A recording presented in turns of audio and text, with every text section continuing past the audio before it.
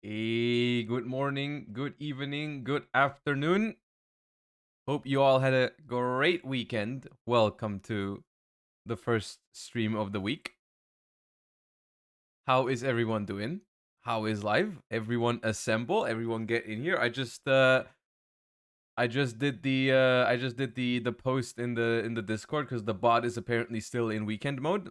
So there we go. Therion. Oh, is it school holidays in Germany now? Thank you, Aaron. Thank you, HZKO. How you guys doing as well? I did finally get a haircut. It was far too long. I'm the type of person. I am the type of person.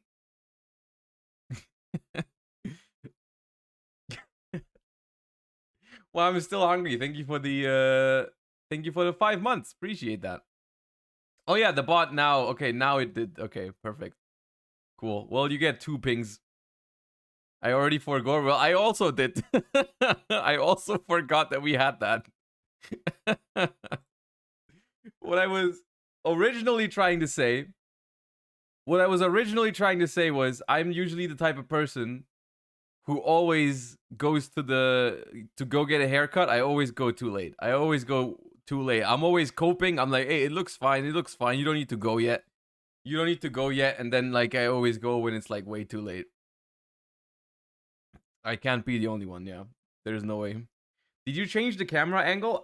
Slightly maybe because I remembered that I have one of those desks that you can like move up and down, right? So I can stand in front of my desk actually. You know, it is possible.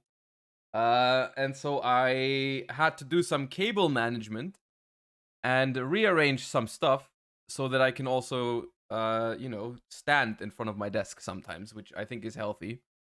So I did do that. And so I think it's possible that the camera is slightly different angle, but I think it's fine.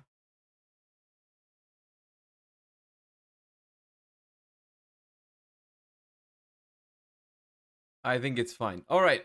We have some stuff to do today. There has been some news. We have some new TCG cards to reveal. Or not, they've been revealed, but I think that's very new. Like, I think they were revealed yesterday night or something, so it's pretty fresh news. Even though, it's been the entire weekend since I streamed, but I think this is pretty fresh. The Vanquish Souls. The camera wobbles a bit when you put your hand on the desk. Yeah, it does, but I can't do anything about that. You know, when you hit your desk, your stuff be shaken. You know what I mean? Like that happens. Yeah, we're gonna look at Vanquish Souls. We're also gonna look at what is happening in Master Duel in 2 days.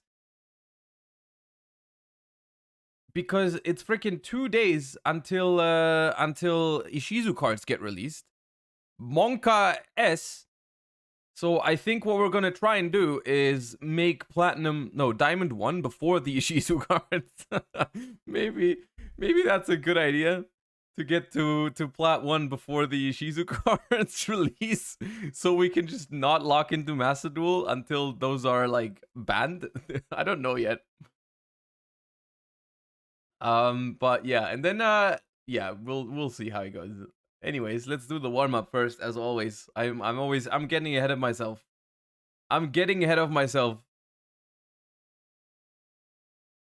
Let us proceed with some card guessing stuff. I've never seen this card before. Good start. Earth's Arctic, I think, but yeah. Mick Billis.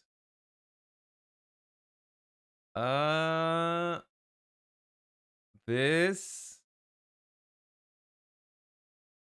What the hell is that?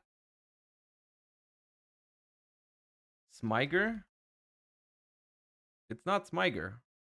It's a Crystron? Yeah, but like entry. Okay. Oh, I knew that. I knew that just from. How can I? Okay, I might have a problem. Why can I tell Master of Oz from just his armpit? Is that self-reporting? Is that considered self-reporting? I think this is Crossroads. No, it's not. Oh, it's a Dragon Maid, is it not? Yeah.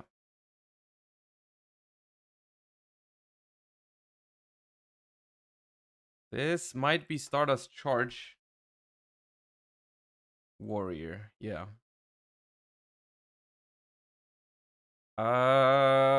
It's some Blue Eyes.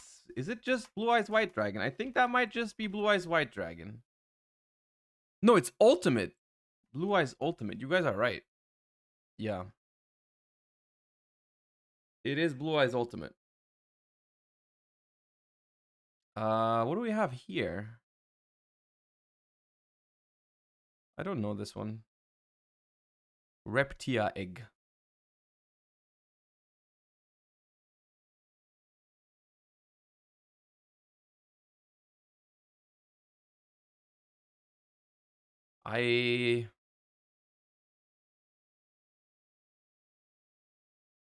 Ice Jade Erosion. Okay, now give me some cards that I actually know. The game is more fun if I know some of the cards. Oh, this is a samurai, but is it a Sasuke samurai? 3. No. Then it's 4. Yeah. Oh, crush card.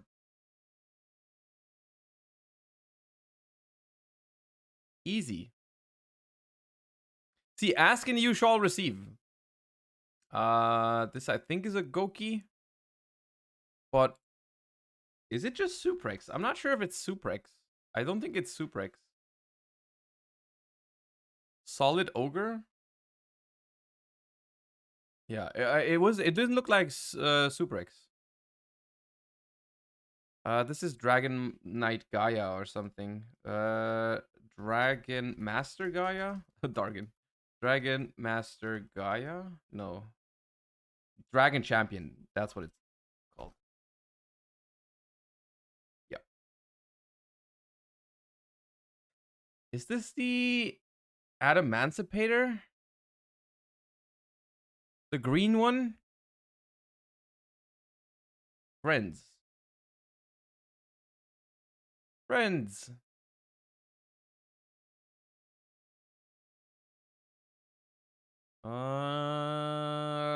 I have no idea. Oh, I have seen it. Clock Lizard. Yeah, that's what it is.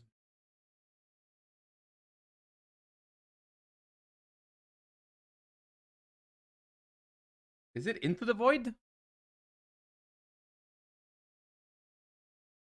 It is Into the Void. Kexi, let's just thank you for the 4 months. Praise be your name. Thank you. What is that? Acrobat Magician? Acrobat Magician. I will believe you, even though I have never seen that card before.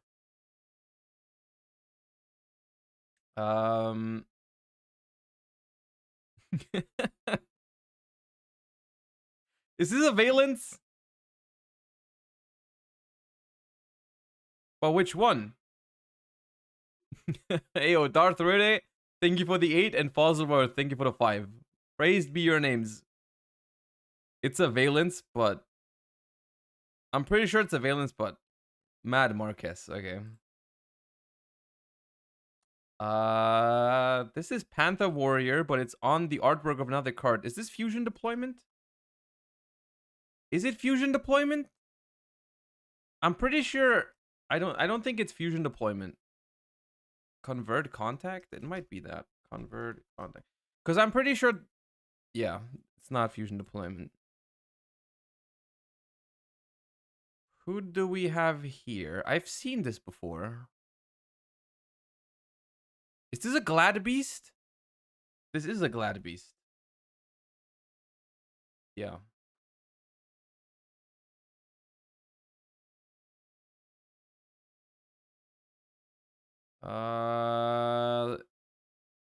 World Legacy Key? Legacy Key. Yep. I think this is called... No, what's it called? Senryu? Seiya Ryu? This one? That's what it is, yeah. That's what I was thinking. I just didn't know how to spell it. I have seen this one before. XYZ Reflect? Where have I seen this? It doesn't feel like a relevant card. This is Chain Strike, I'm pretty sure. RNTG Arachnid, thank you for the 10 months already. That's a long time. Appreciate that so much. Thank you. I know what this card is, but I don't know its name. It's like an old super rare. It's an old super rare. Soldier Lady. So Soldier Lady. This thing? Okay, I would never have guessed the name, but I know the card art. This is Soul Taker.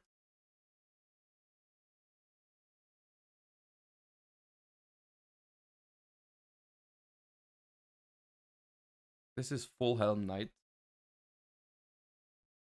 Yeah. This is a hero card. It's some fusion with Avion.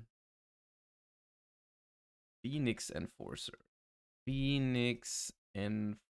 The OG Phoenix Enforcer? Yeah.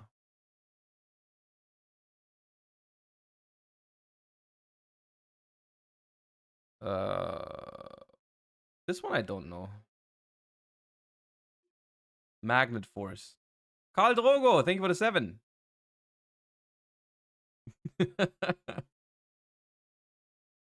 Thank you, appreciate that. This one I have seen. Giga Stone Omega. That sounds about right.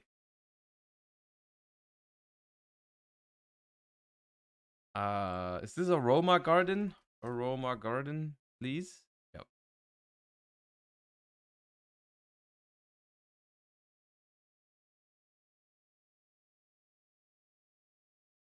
Who is this? Wait, we had that last time. Yeah, it is Dark Alligator.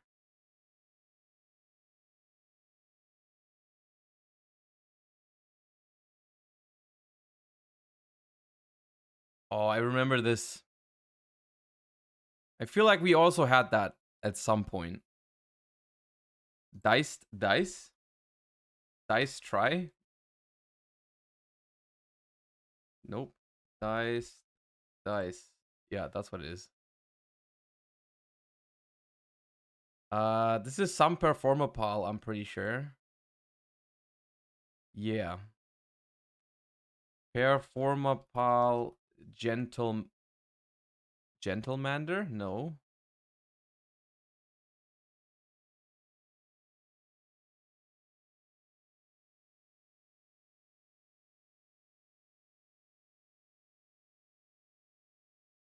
Just Gentleman? It's not a Performapal? Really?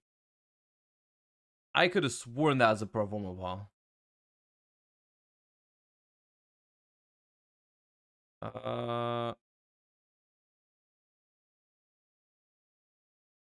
Trojan Blast. Yep.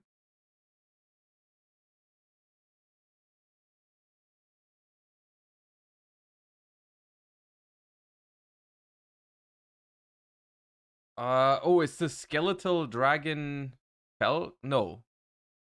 Lifeless Leaf Fish? Oh. I was thinking in the wrong direction.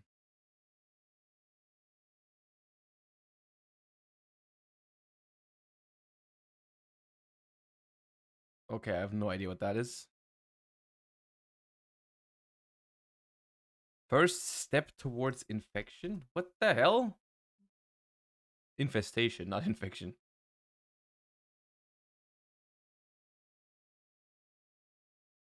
Bro, no, I've it's been like 10 cards since I actually knew a card. Forbidden Trapezohedron? What the hell?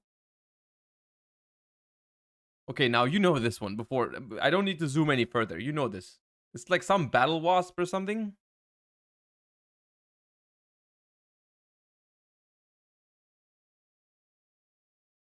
Nope, not Bachi. Flame Eater. Okay, apparently you don't know. Fight Bug. All right.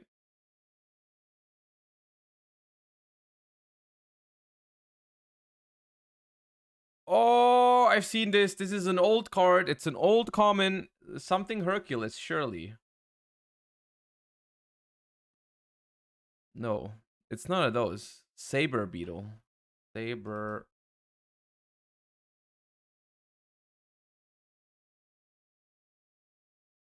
Beetle. Saber Beetle. Yeah.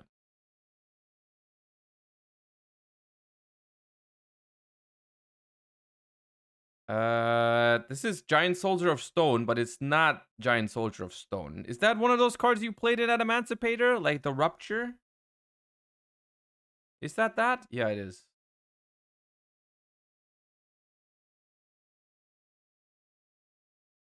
Okay, it's a train.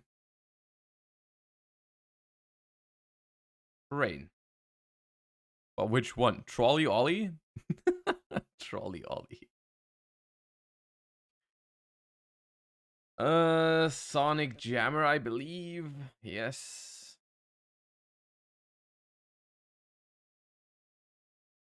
I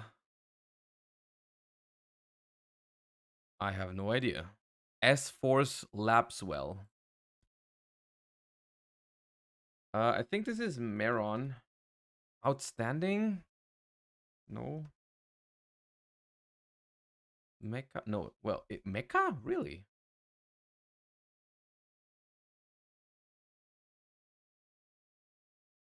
This is a ghost trick, is it not? No, it's not. What the hell is that? It's cute. I've never seen it. Rainbozo. It's the Rainbozo. Okay.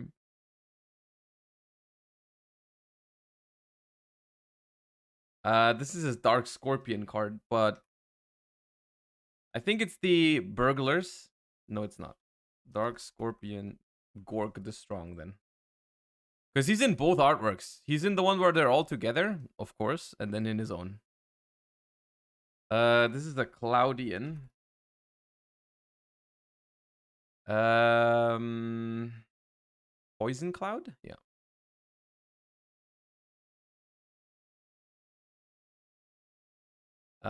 This is a mirror card. Some ritual spell, I want to say. Fiend Skull Mirror, maybe? Beastly Mirror. Beastly Mirror Ritual. Okay. I was on the right track. And this is Warrior of Zera. Warrior of Zera.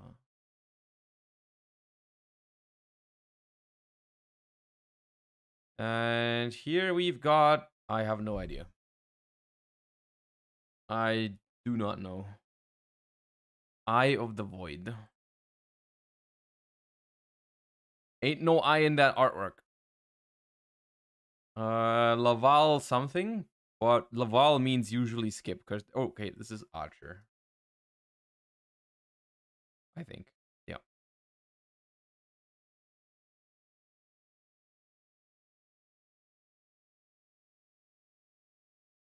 What was that?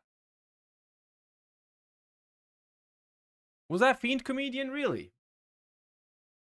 Was that Fiend Comedian? Fiend Comedian. Oh.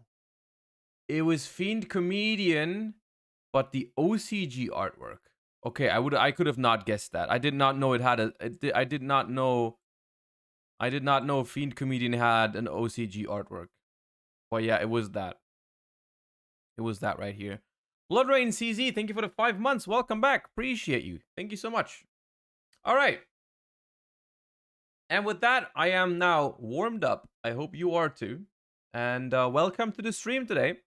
Like I said before earlier, plans for today, Basically, I have a couple of things I definitely want to do, and then there's some stuff we can do.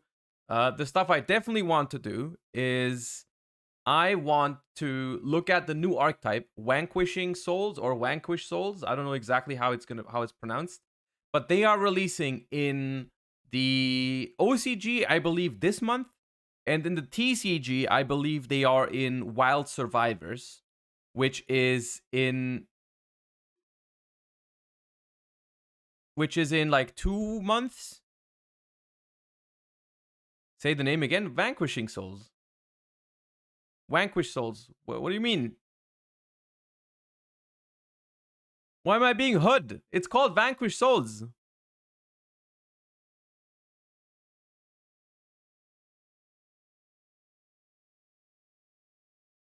He doesn't know? Oh, God. Well, I don't know. Anyways. Dan05, thank you for the 3 months. Appreciate it. Oh, because it sounds like wank. Okay, I appreciate. Okay, I see. That is incredibly funny. I've never seen something so funny in my life before. That Vanquish sounds like wank. That's crazy. Okay, anyways, we're gonna do that.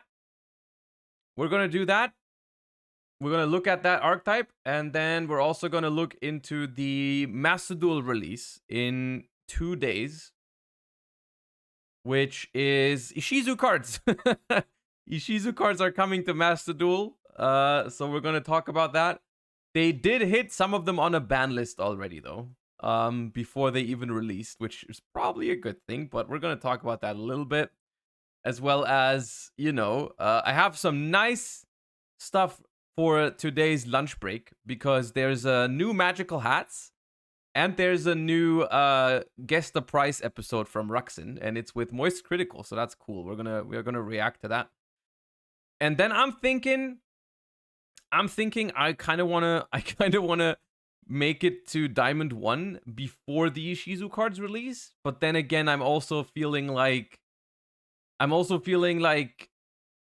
maybe there's actually some cool stuff you can do with Ishizu cards, because there's no tier limits yet. So maybe there's like a cool thing you can do with Ishizu. I don't know what you would even do with it, but I guess we can talk about that later. Ishizu Runic is a base deck? I don't know. I feel like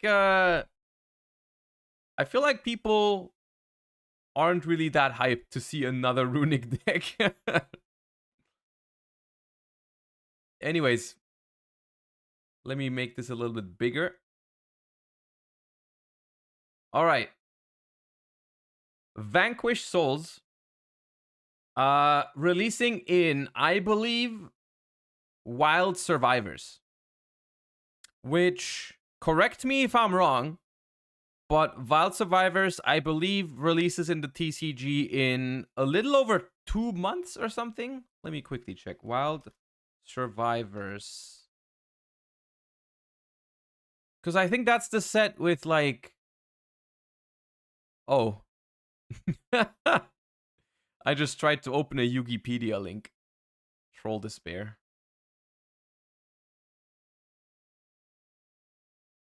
Oops. Dead. Unfortunate turn of events. Okay, well then.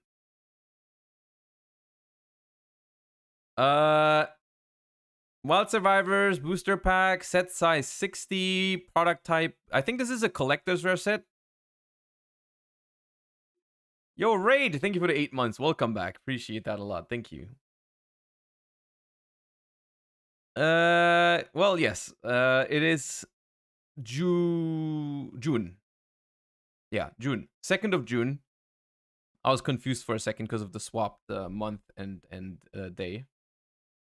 But yeah, 2nd of June, Wild Survivors. So it is little less than 3 months. So not that far off, actually. I'm more used to, like, when cards get revealed in the OCG, I'm used to, like, look at them and be like, when do we get this? In like 8 months or something. But here, we're getting this in like 3. So it's not that long. It's not that long until we get these cards. And it's, I believe it's one of the 3 archetypes, right? There's exactly 3 archetypes in each new deck building set. And for this one, I think it's the Vanquish Souls, the dinosaurs, and what was the third again? I forgot. There was one more that I've already looked at, I think. Oh, the Hungry Burger, of course, the Hungry Burger. And I think those are the 3 new archetypes in Wild Survivor. So now we know all of them. And I haven't looked at the cards yet, so let's do that together. So let's see what my first impression on these cards are. First up, we have Raisin, Fire Warrior effect, level 4, so Rhoda target. All right, so you can play 4 copies of this. You can only use the first and second effect of this card's name each once per turn, and you cannot activate them in the same chain. Interesting. If this card is normal or special summoned, you can add a non-warrior Vanquish Soul monster from your deck to your hand. Okay, that's already pretty good. Quick effect, you can reveal the appropriate monsters in your hand to activate one of these effects. A fire monster. This card cannot be destroyed by card effects this turn. Fire and dark monster. Destroy all other monsters in this card's column. Okay. Interesting. So if you just reveal a fire monster, which is technically itself, but it cannot search itself. But it's a fire monster, and if you reveal another fire monster, it can't be destroyed, which is kind of mediocre on a small monster like this. And the second effect is neat though, but you have to have a fire and a dark in hand. But at the end of the day, this is just like it's a Stratos that triggers on normal or special summon, and it has an upside sometimes. So this is a good start, I suppose. Panthera, level 4 Beast Warrior, Earth. So this one is a tanky target. You can only use the first and second effect of this card's name each once per turn, and you cannot activate them in the same chain. Okay, so that seems to be their thing. Like, can't be used in the same chain. If you control no monsters in the main monster zone, you can special summon this card from your hand. Ooh, okay, another extender. Or like starter in that case. Quick effect, you can reveal the appropriate monsters in your hand to activate one of these effects. Earth monster, this card cannot be destroyed by battle this turn. Earth and fire, destroy all spells and traps in this card's column. Okay, so these two are kind of like opposing pieces, you know, like this thing is destroys the monsters in the column. This one destroys the spells and traps in the column. It's kind of interesting because it's a quick effect on both of these, where if your opponent doesn't play around it, you can sometimes catch them off guard. But this one is definitely better. This one is definitely a lot better. My problem I have with these is that they are like, their bonus effects kind of incentivize you to keep them on the field for the opponent's turn, but they are not that great to keep on the field. Like, you'd probably rather turn these into like rank 4s or something, but then they lose these quick effects, but it's okay. And this one needs earth and fire. Okay. And this one is a dark. Heavy Borger. Level, what is that? 7? 2500, 1500. You can only use the first and second effect of this card's name each once per turn, and you cannot activate them in the same chain. I don't really understand why they put this on there. Does anyone, like, can anyone explain to me why, like, specifically with these two, like, why is it important that you cannot activate them in the same chain? So far, that doesn't make sense yet, but maybe that will change.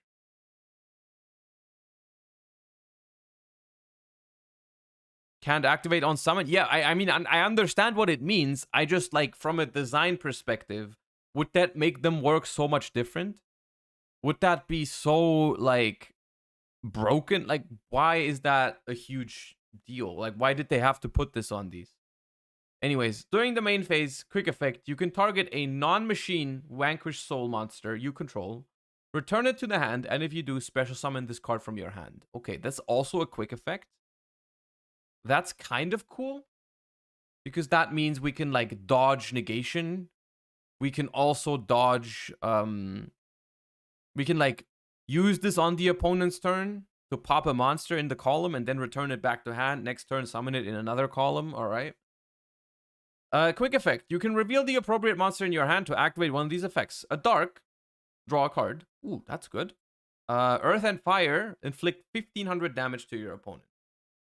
Okay, interesting, because so far, the one where you need to reveal 2 monsters used to be the better effect. Here, ironically, it's the one where you only have to reveal 1 monster. That's the better effect here. Draw 1 card if you reveal a dark monster in hand. Okay. Not bad. This one, though, you don't want to keep on the field, right? You don't want to keep this on the field. You just want to get this away. Like, you can make rank 7s or link it off. You don't need to keep this on the field.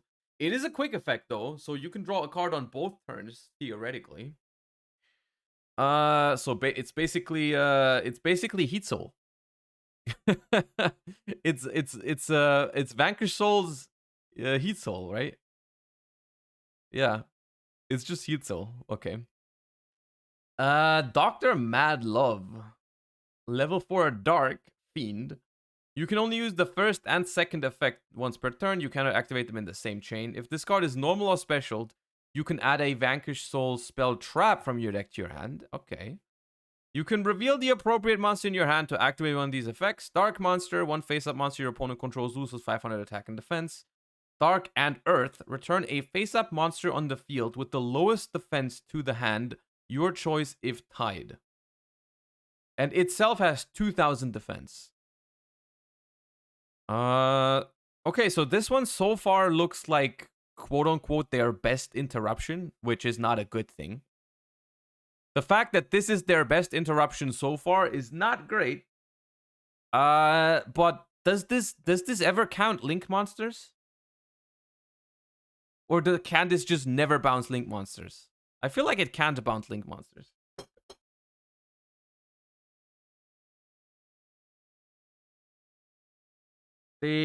Yeah, I don't think it can bounce links because it doesn't count as 0. It's just like it doesn't have a defense. Okay, that makes it a little bit worse.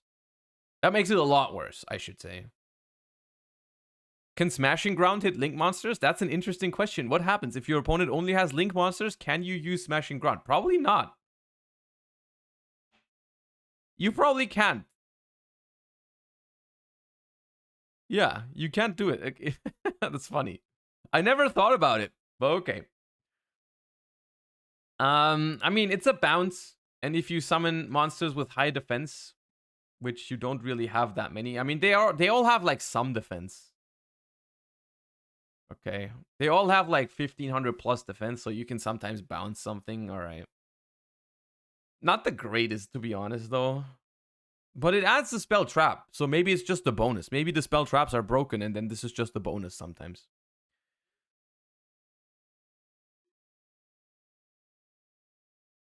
Cap Kermit, thank you for the 9. Appreciate you. Pluton HG. Level 6 zombie. I'm just going to skip over this first part. During your opponent's turn, if you control no monsters in the main monster zone, or all monsters you control in the main monster zone are Vanquish Soul monsters. Quick effect, you can special summon this card from your hand. Oh, we have a Havness over here.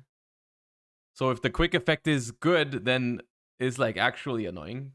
You can reveal the appropriate monster in the hand. Activate one of these effects. A fire monster. This card gains 3000 defense until the end of this turn.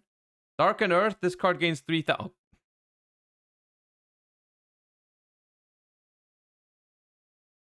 This card is useless. This card is completely useless.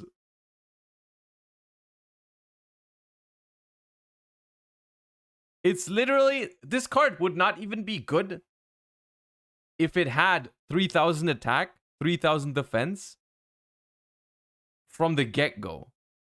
Like, if it was just a 3k you can just summon on your opponent's turn, it would not be a good card.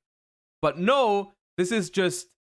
This is a 0/0 that can sometimes become 3000 attack or 3000 defense. This card is awful. Like, these other ones, they all have something going for them.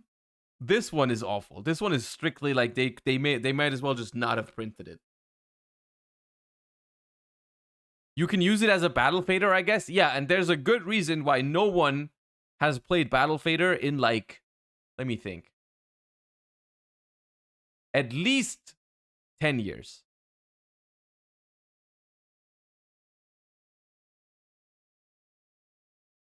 So this one is awful. Kaiser Various. Dragon Effect. Level 8, 3,000, 1,500.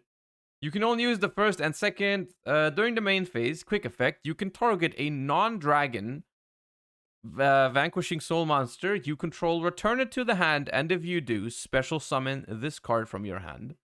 So the same first effect as the level 7. Quick effect. You can reveal the appropriate monsters. One earth monster. This face-up card is unaffected by your opponent's activated effects this turn. Earth, Fire, and Dark. Destroy one other card on the field. Okay. If I am very, very quickly, if I understand this correctly, you can never use both of the effects, right? You can never use both, even if you have to decide for one, right? You have to decide for one of them. So you cannot like pop and make it unaffected. Or at the same time, you cannot like, for that matter, you cannot go ahead and like draw a card and inflict damage if you have Dark, Earth, and Fire. You cannot do that, unfortunately. You know what the problem is that I'm seeing so far with this archetype is like they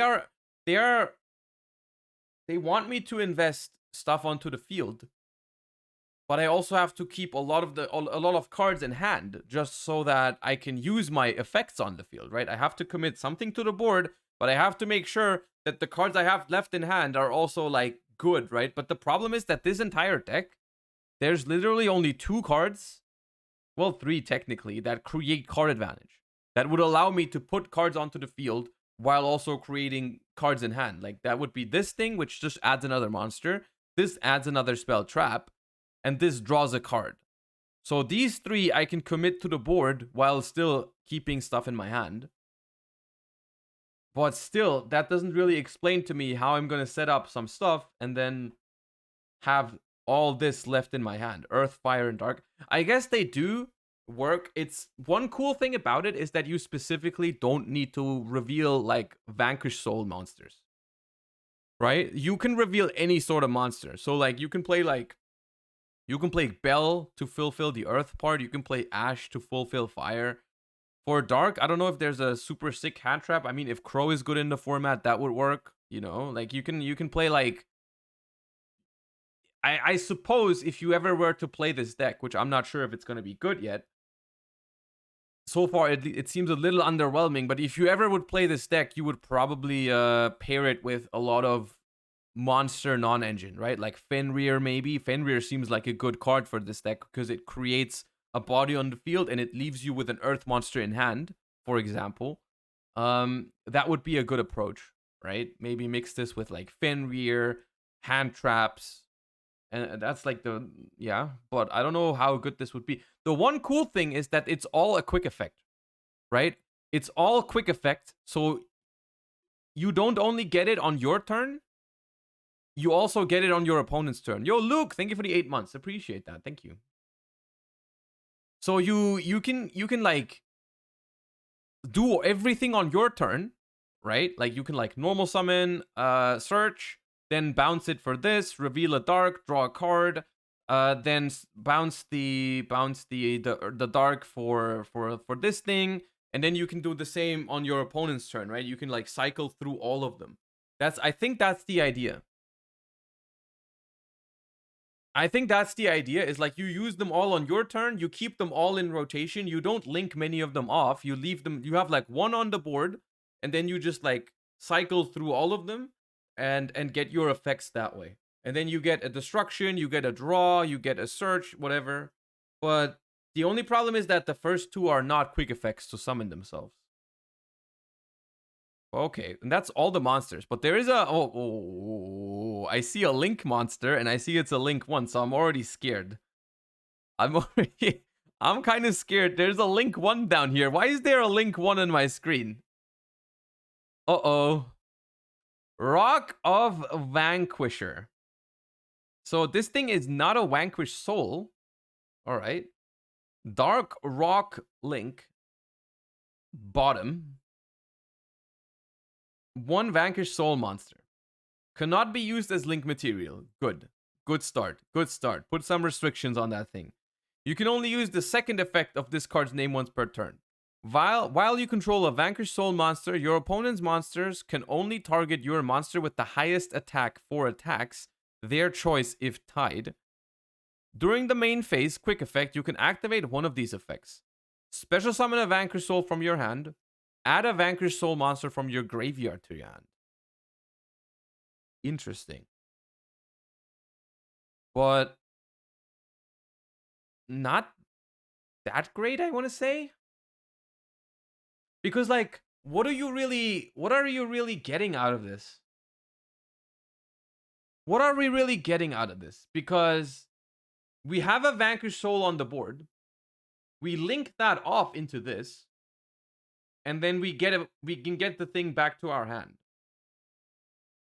And then what? Like, we can get the missing attribute that we want. It's another body, but the body doesn't do anything. It's 0 attack. It can't be linked off. So it's kind of like worthless. The only thing that it does is like apply this condition. It is a quick... Oh, yeah. Right. I forgot that part. It's a quick effect. It's a quick effect. That is a good part. That's good. I missed that. I missed that right now. Because that means you can like... Either you can add back 2 with 1 link 1 over the course of 2 turns. Or you can add back 1 and then special summon it on the opponent's turn. Okay, that makes it a lot better. The fact that you can like...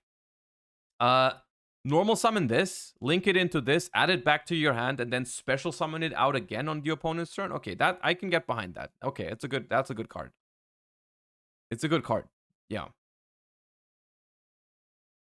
It's a good card at the same time. I don't know how good. You know, like when I say good card, I don't mean that the archetype is good. I just like, I see what it's trying to do. And so far, I think all the cards are kind of reasonable. It's a little weird with these reveal conditions. And the payoff is not the greatest, but it looks like a deck that has a solid grind game now that we throw the link into the mix. The only card that I think is completely terrible is this thing. Like, this thing makes no sense to me. But the link one is good. Okay. Now let's see if the search targets for the Panther have anything valuable, because that really makes it, like, if the search targets for this thing suck, then this card also kind of sucks. Vanquish Soul Dust Devil. Quick play spell. You can only activate 1 card with this card's name per turn. Target a Vanquish Soul monster you control, changes battle position. Then you can change face-up monsters your opponent controls to face-down defense position up to the number of Vanquish Soul monsters you control with different names. Okay, so it's Book of Moon with a condition, but it can be better. If you have 2 Vanquish Souls, it's double Book of Moon. It's like searchable Book of Moon, which isn't the worst card. I was more hoping for like a card that creates card advantage, or a card that, you know, it doesn't target. I was kind of hoping for either a consistency card or a, you know, card advantage kind of card, but this is something I would say is probably a good searchable one of.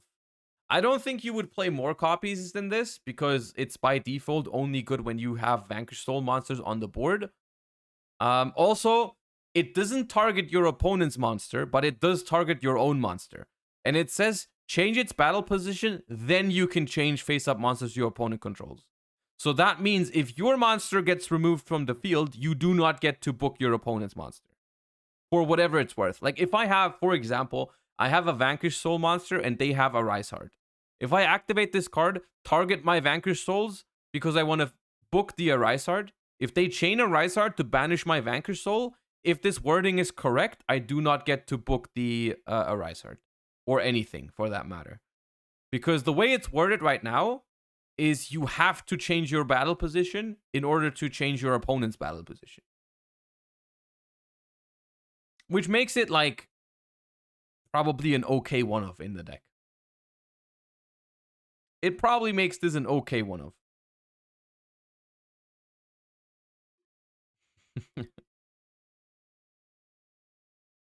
Perkinator, thank you for the 5 months. I appreciate you. Thank you so much.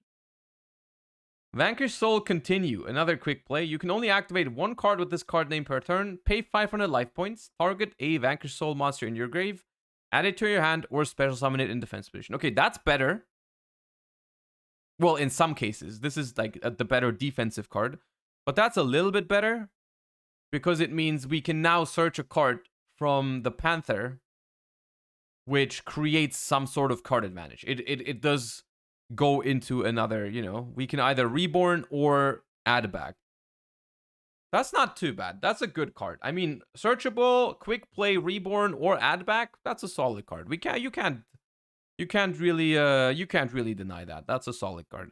Mexit, thank you for the 4. Appreciate you. Thank you so much.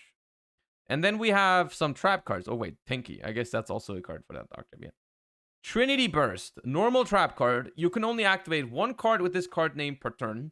Target a Vanquish Soul monster you control. Special summon up to 2 Vanquish Soul monsters from your hand. Oh, I was thinking deck, but okay.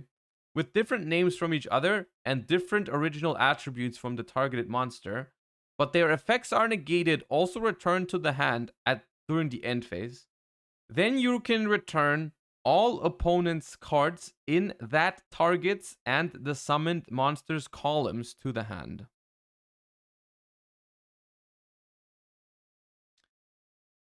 Target a Vanquish Soul you control. Special summon 2 Vanquish Souls from your hand with different names from each other and different original attributes.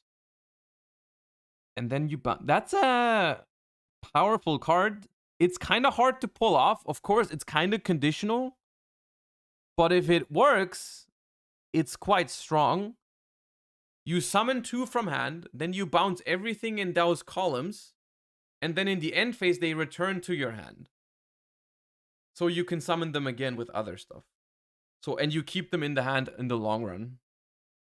It's also a good board breaking tool. Like if your opponent already has established a couple of cards that you can't get rid of, you can like specifically summon into those columns.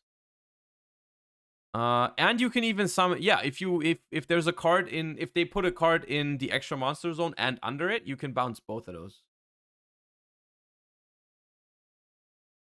So it can theoretically bounce up to 4 cards, right? Because you have 3 Vanquish Soul monsters, and in one column there could be 2 monsters, unless you get extra linked. Then you can bounce 5. And you can bounce back row. But bouncing back row usually isn't that. Using bouncing back row usually isn't a thing, right? Unless they like activate a once per turn continuous card that you want to bounce, but interesting card, but I don't see this ever being more than a one-off. I don't think this would ever be more than a one-off. Because it's very situational and the deck can search it. So I don't think you would ever play more than one.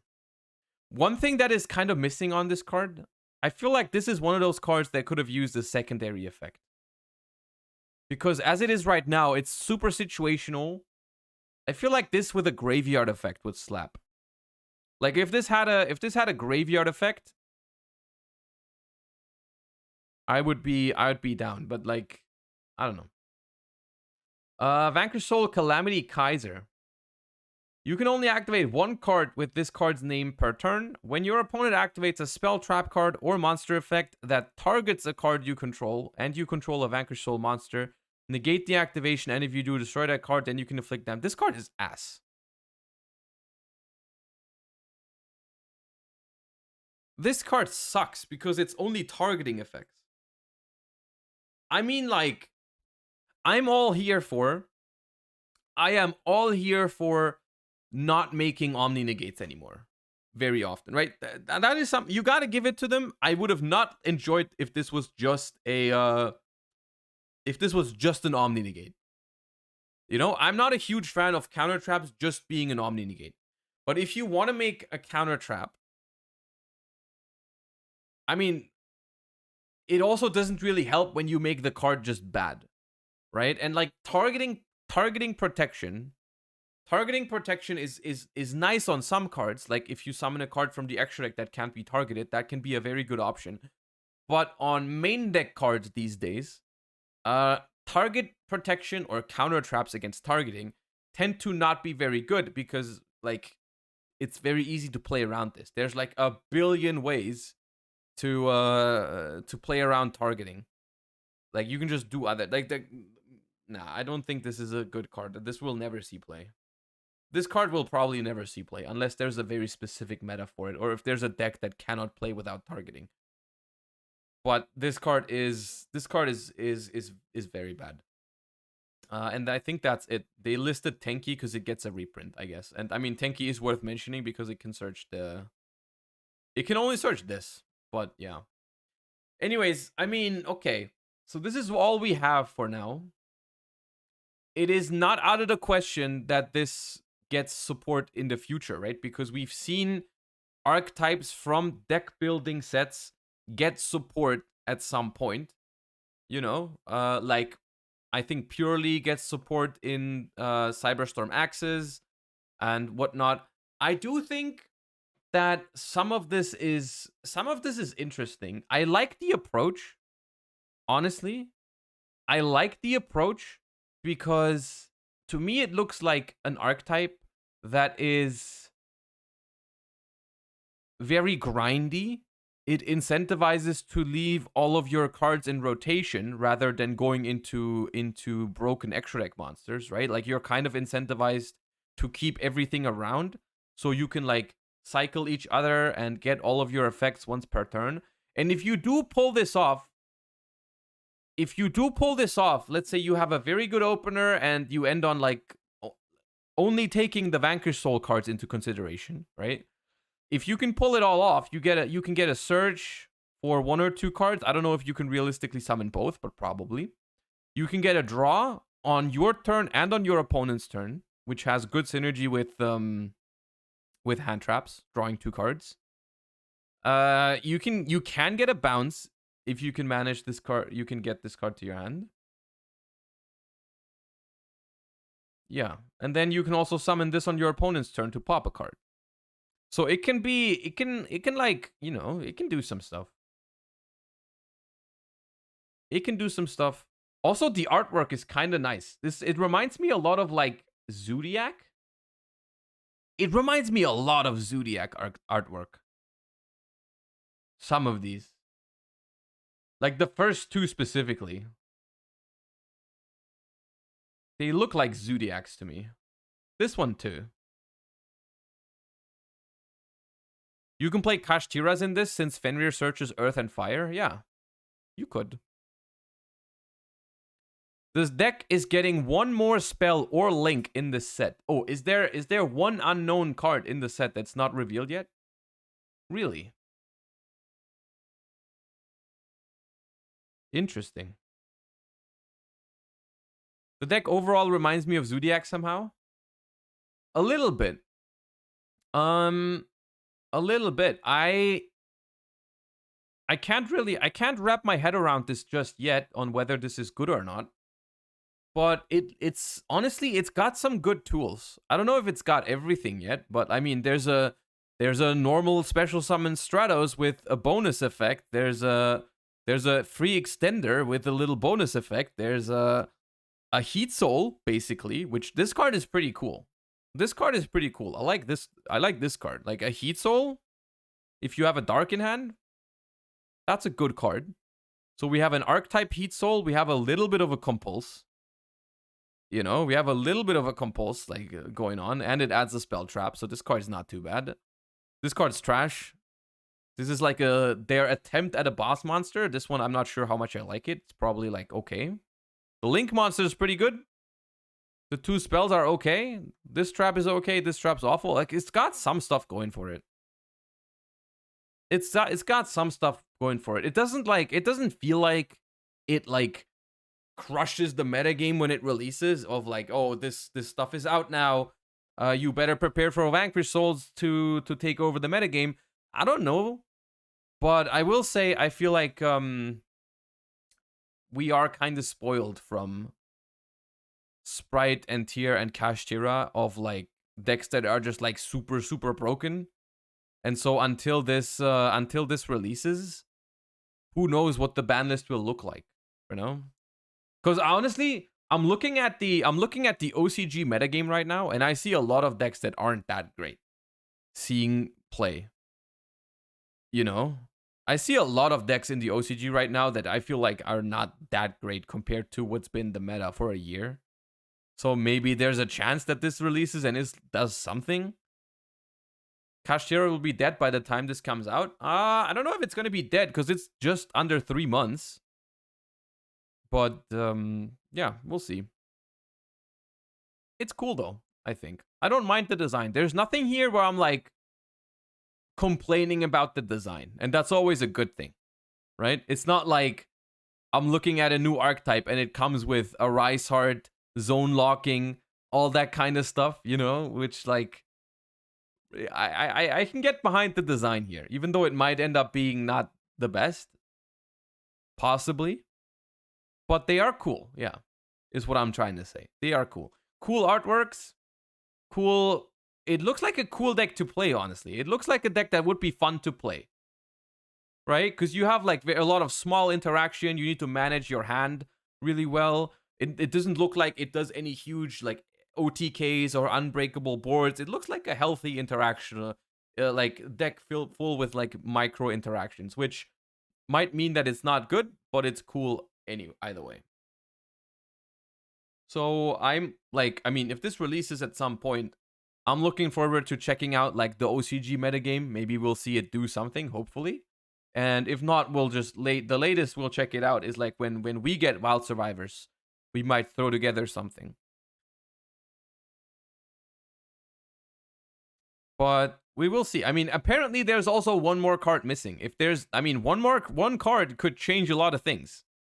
One more card for this archetype could change a lot. If they make like a Rhoda for it, or a field spell that's popping off, that's huge, you know?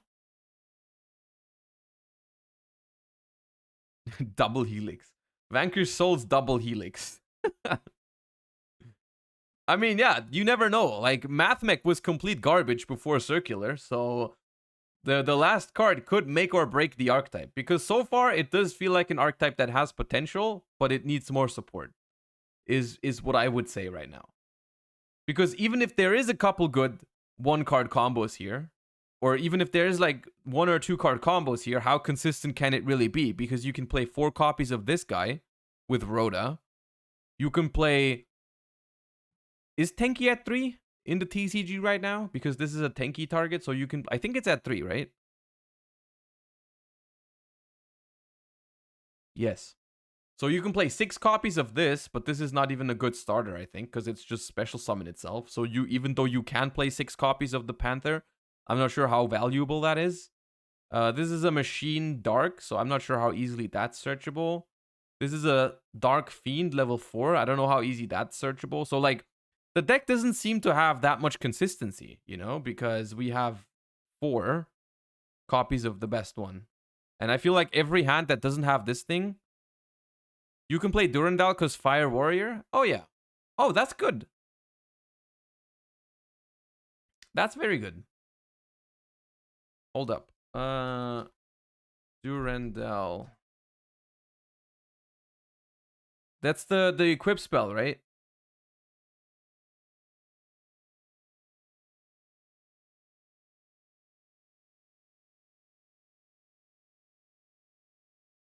Yeah. So we can add it with the equip spell, the Durandal. But for that, we have to commit a monster onto the field. So that's like a conditional Rhoda. It's a conditional Rhoda. But overall, I don't mind the archetype. Hey, I think it's a cool archetype. And we will see how good it can really be. All right. There's that. Can't you equip Durandal? You can, but that only works going second, of course. You can equip Durandal to an opponent's monster. But I'm talking like going first, it doesn't work. So it's kind of we could, if we have the Panther and Durandal, it works because we can just special the Panther, equip Durandal, and then grab this. That would probably work. But I don't think this deck doesn't strike me as a blind to go second. Even though, I mean, you get the effects, like the bonus effects you can play into the columns. But this deck doesn't seem to have the greatest board breaking capabilities. You know what I mean? Yeah. Well, it's okay. Speaking of things that are maybe okay or maybe not okay. Upcoming selection pack releases on March 8th. The contents seem to reflect recent leaks.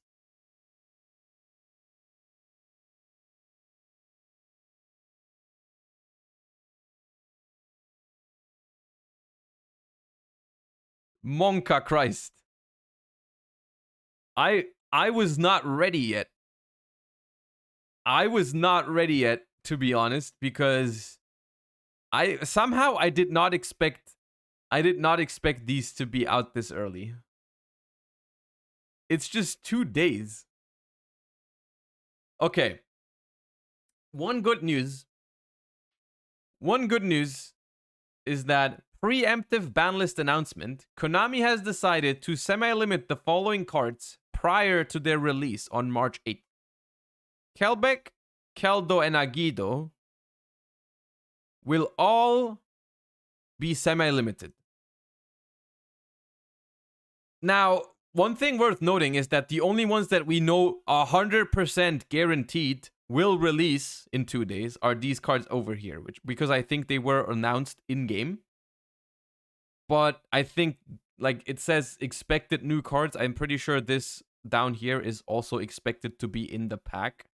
I'm not sure where this information is from, but I would strongly guess that we also get Mudora, which makes me wonder why they didn't also semi-limit Mudora. I don't really know, but I mean, it's most likely that we get Mudora, Gravekeeper's Trap, and, you know, the other exchange cards. The thing is, as a lot of you have already noticed, of course, is we're getting these cards before tier limit. And I thought about this morning when I saw this announcement. I was like, what do we do with these cards before we have tier limits? And I have not reached a conclusion on that yet. So I'm like, what do we do with the Ishizu cards before tier limit is in the game? The thing is, us as TCG players might not know an answer to this immediately, because we've been so used to playing this with, like, Ishizu tier, and we haven't really been playing anything else. We've played some Naturia, although, correct me if I'm wrong, I think Naturia is not out yet.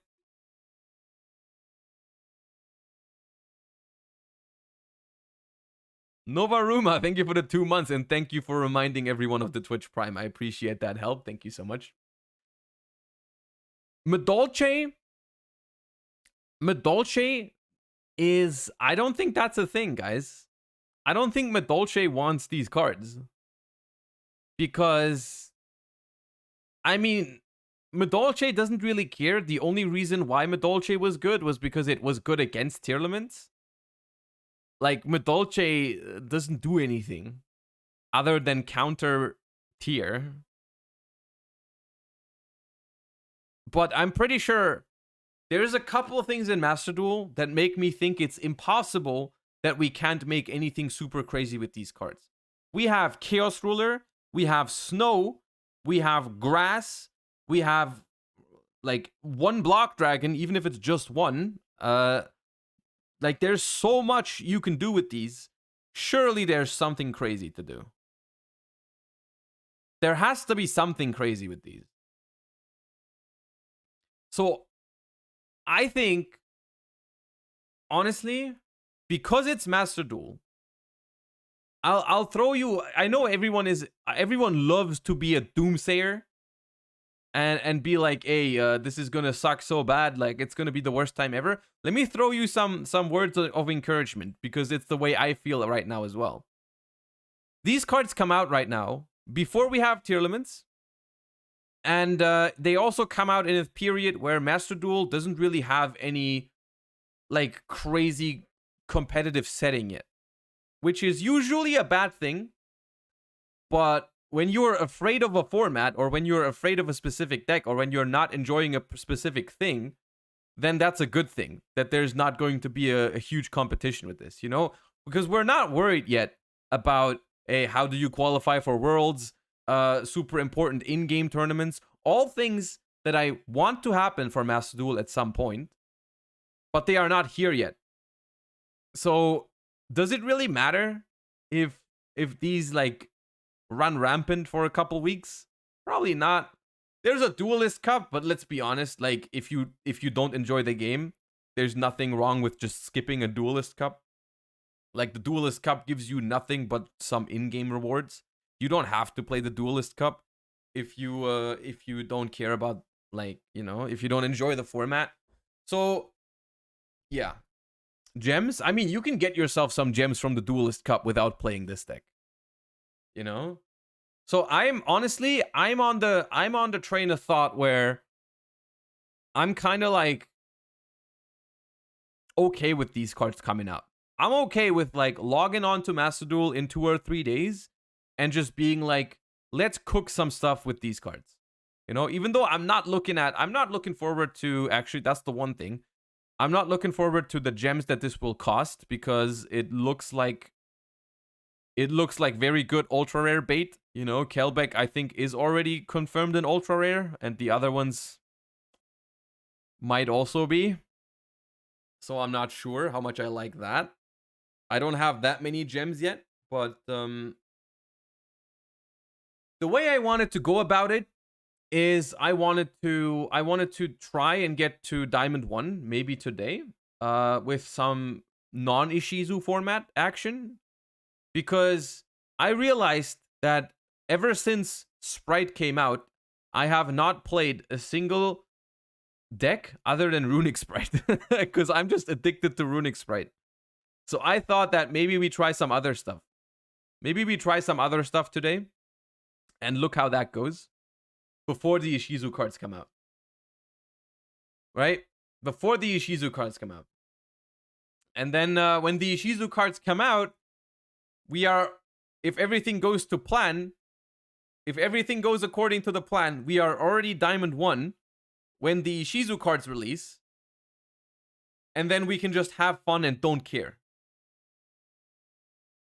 Doesn't matter if the format is great, if the format is ass after they release, we can just try and experiment. So that's what we're doing. That's what we're doing today.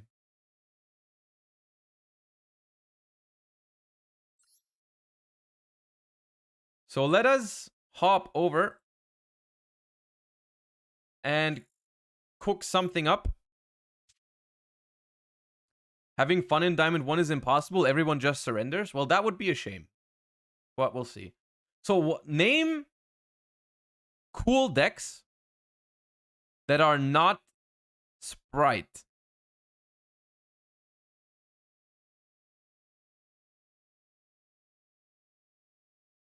P.U.N.K, Rika. Ideally, I need to not spend gems. But I do think I already have P.U.N.K. I do have P.U.N.K cards. I do have P.U.N.K with Chaos Ruler. Rika needs solo mode. How expensive is Rika? Oh, I have some Rika cards. But I also don't have some Rika cards. But they're all super rares. Rika is fairly expensive. What do I need?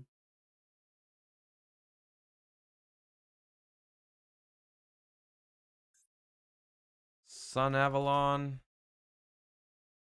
Oh, I guess I might need that. The Sunseed is an ultra rare? Nah. Not This isn't... there's a lot of ultras hidden.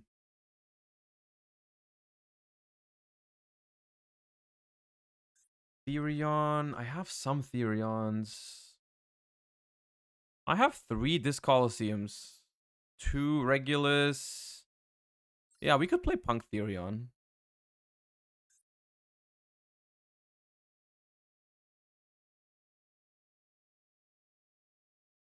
We could play Punk Therion. Let me see how that works. It's like... It looks very weak to... It looks very weak to Maxi, but...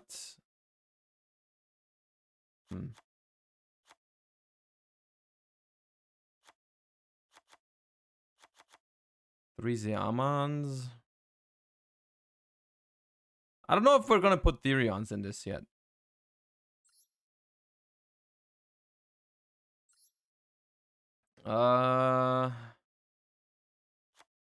We played the pop or the negate? I don't know yet. I'm gonna throw both for now, but we're probably not gonna keep both.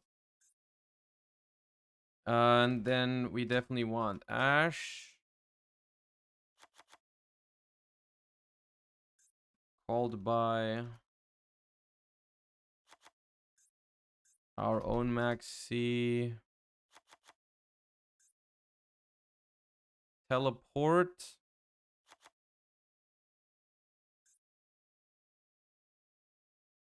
We could play Cross Out. That's probably worth it, honestly, with this many Maxis running around. Ghost Ogre. Actually, Ghost Ogre is solid this format, is it not? Like in general, Ghost Ogre into Spright seems okay. It's not good against Runic Spright, but even there it can be. Just one, you can search it. I know I can search it, but if it's good, then maybe I can even play more. Gamma. Gamma could be okay.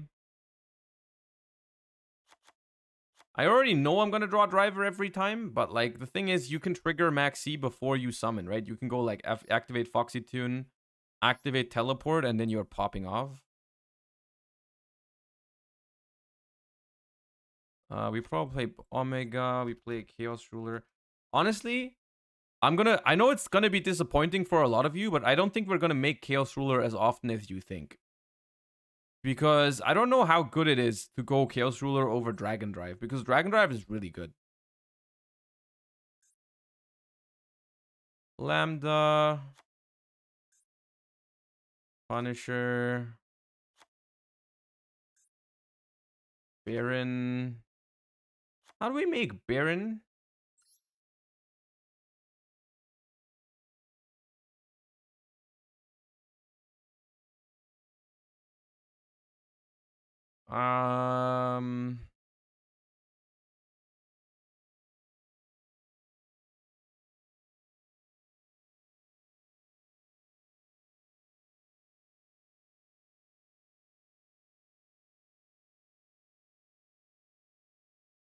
Two Punk Synchros, really? I don't know if I need that.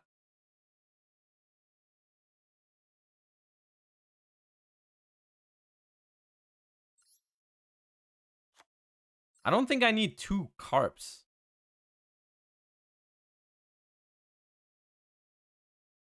Volt's Punk deck that topped the MCS was pretty based. Is there a list for that?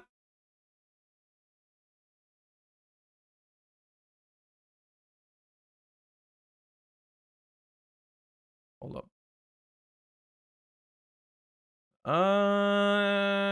Why is there Alpha? Can someone explain Alpha to me?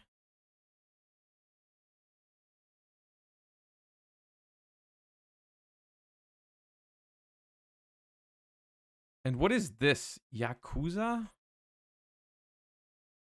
Yakuza, Lord of the 8 Thunders. You can special summon this card from your hand by banishing a level rank 8 from your grave.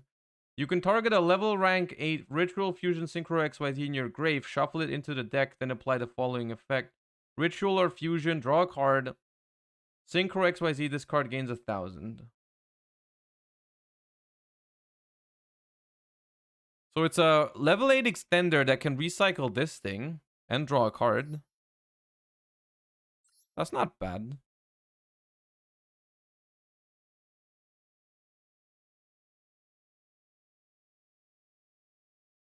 Okay, hold on. The deck list is the following. I'll just show you the deck that they've used. They do run Chicken Game, which I don't think I have.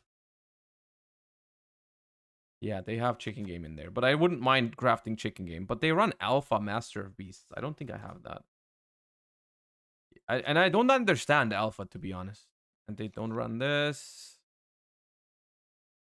They run only one trap, of course. That's fair. This.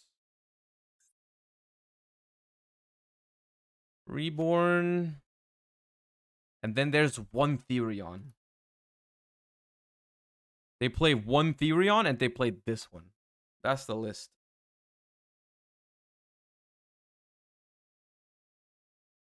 And it looks like their play for going second is just the Numeron combo with like Drag Lubion.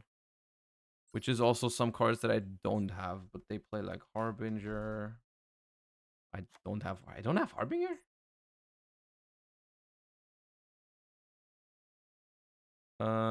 This thing, Zombie Vampire.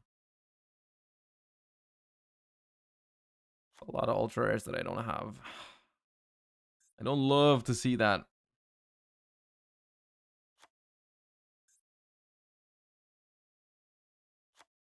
Pentastag. This.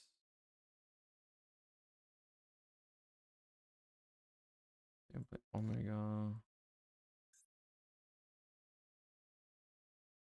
I think we can improve on this a little bit. A little bit.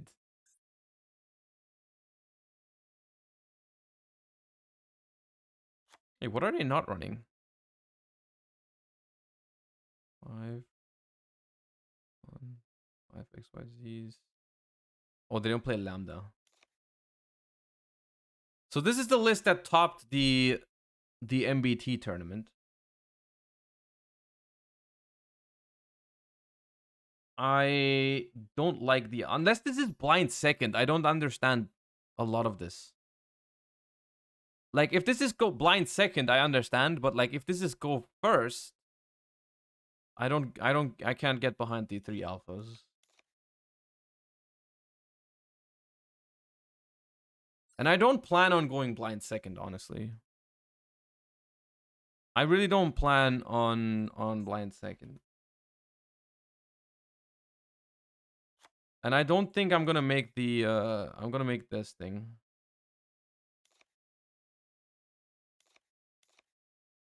I guess I do need Harbinger, don't I? I mean, it's not a bad craft, to be honest. Is Harbinger in a structure deck?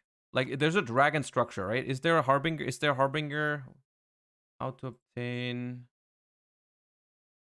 No. Okay, so I guess crafting that is kind of like, okay.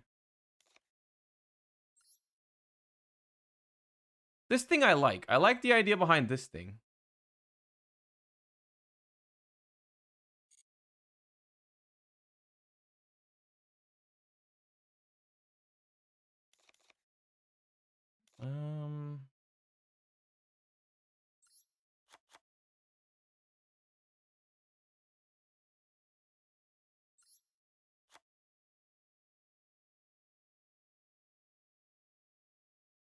I am from Germany. Let's try this thing. Oh my god, it's eating up my gems. Oh, free pack!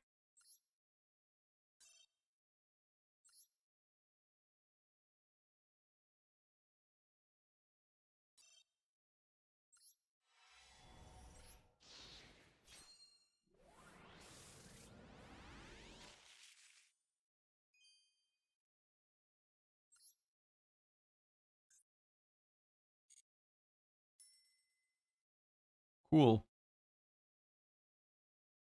Very cool.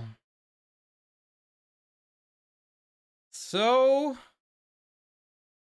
I think I'm just gonna add back the Omega and Lambda. Omega, Lambda.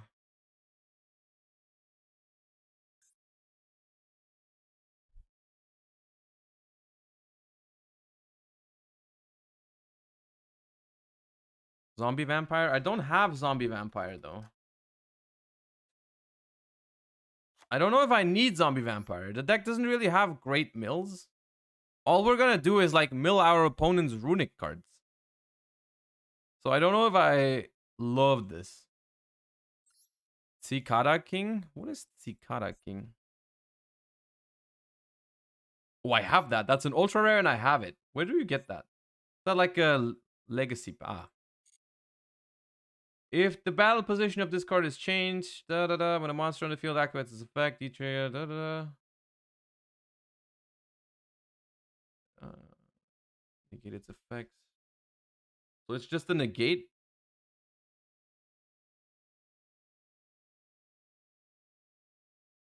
Okay.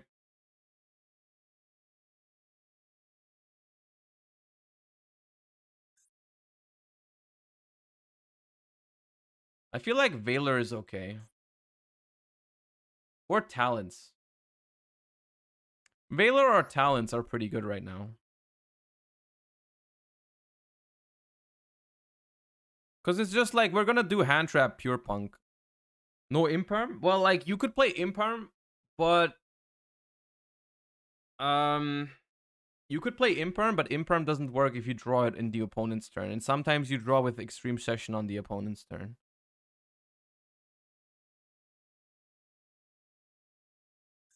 I do like Talents.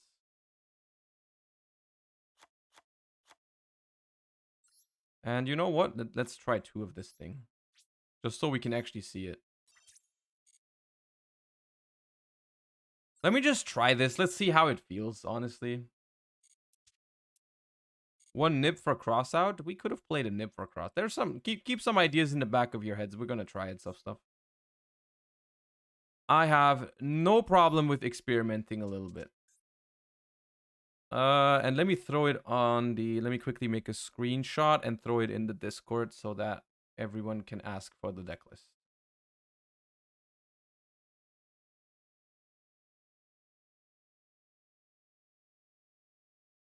P.U.N.K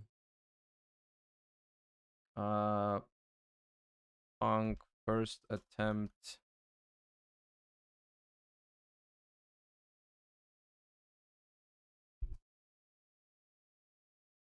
All right.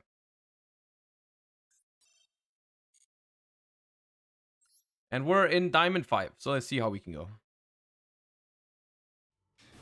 Coach King Giant Trainer looks sick. Kind of like a big investment. Well, thank you for signing my American Spright Jets at Lyon. No problem. You're welcome. All right, good thing we're going second because this hand is break. Going first. Mirror match. Yeah.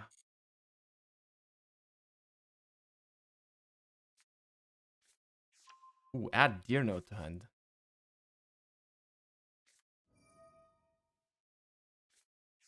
Deer Note F. I'm gonna max see you, and hopefully you don't have Call to Buy because I can negate Ash.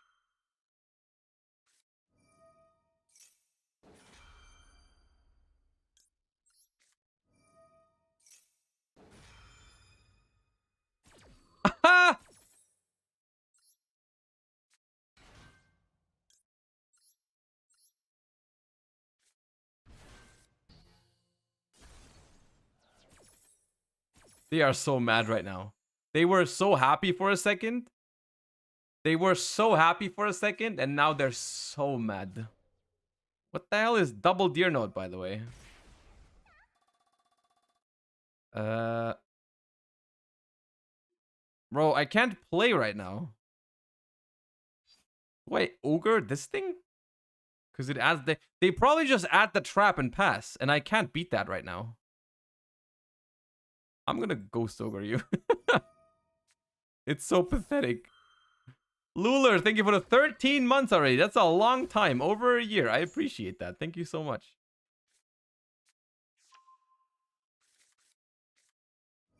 Oh. Oh! Well, I get a draw.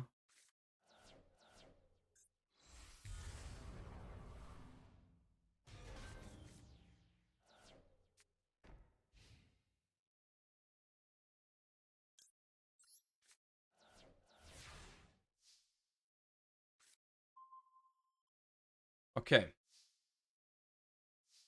DPE is a little bit of a problem right now. I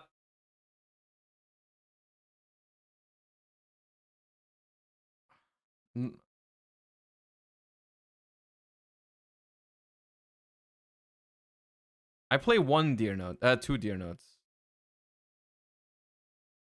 So we go normal summon here, activate effect. Can we play through this? You guys are saying we win. I don't really see how. Which one did they add? The Gabu or the Pop? They added Gabu. I don't think I can play through if they do it right.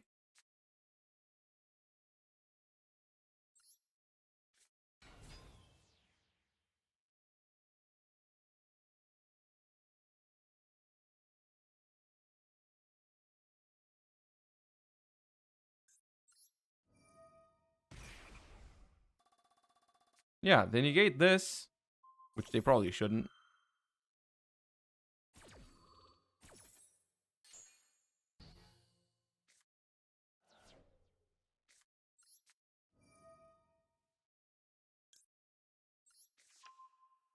If I summon Zeami now, they will just pop it. So I have to summon Deer Note.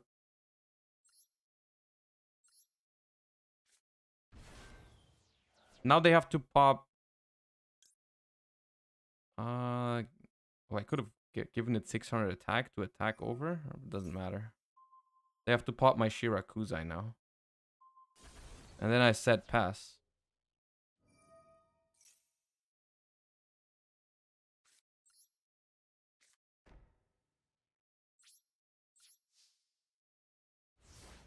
There was no way around this, I'm pretty sure. Which is crazy after opening this hand.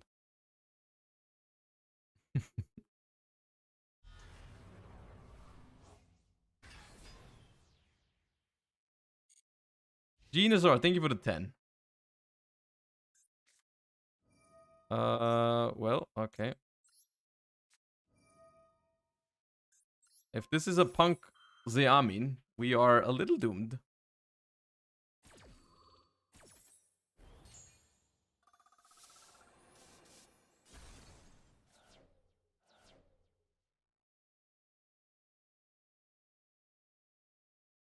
This revives, right? Sent from the field, yeah. Oh, they have militia. They play militias. What the hell? I didn't even pay attention. They played the Nair militias. What's your deck? What do you do with that? Oh, come on.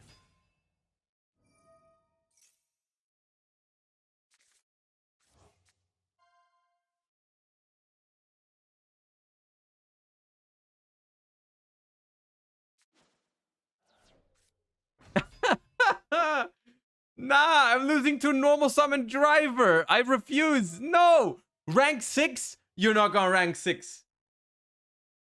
You're not gonna rank 6 me right now. Nah. Nah. Stop. Okay.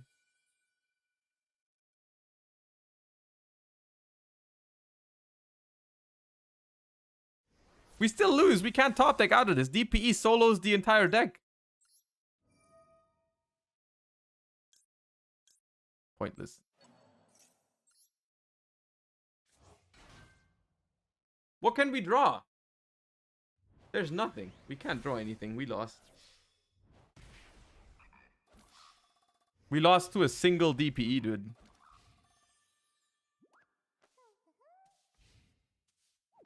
We lost to DPE and driver.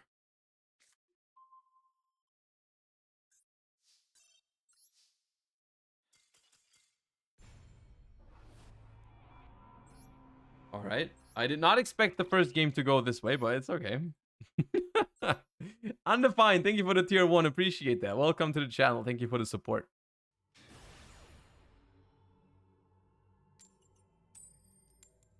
Okay, we get to go first this time. Let's draw some good cards this time. Not like double Deer Note trap card. Maybe that would have helped.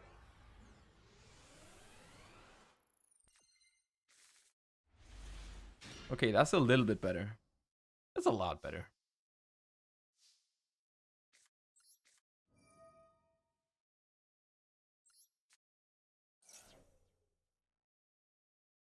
There is a hand trap.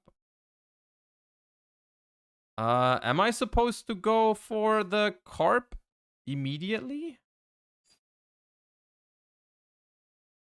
In this combo? Or is it Zeamin first? It could also be Shirakuzai. But then Shirakuzai, we go into carp. Carp summons.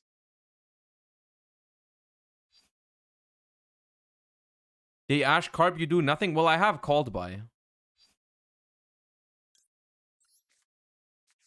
But I guess let's do the safer line.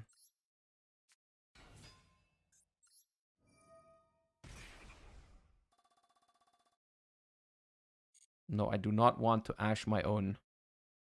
I do not want to Ash my own Zeamin. To Ogre my own Zeamin. Could have also gone Deer Note here. But I'm just gonna Foxy the... I'm just gonna Foxy the... They have Ash, yeah.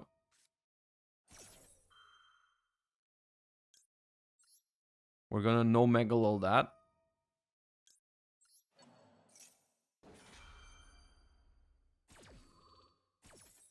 Okay, no further responses. Good.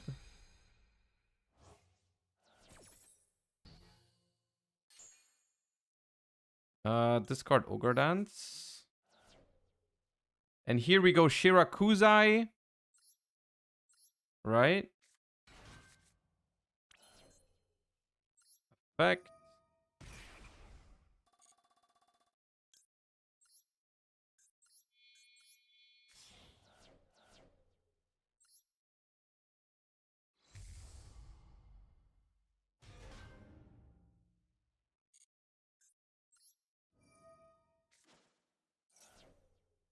We definitely want the one that searches the spell and Deer Note, I think. Because we want the field spell. And we want Deer Note. I'm kind of freestyling this because it's been I've never actually played pure Punk. Very much. Only like the few games I have on stream with it.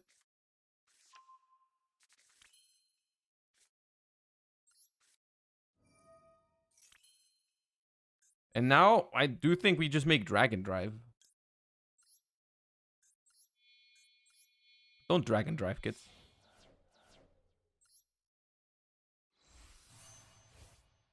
And now... Pay 600, take a level 3 Psychic from your hand, add it to your deck. Yeah, add it to your hand. So we're gonna add the one that searches the trap. And we revive...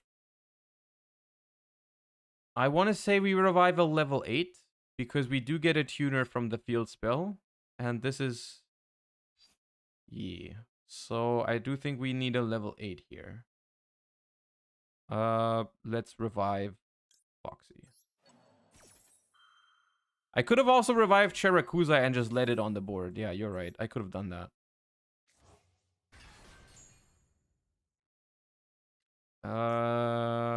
This... Yes.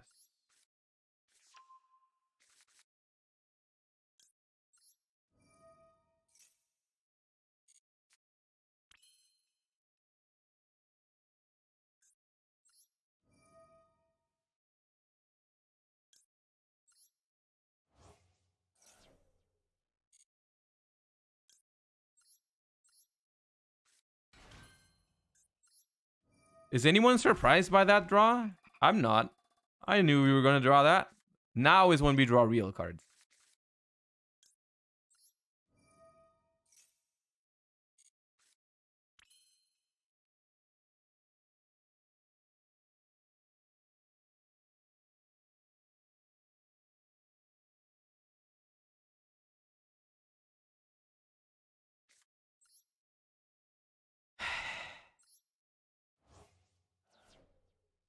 I banished the wrong one. Now I don't get a draw. Wait. I did this the wrong way. I thought I was supposed to banish the fusion for it. Oh my god. It's all going downhill. It's all going downhill. Oh my god. I messed up so bad.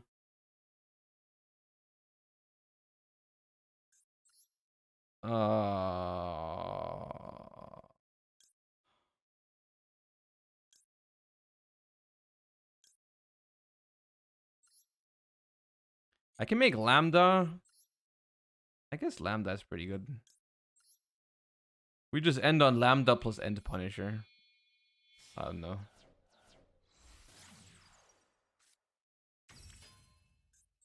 Let's just make End Punisher. Surely they can't beat it.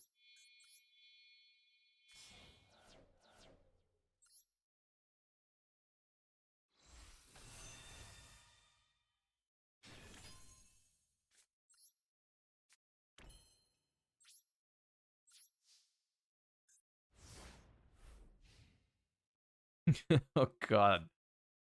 Oh god. Drop XCF, thank you for the prime. Appreciate you. Thank you so much.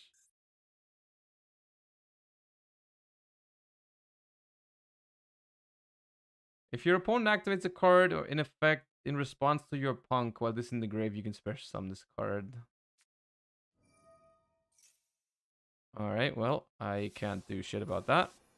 There goes those. Yo! Napian! Praised be your name. Thank you for the 10 gift subs. That's so generous. Enjoy your subs, guys. Thank you so much.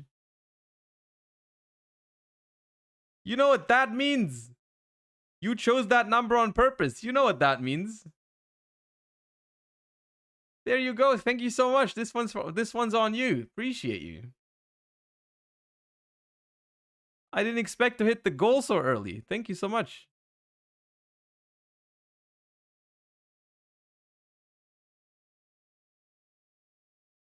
I'm not sure if it's the right moment to Pep AD because we've just kind of messed up that first turn, but this card for swap. Effect swap. I'm pretty sure I'm supposed to gamma that.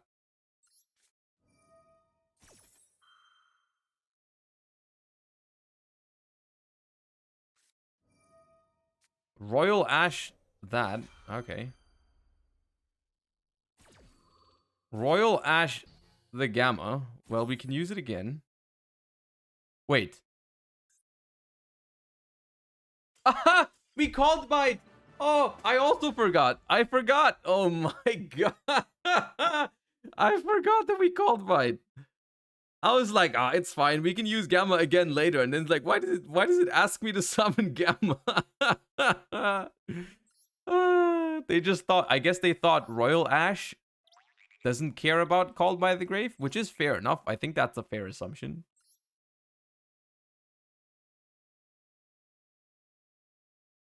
I'm gonna be honest, that's a fair assumption. Hey, if I have a Royal Ash, I expect that to resolve.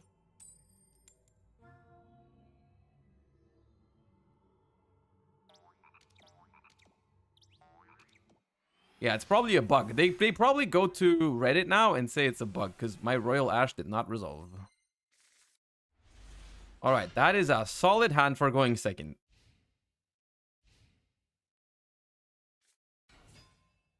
This is Spright again with this weird ass tech. Where's this coming from?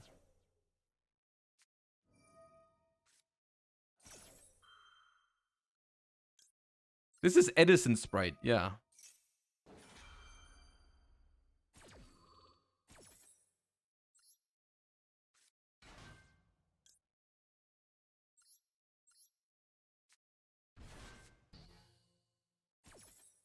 So what now? Just pass? Pass, all right. There was some consideration to like not use the Maxi right away, but I just really don't want him to set up this stuff. Right? Let us start with Ogredance. Okay, no response so far. Trying to figure out the best way to play around potential Maxi, but I kind of just want to teleport now.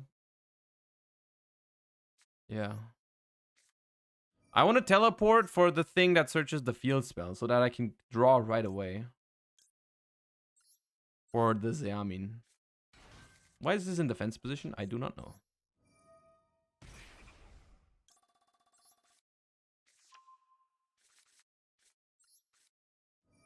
So I'll go this, normal this. I could have specialed it.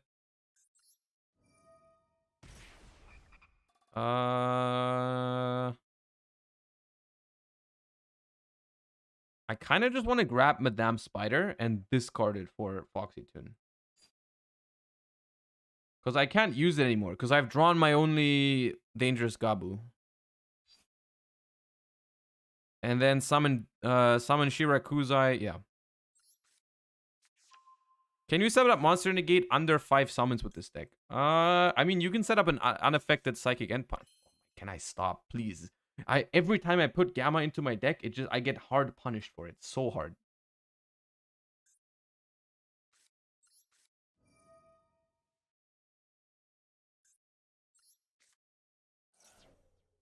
I mean, this is even worse than the Madame Spider.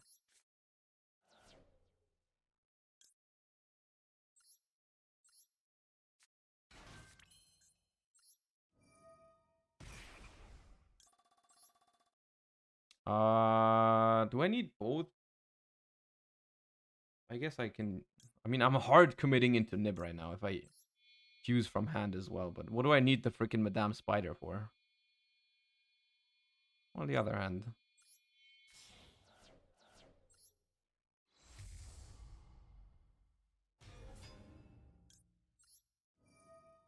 I love this field spell. Even though I'm drawing irrelevant shit. Oh, they have another Ash. They kept that a long time. They were very patient with this. I did not expect that. But it's fine. I top deck Deer Note. I'm the best.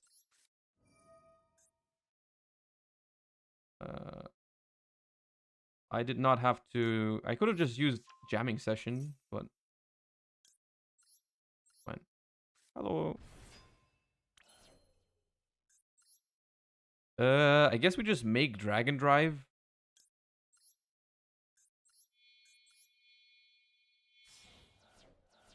We just make Dragon Drive. And we go...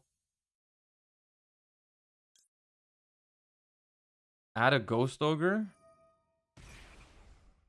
And this revives Shirakuzai.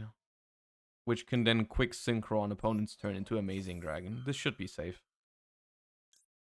And I guess we can make it a big Dragon Drive.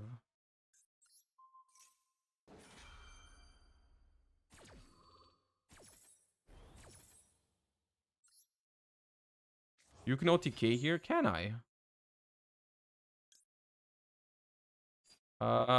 Psychic End Punisher.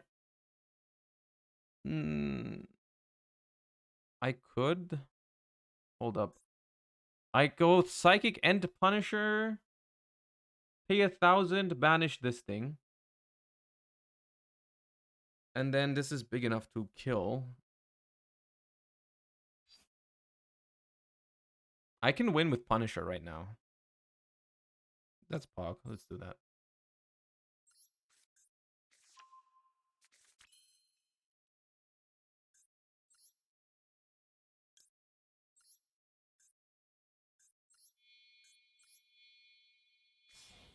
Wait, is it game?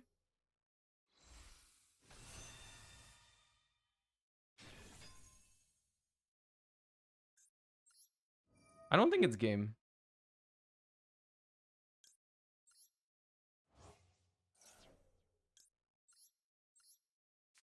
No, it's like a little off.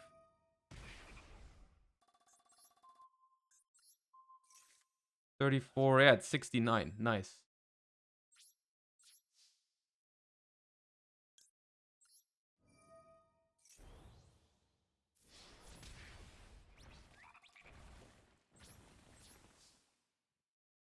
We should have just gone for the other line. I got distracted.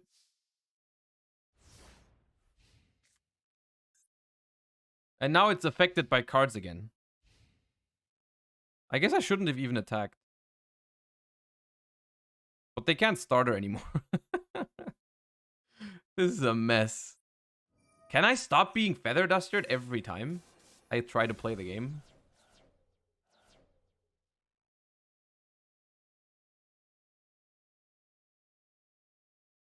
Pep with field spell was lethal? Okay, that was lucky. We did not deserve to win that game. We played that pretty bad.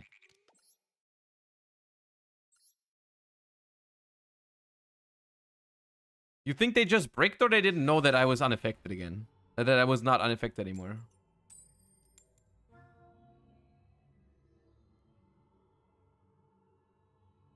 I mean, they could have started for Carrot and then be on 100. And then summon the Spright from hand. I don't know.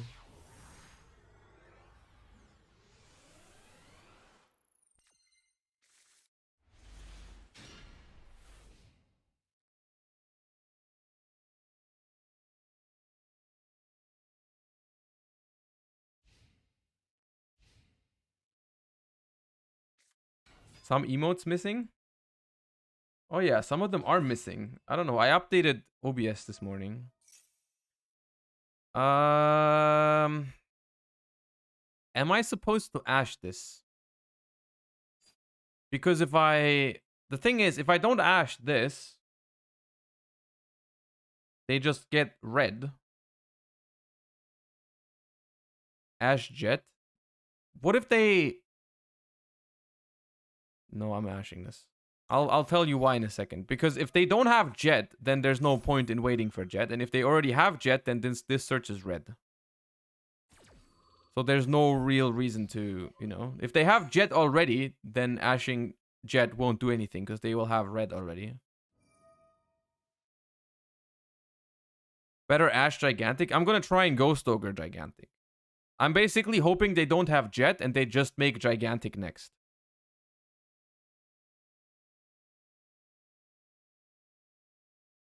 I think it's better to hold Ash for starter. I don't think so. Okay. Prosperity 4-3. And they just get red Pog. And talents. Oh my god, that's the worst possible outcome. Oh god.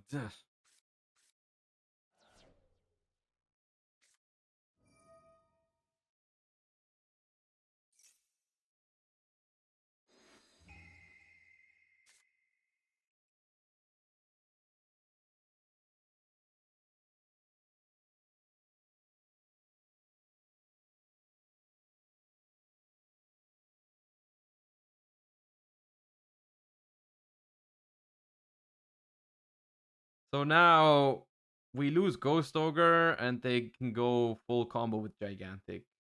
Depending on what their hand is, though, there's like a... Is there a chance? There's probably no chance, right? Is there a chance? Maybe.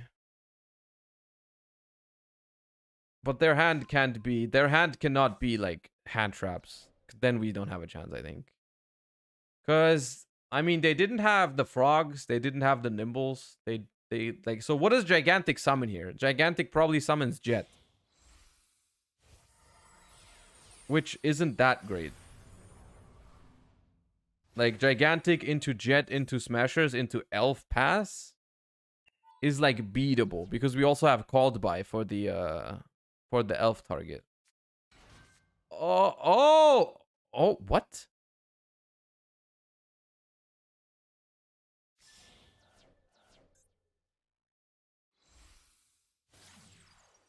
That is bad. That is bad for us. Kind of. I mean, they can go Elf Revive Kit, but that doesn't have 2 targets, so they have to search Fractal and discard it, which they are doing right now. They have to Fractal send so they can go Kit to banish 2, but that's just like a double Dragon Lords. That's all what that does so far. Bring back Kit. Activate Kit. You can make double Dragon Lord, or you can make Bearbrum. You can make Bearbrum. How's the P.U.N.K deck performing? We just started using it. I think it's okay. But it's definitely not the best deck in Master Duel right now. I'm just playing it because I've been playing nothing but Spright recently. So I wanted to play something else. Okay, so they summon Bearbrum. So they will have a Revolt. A Revolt will be had. What's the link to that they make, though? Perigete? Perigete.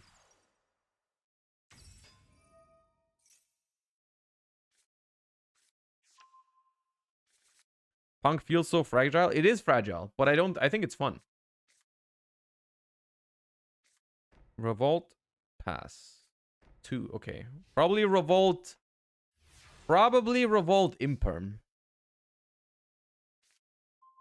Oh god, why did it have to be a duplicate?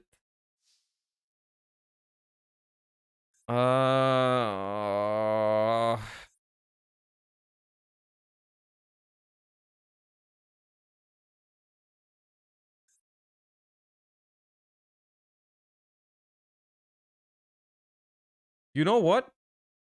I don't think our hand can beat Revolt. But what we can do is we can try and bait them into doing something stupid. Because if I just activate Called By on blue, if they chain Elf on the blue, they cannot revolt into Shureg.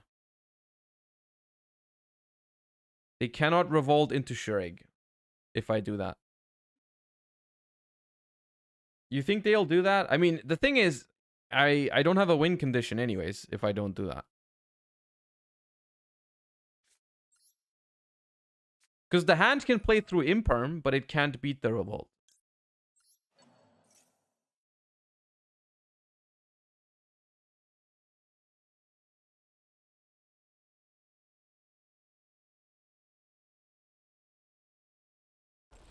God damn it, they're too smart.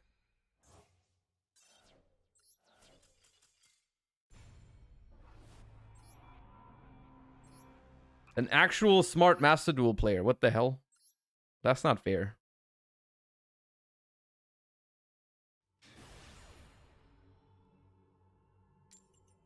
Revolt does not target, no. You cannot prevent Revolt with Called by the Grave.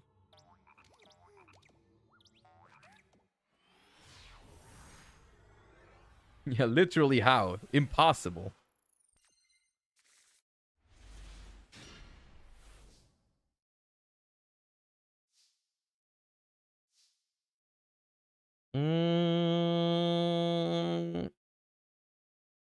How do I keep drawing this trap almost every time? It's disgusting.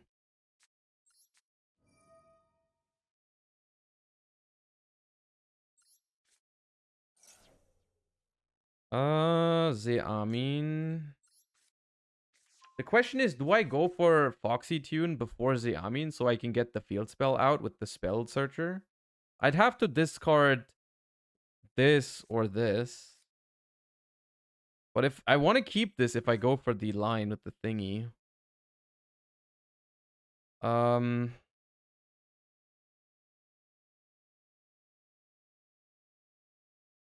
problem is, I think I'm going to discard the Ghost Ogre.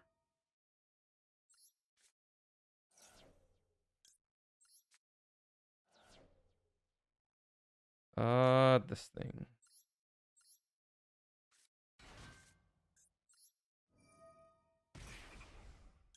This. Activate Extreme Session. Is there a reason for me to special summon the Zeamin rather than normal summon it? Don't think so.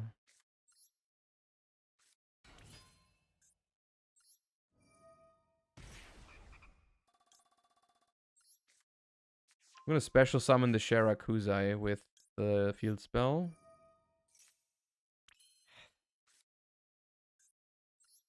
You can get Ogre back. I play multiples anyways.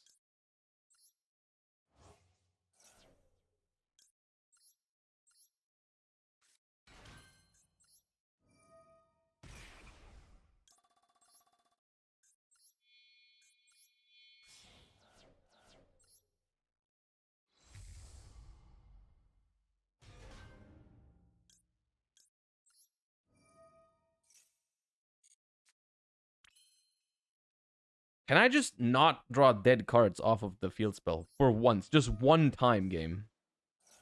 That'd be super nice if you could do that for me. Do I lose these in the end phase or something? No.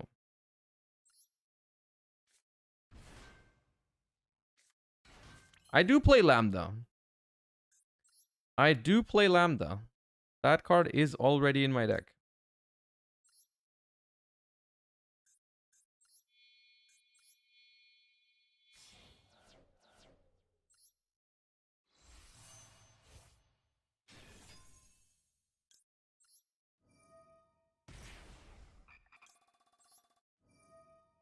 So I'm gonna bring back this.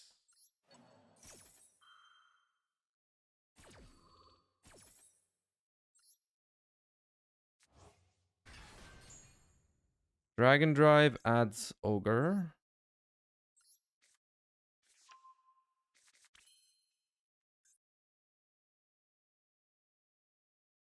The problem is right now I can't summon this without banishing my Carp. I'd have to like... Do I have to... Synchro summon a P.U.N.K using monsters? Okay, I can make Lambda first. Yeah, hold up. Lambda first, enabling my Gamma. Then special summon this. This time I do not banish my Carp. I banish this. And then activate this to draw a card by sending this back. And that's a good card to draw. So I'm gonna set Dangerous Gabu. So we have Dragon Drive, which we have a couple. We are cooking here. We are cooking. This is solid. This is solid.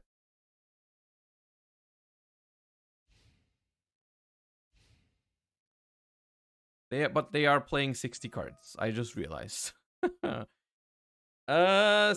The 60 card deck just activates Reasoning, so I guess we call 4. Oh no, it's Noids. It's Infernoids. Stop!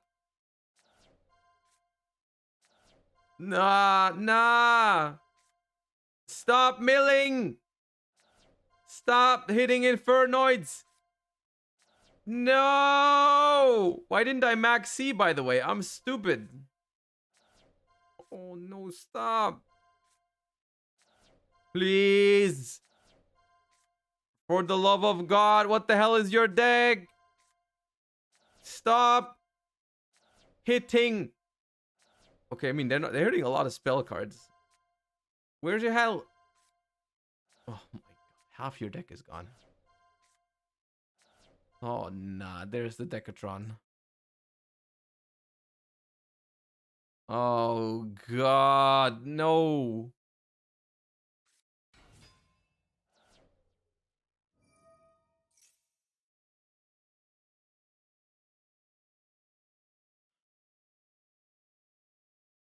They hit Onunku, which is the one that destroy all other monsters on the field when your opponent activates a spell trap. I'm probably Gamma now. I'm not gonna Gamma this. I think I need to Gamma Onunku. If I Ogre it, they still get to send though.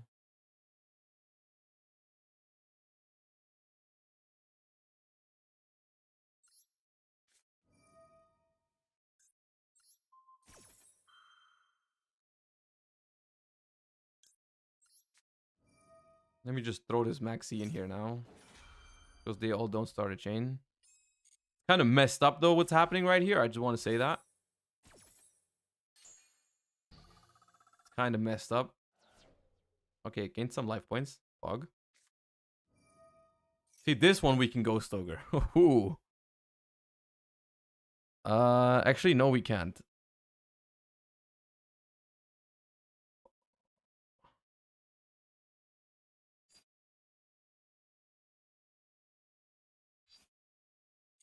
This is also a problem.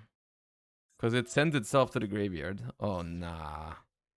Bro, this is so cringe. Why am I losing to 60 card Infernoids?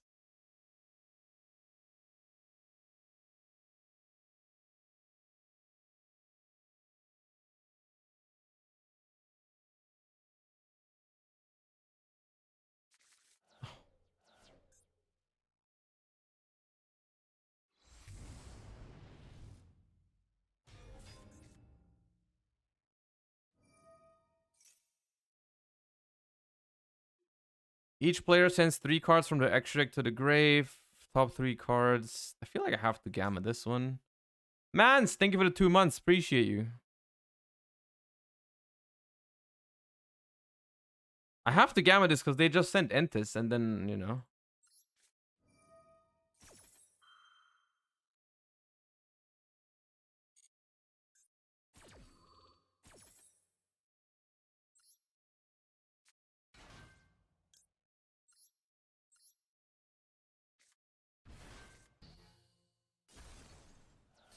This is a problem. We do have encountered a little bit of a problem. I will say. Can you synchro away driver? Unfortunately not. There's no level 9. Because this thing only makes P.U.N.K synchros. So for P.U.N.K synchros, we only have the level 8 and the level 11. And we can't make that with the driver. Because we can get to a level 11, but only with if we include Gamma. And that's another tuner. So that doesn't work. Banish 1 for this. Target a face-up monster your opponent controls. Return to the hand. Target my driver. Target my driver. 1 time. Ah.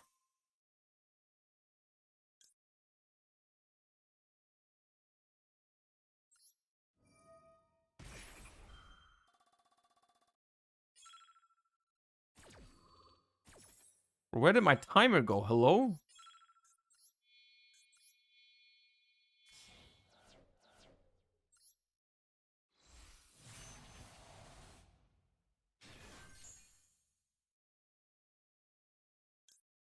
F.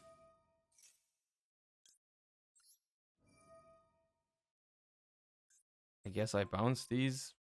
I don't know. I'd probably not even correct the bounce, but...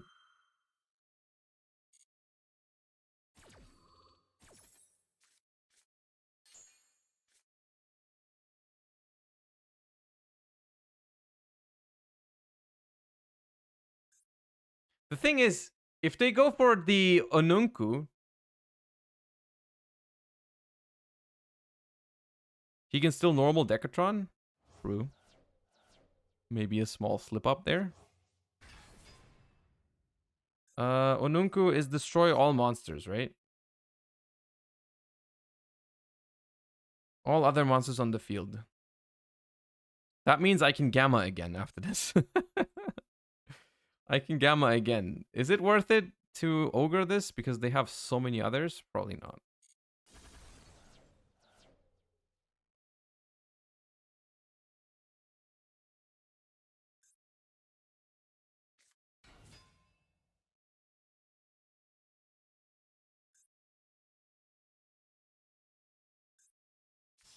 Oh, they had no target for that.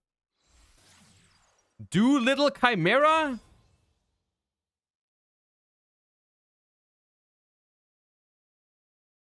Hello? I'm dead. I'm dead. And they don't play into Gamma.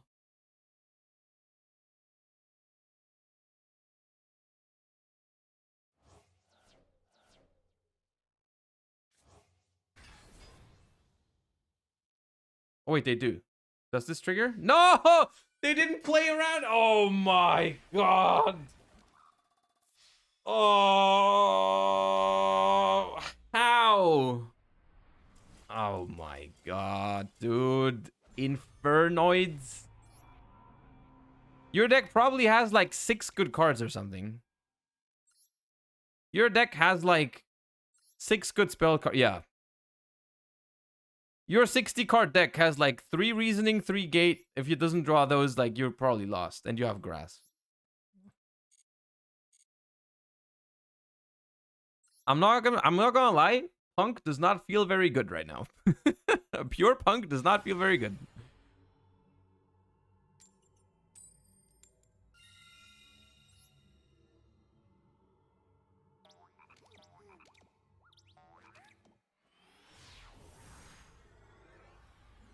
Spright is better? Well, yeah, obviously. Watch this.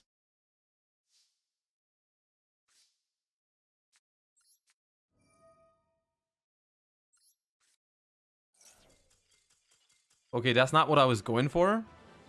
But that was still cool. That's not what I was trying to show you. Amazing. That is not what I meant. Watch this.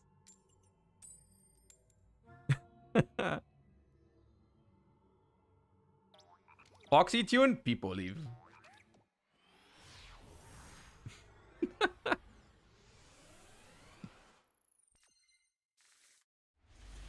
All right, good hand. It's like somehow I'm drawing decent hands most of the time, but then I'm still disappointed. Oh my god, it's 60 cards again.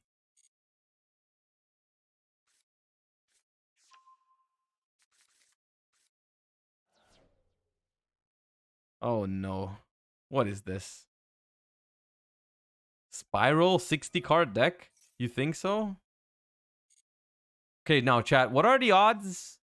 What are the odds that Max C resolves against the 60 card Spiral deck?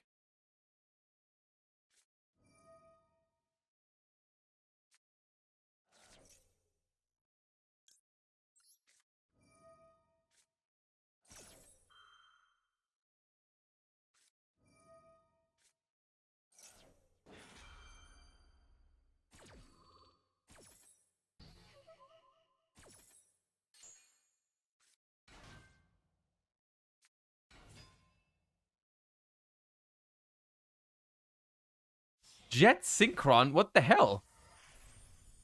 What are you doing? That's not the normal combo line.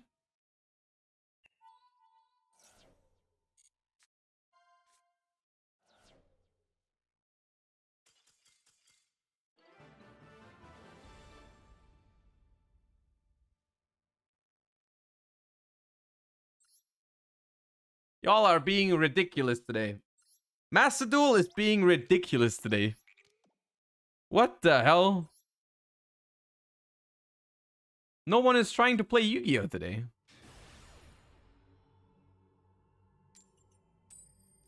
Absolutely no one is trying to play Yu-Gi-Oh today. Adam Black TCG, thank you for the 8 months. Praised be his name. Welcome back.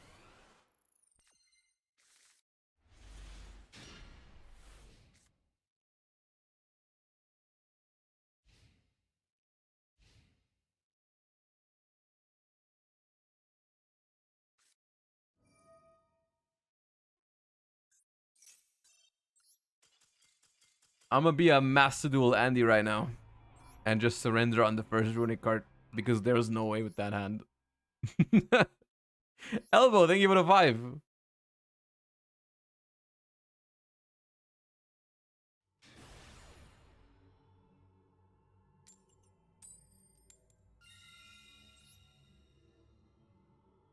Was that dragon? I think it's called Yakuza. It's okay, I think. The idea is okay. It's like banish a level 8 from the grave to special summon it from hand, and then it can put a fusion from the grave into the hand to draw a card. There it is. Yeah, banish a level or rank 8 from the grave to special summon it, and then target a level 8 Ritual, Fusion, Synchro, XYZ to shuffle it into the deck, and if it's a fusion, you draw a card. Okay, Talents makes me feel good about this hand. Okay, of course they don't interrupt us. If we have Talents, they never do. Zaman.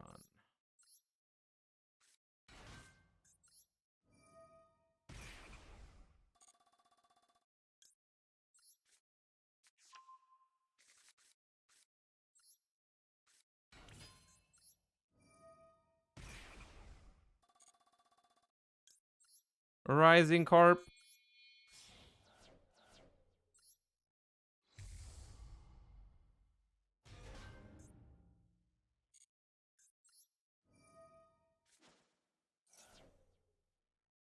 We want this. And we want this. And now, ideally, we do not get nibbed. And we get to the field spell.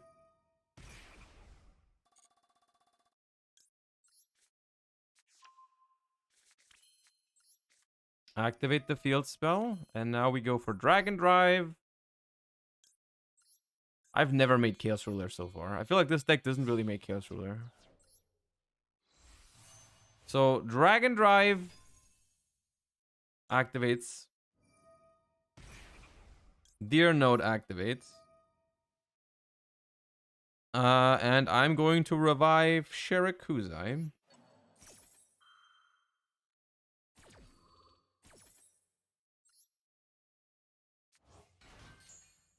I'm gonna add Madame Spider.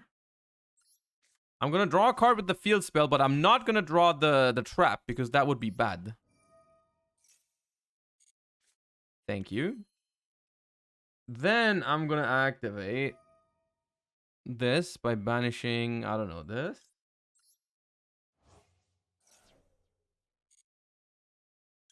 Special summon that. Activate effect, so we get the trap card too. This is kind of the recipe you're supposed to do. Like, this is the ideal opener.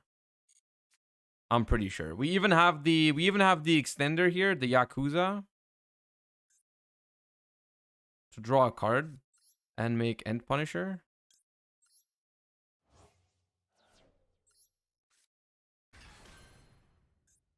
Don't banish level 3s. I could have banished Deer Note, yeah.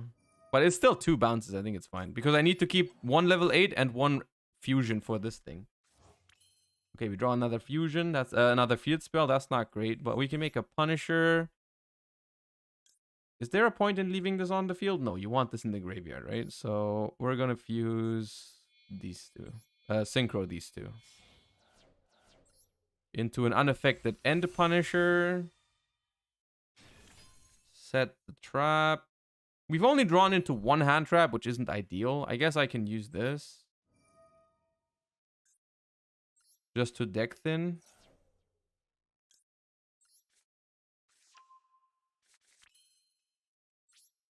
And then pass.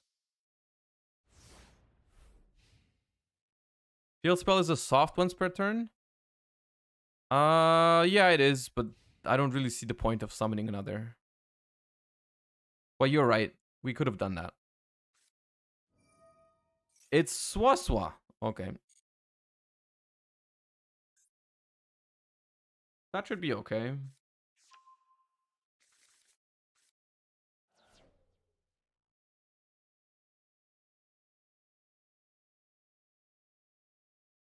Swaswa should be okay.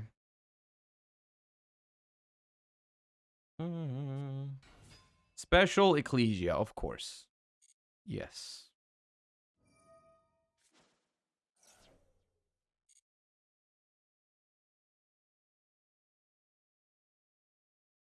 The question is, what do we start with? Do we like negate this? Do we bounce it? Do we ogre it? How do we sequence these interruptions? I feel like I want to...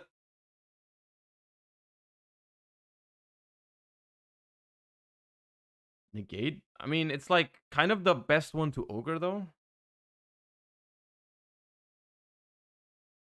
But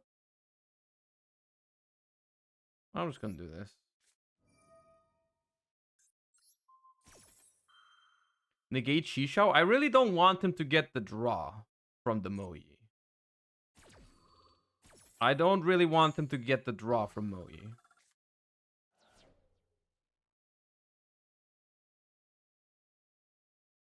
If they normal summon Taya, I can just bounce both normal summons, and then all they have is a potential Longyan. Oh, I gained some life points. Makes Punisher a little worse.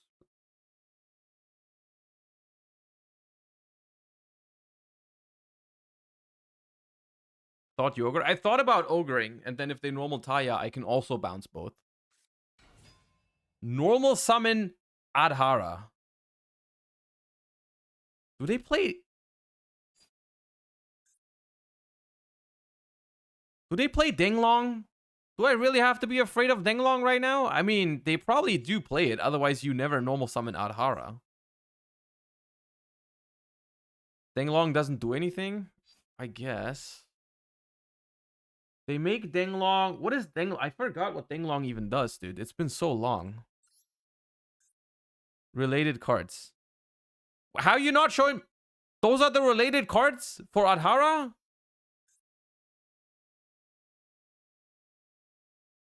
Oh, wait. I guess it's not a Yangzing. Yeah, of course. I mean, honestly, I just want to see what you're cooking.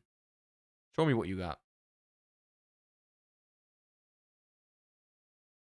Denglong is Kid Kalos. Okay. It's like it adds a spell trap on summon, and when it goes to grave, it summons from the deck, right? A Yangzing, something like that. More like a distant cousin. Yeah, yeah, true.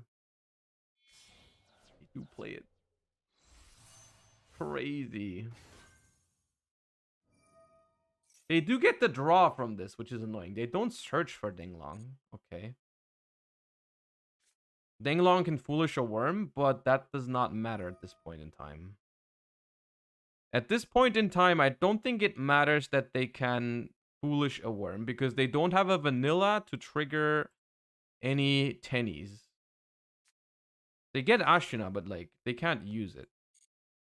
And as soon as the only way to put a token out right now would be to I think Longyan, which after the Longyan I can just bounce the token.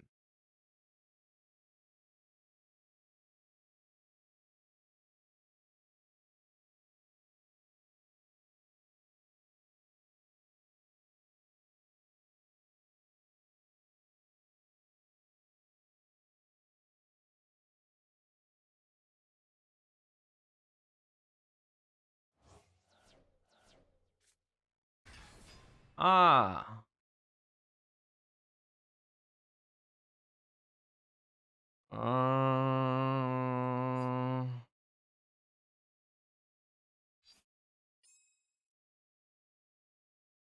Declare a monster attribute on the field. Do I need to worry about this? Because they can't get rid of Punisher. Punisher is unaffected. We have to? Why, though?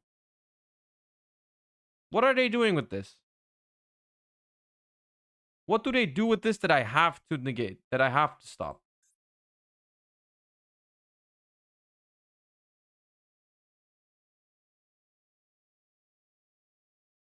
Level 18 synchro.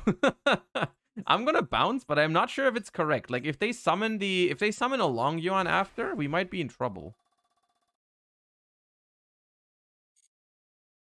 I'm not actually sure if we need to do this.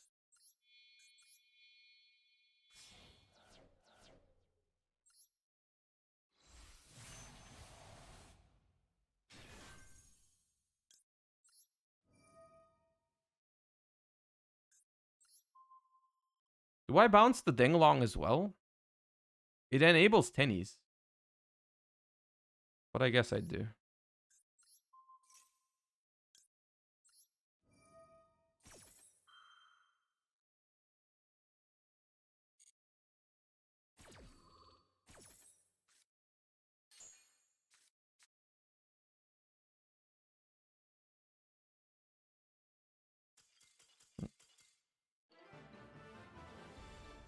That was odd, but I guess the only real card... I mean, even Tennies, like, the Tennies don't get anywhere. The Tennies don't beat End Punisher, is why I did that.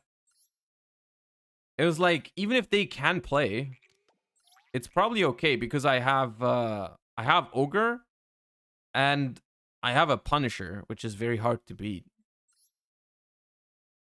So even if they do manage to put something onto the field, it's probably okay.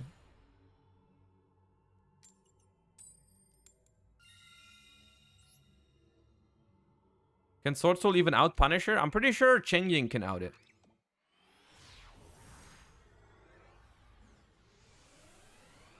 I'm pretty sure Chen Ying can out it because it's not an activated effect. Okay, this hand is a little monka because I have... Once again, the trap card just follows me around. And if this gets hand trapped, I am... Please don't. Please don't. Stop. For the love of God, do not. Jesus, Monka Christ, do not. Oh. Oh.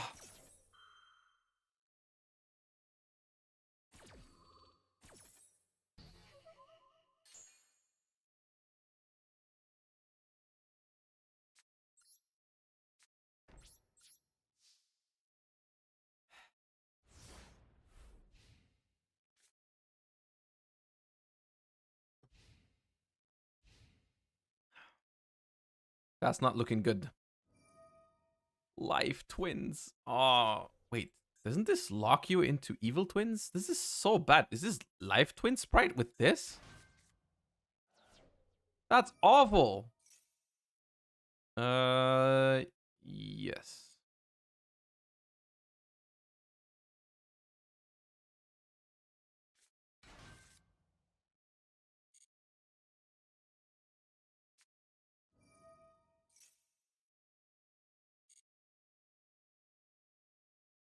Life twin Sprites with life twin home? How? You're locked out of your shit now.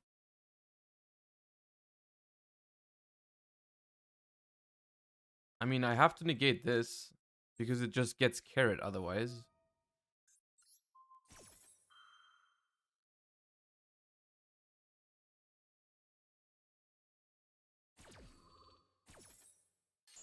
Bro, how do I lose to this brew?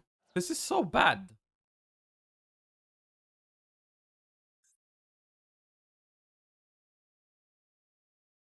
Why is there life twin home in your Spright deck? And why am I losing to it? I'm not gonna lie, P.U.N.K is really painful to play. P.U.N.K is a really painful deck to play when everyone else is on Spright.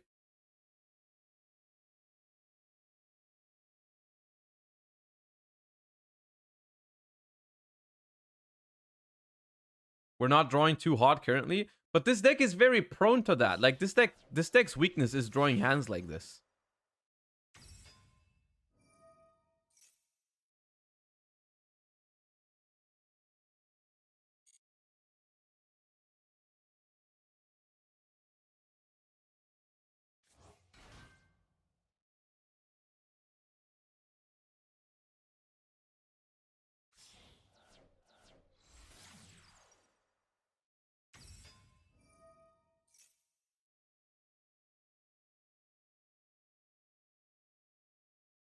If I ogre this now, they don't get the draw, but they do get the pop in my turn. And I lose the pop. Because what I'm thinking is I can let them do damage and maybe win with a Psychic End Punisher.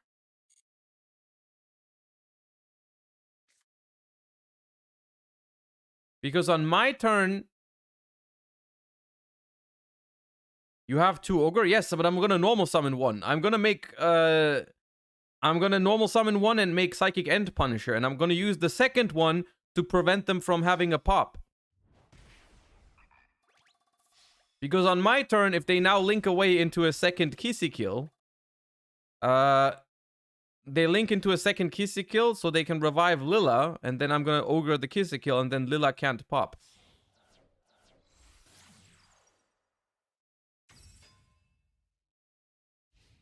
See?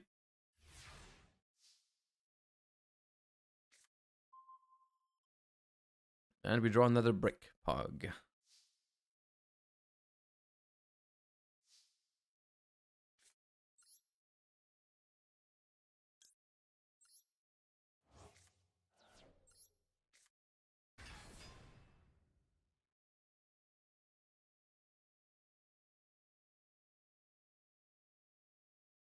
They do get a draw from it, but I mean, it's pretty bad. We just have to hope they can't out Punisher.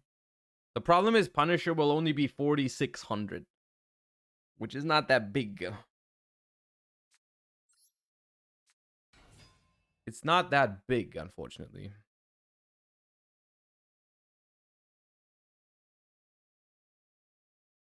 You see, okay, the Maxi is irrelevant. I mean, they draw one card from that. It's okay.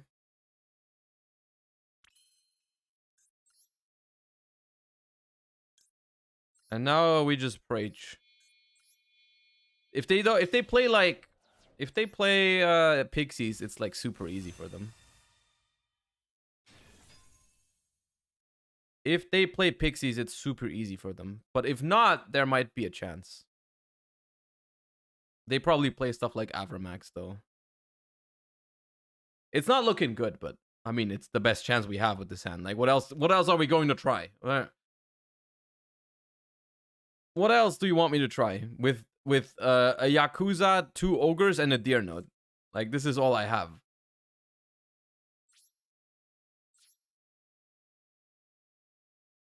This is all I have.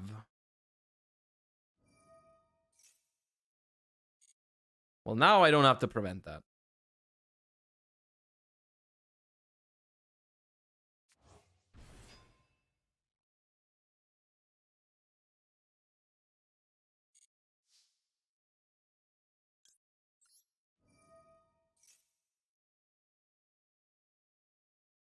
They have something. What would that be right now? Do they play Ogre as well? Okay, so we're only attacking the blue to keep our life points lower than theirs. And we pass. Veiler could not be it, because it was battle phase. It could not be Veiler. It must have been like Ogre. It couldn't be Max C, because they've already used it. It probably has to be Ghost Ogre. The thing is, they can also, if they're smart about it, they can crash a twin, go lower than us, and then main phase 2 just pop it. Like, it's not looking very good.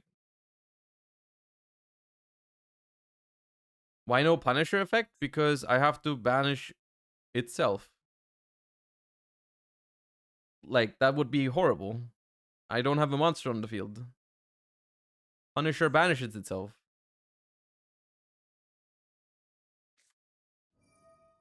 Okay, starter again. That means no Avramax? Oh, but they lose life. No! They can summon red and then they are 100 lower. Oh, summon carrot. Summon carrot. Nah, they are lower now. Oh my god, it's doomed.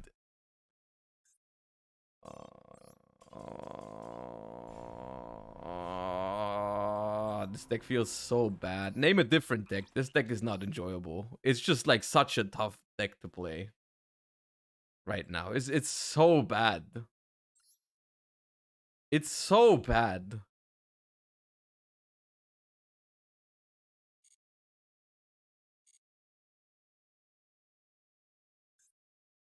Is there a cool Spright version that we can play around with? What's a cool Spright deck that's not Runic Spright that we can experiment with? There's no Melfi's yet, is there?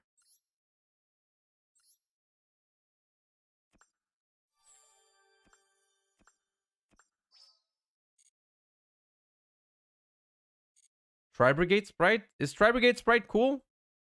That deck feels interesting. I have all the Tri-Brigade cards.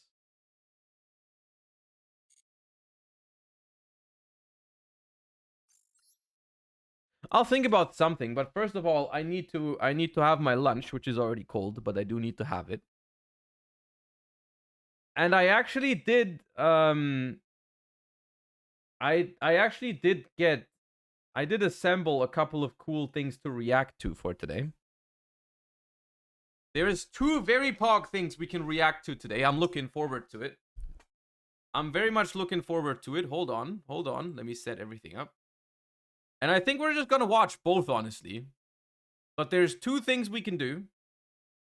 The first thing is magical hats. Can best of 1 be competitive? I guess very much fitting to Master Duel streams.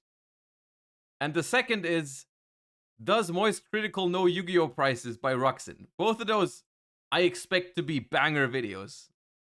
So we're just gonna react to both, I think, today. Just because I want to. Let's start with magical hats, because it's a little bit shorter. Actually, yeah.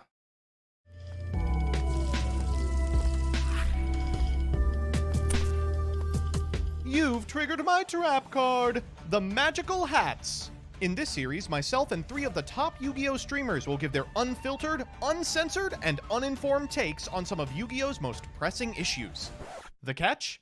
One of these 4 has a fake take, and it's up to the rest to find the liar. It's time to play Magical Hats. Easy clap. And welcome back to another episode of Magical Hats, the show in which the 4 of us, we just try to kill each other. It has been very antagonistic these past few weeks, and I'm sure that this one we will all come to the same normal conclusion. I am joined as ever by Farfa, by Distant Coder, by Nim. How are y'all doing? I'm doing good, bro. Ready to talk about this very controversial topic. I'm all right. Thanks for asking, Joseph. I noticed the... I don't think it's that controversial of a topic, to be honest. Because the question is, can best of 1 be competitive? The answer is yes. It's very simple. The answer is yes. Best of 1 can be competitive. The strat pointed out by the comment section, and that whenever Gage is normal, he's the imposter. that seems to be the strat. I will say, there was a comment 2 weeks ago that said, this series would not work without Gage, and this is going to be put to the test right now. So today we are talking about best of 1. If you're unfamiliar, most competitive Yu-Gi-Oh! In America is played in a best of 3 format. After game 1, both players are allowed to sideboard cards from a list of 15, and then the loser decides if they're going first or second. But in some locations, including many OCG tournaments, and importantly in Master Duel, you only play 1. I don't think they can. Of course they can. Of course, best of 1 can be competitive. It might be a worse game than a best of 3, but it can still absolutely be competitive, right? I mean, it's like best of 1 is absolutely, it's still competitive. It just has, different skill sets to it as well. Game. Now this means that there's no sideboarding, no ability to swap out cards, you won't have a deck specifically geared to your opponent's strategy, and you'll never be able to choose if you're going first or second. Today we are asking, is that or can that ever be a competitive format? Kevin, you want to go first? Yeah. So, in my opinion, best of 1 is... regardless of any other circumstance, I feel like when you are playing a TCG, when you're playing a card game, best of 1 can quite literally never be competitive, due to the simple nature that there's too many, like, Saki one-of cards or auto-win cards like Maxi and stuff like that just make it that if it's a best of 1, you don't even have a chance to sideboard in any cards. But that doesn't mean it's not competitive. That just means it's not a very good competitive format, in your opinion. Which I guess that's what it's all So in about. best of 1, I feel like it's entirely RNG luck-based, regardless of circumstance. Well, that's the takes that we've come to expect. What do you got, Farfa? Well, first of all, I think it comes down to what we're defining as competitive. In the context of general ranked grinding, I think in that context, absolutely yes. Master Duel, even in best of 1, is very competitive. The absolute peaks of the game, maybe not. I think something to alleviate that would be like, you know, Conquest mode or whatever the formatting was in like Duel Links. Sticking with the general player base, I think it absolutely can. And there is and will be a lot of variance. I understand that, of course, because it's best of 1. But fundamentally, competitive in the context for the average player, yes, people who get Diamond 1 do so consistently because they're good. Is Yu-Gi-Oh competitive in a best of one setting? I think, yeah, in the context for the most numerous amount of Yu-Gi-Oh players, the average player, yes, I think Master Duel can be competitive. Okay, I guess I'll go next. Coder and I have butted heads on this a little bit on stream, so this is a little cheating.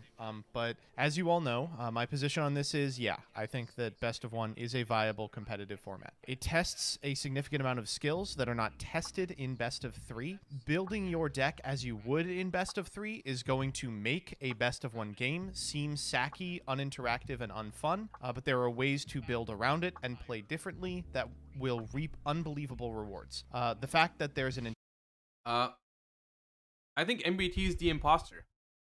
Because I agree. Entire, portion of the game in the OCG where a significant amount of tournaments are held in best of one and are considered competitive, I think goes to show that the format has the capacity to be a lot deeper than just die roll turbo. I think that a lot of the things that, Kevin said that sideboarding fixes isn't even necessarily true. Like, if you think back to like the NAWCQ format from this year, sideboarding wasn't necessarily a good thing. Frequently you'd play an interesting game one, and then in game two you could board into like dimensional barrier if you were going first, and like super polymerization if you were going second, and then just play two non-games after the singleton pre-boarded skill-based one. I actually really That's a good take. It's a very good take.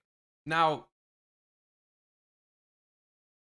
best of three has some advantages over best of one in terms of a competitive format, but I think the side deck is not the main catch for that. The side deck is okay. It has a lot of advantages to have a side deck, but it also has disadvantages, and that's like the fact that when you go first, you can play a bunch of floodgates. You can side whatever. When you go second, you can side a bunch of like really powerful board breakers. And that's not always a good thing, right? Like, I mean, being anti-spelled into oblivion in certain formats every time when you go second in siding is not a great thing as well.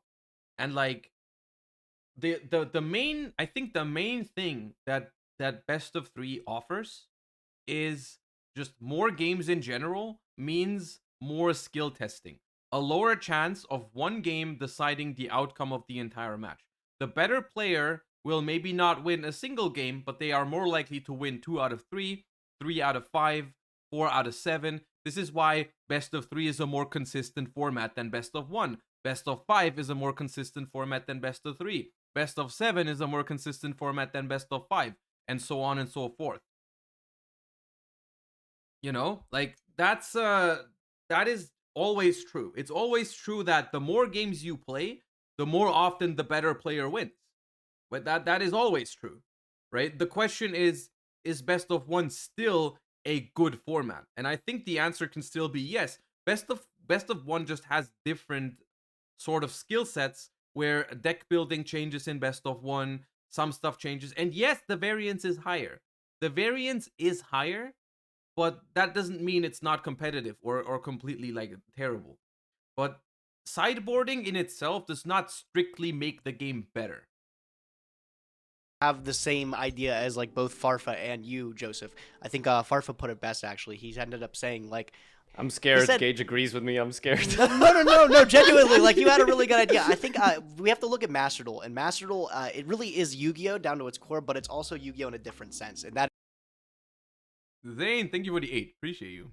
is the best of one. And I think there's a lot of different applications that you can't like apply from a best of 3 format to a best of 1. For example, like traditional deck building standards. You might build your deck more aligned to go first because that's what the strategy is meant to do, and then have cards to combat second going into the side deck and stuff like that. But when you're doing a best of 1, you can't really take that in consideration. I do think that there's a lot of competitive skills to put towards a best of 1 that you maybe have to look at the game differently.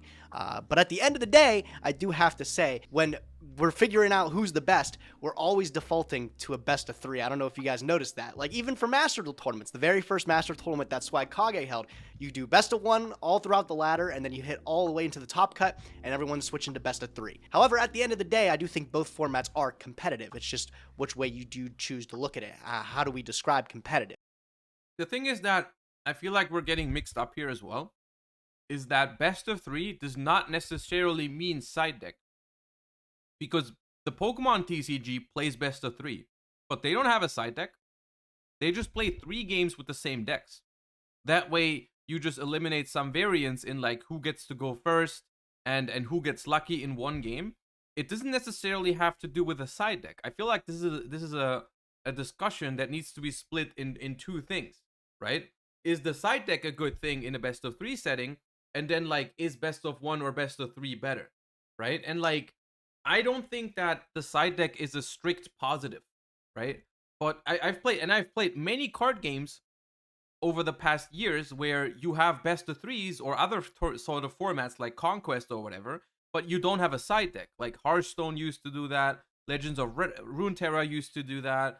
Like I said, Pokemon has always been like that. So I think the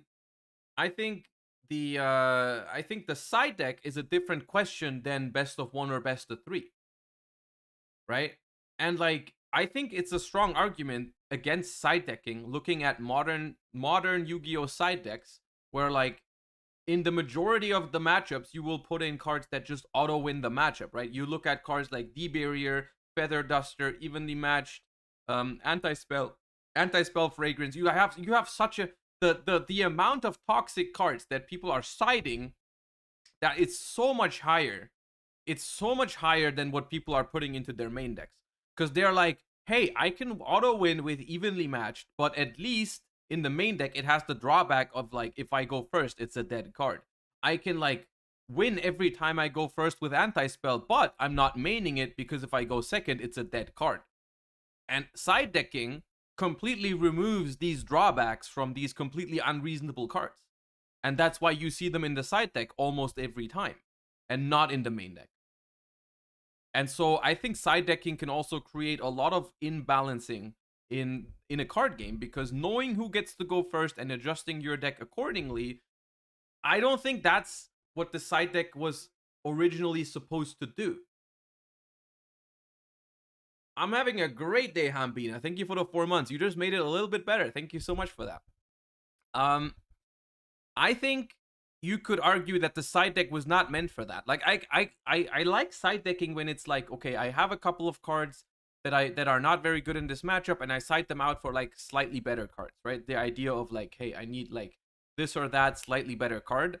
Like when you're siding out, I don't know, you're playing against, for example, you're siding out Nibiru against a deck that doesn't really summon 5 times, and you add a Cosmic Cyclone instead. That's like good side deck design wise. That's like great side deck, great use of the side deck from a design perspective. But when everyone is just like basically side decking more for going first and second rather than what deck they're playing against, that makes it kind of like bad in my opinion. Even being able to like, hey, I can side deck these cards like the Zombie World against Flunder, the Feather Duster and Evenly against Labyrinth, the Ash and Dimensional Barrier and Anti-Spell against Branded, and then I'm also putting like, I don't know, the whatever. It's like it's really annoying in my opinion having to deal with that sort of stuff. So the side deck has a lot of downsides and that does not have anything to do with best of 1 or best of 3. Best of 1, best of 3, very simple. Best of 3 is a better competitive format than best of 1, leaving all the side deck discussion to the side. Literally. Best of 1 is a worse competitive format because simply you play less games, so you have more variance. Like a sick hand or a lucky draw can decide one game. It's less likely to decide a best of 3. So the more games you play, the better it is. But that doesn't mean that best of 1 is completely terrible. Best of 1 is still an okay competitive format. It's worse than best of 3, but at the end of the day, it's still Yu-Gi-Oh! And not every Yu-Gi-Oh! Game is decided by luck. Like, if best of 1 was such a bad format, like every single game was decided by luck, then it doesn't even matter if you're playing best of 1 or best of 3 or best of 5. Like, if the basic game is so bad, if each individual game is so bad, then who cares if it's best of 3? If every single game is decided by luck, then it shouldn't matter. So, like, by simply stating the fact that, like, you know, the game is in its core, the game is skillful, right? Only some games are decided by luck or variance. Then the best of 1 is still a fine format. It's worse than best of 3, but it's still okay. I do think having a ladder, a good sense of the ladder and playing to grind up to diamond is very different than taking your decks into a tournament setting and sitting down at a best of 3 where a side deck is involved. That might take a little more consideration into the decks that you'll be seeing on a tournament standard. Is anybody actually completely outlandish though? I don't think anybody had a wild take. Well, No, Kevin's always I on mean, the 0-100 thing, right? Like I think, by the way, after hearing all 4 talk for the first time, I think it's Farfa. Because once again, and I'm saying it right now, I don't even need to watch the last 7.5 minutes.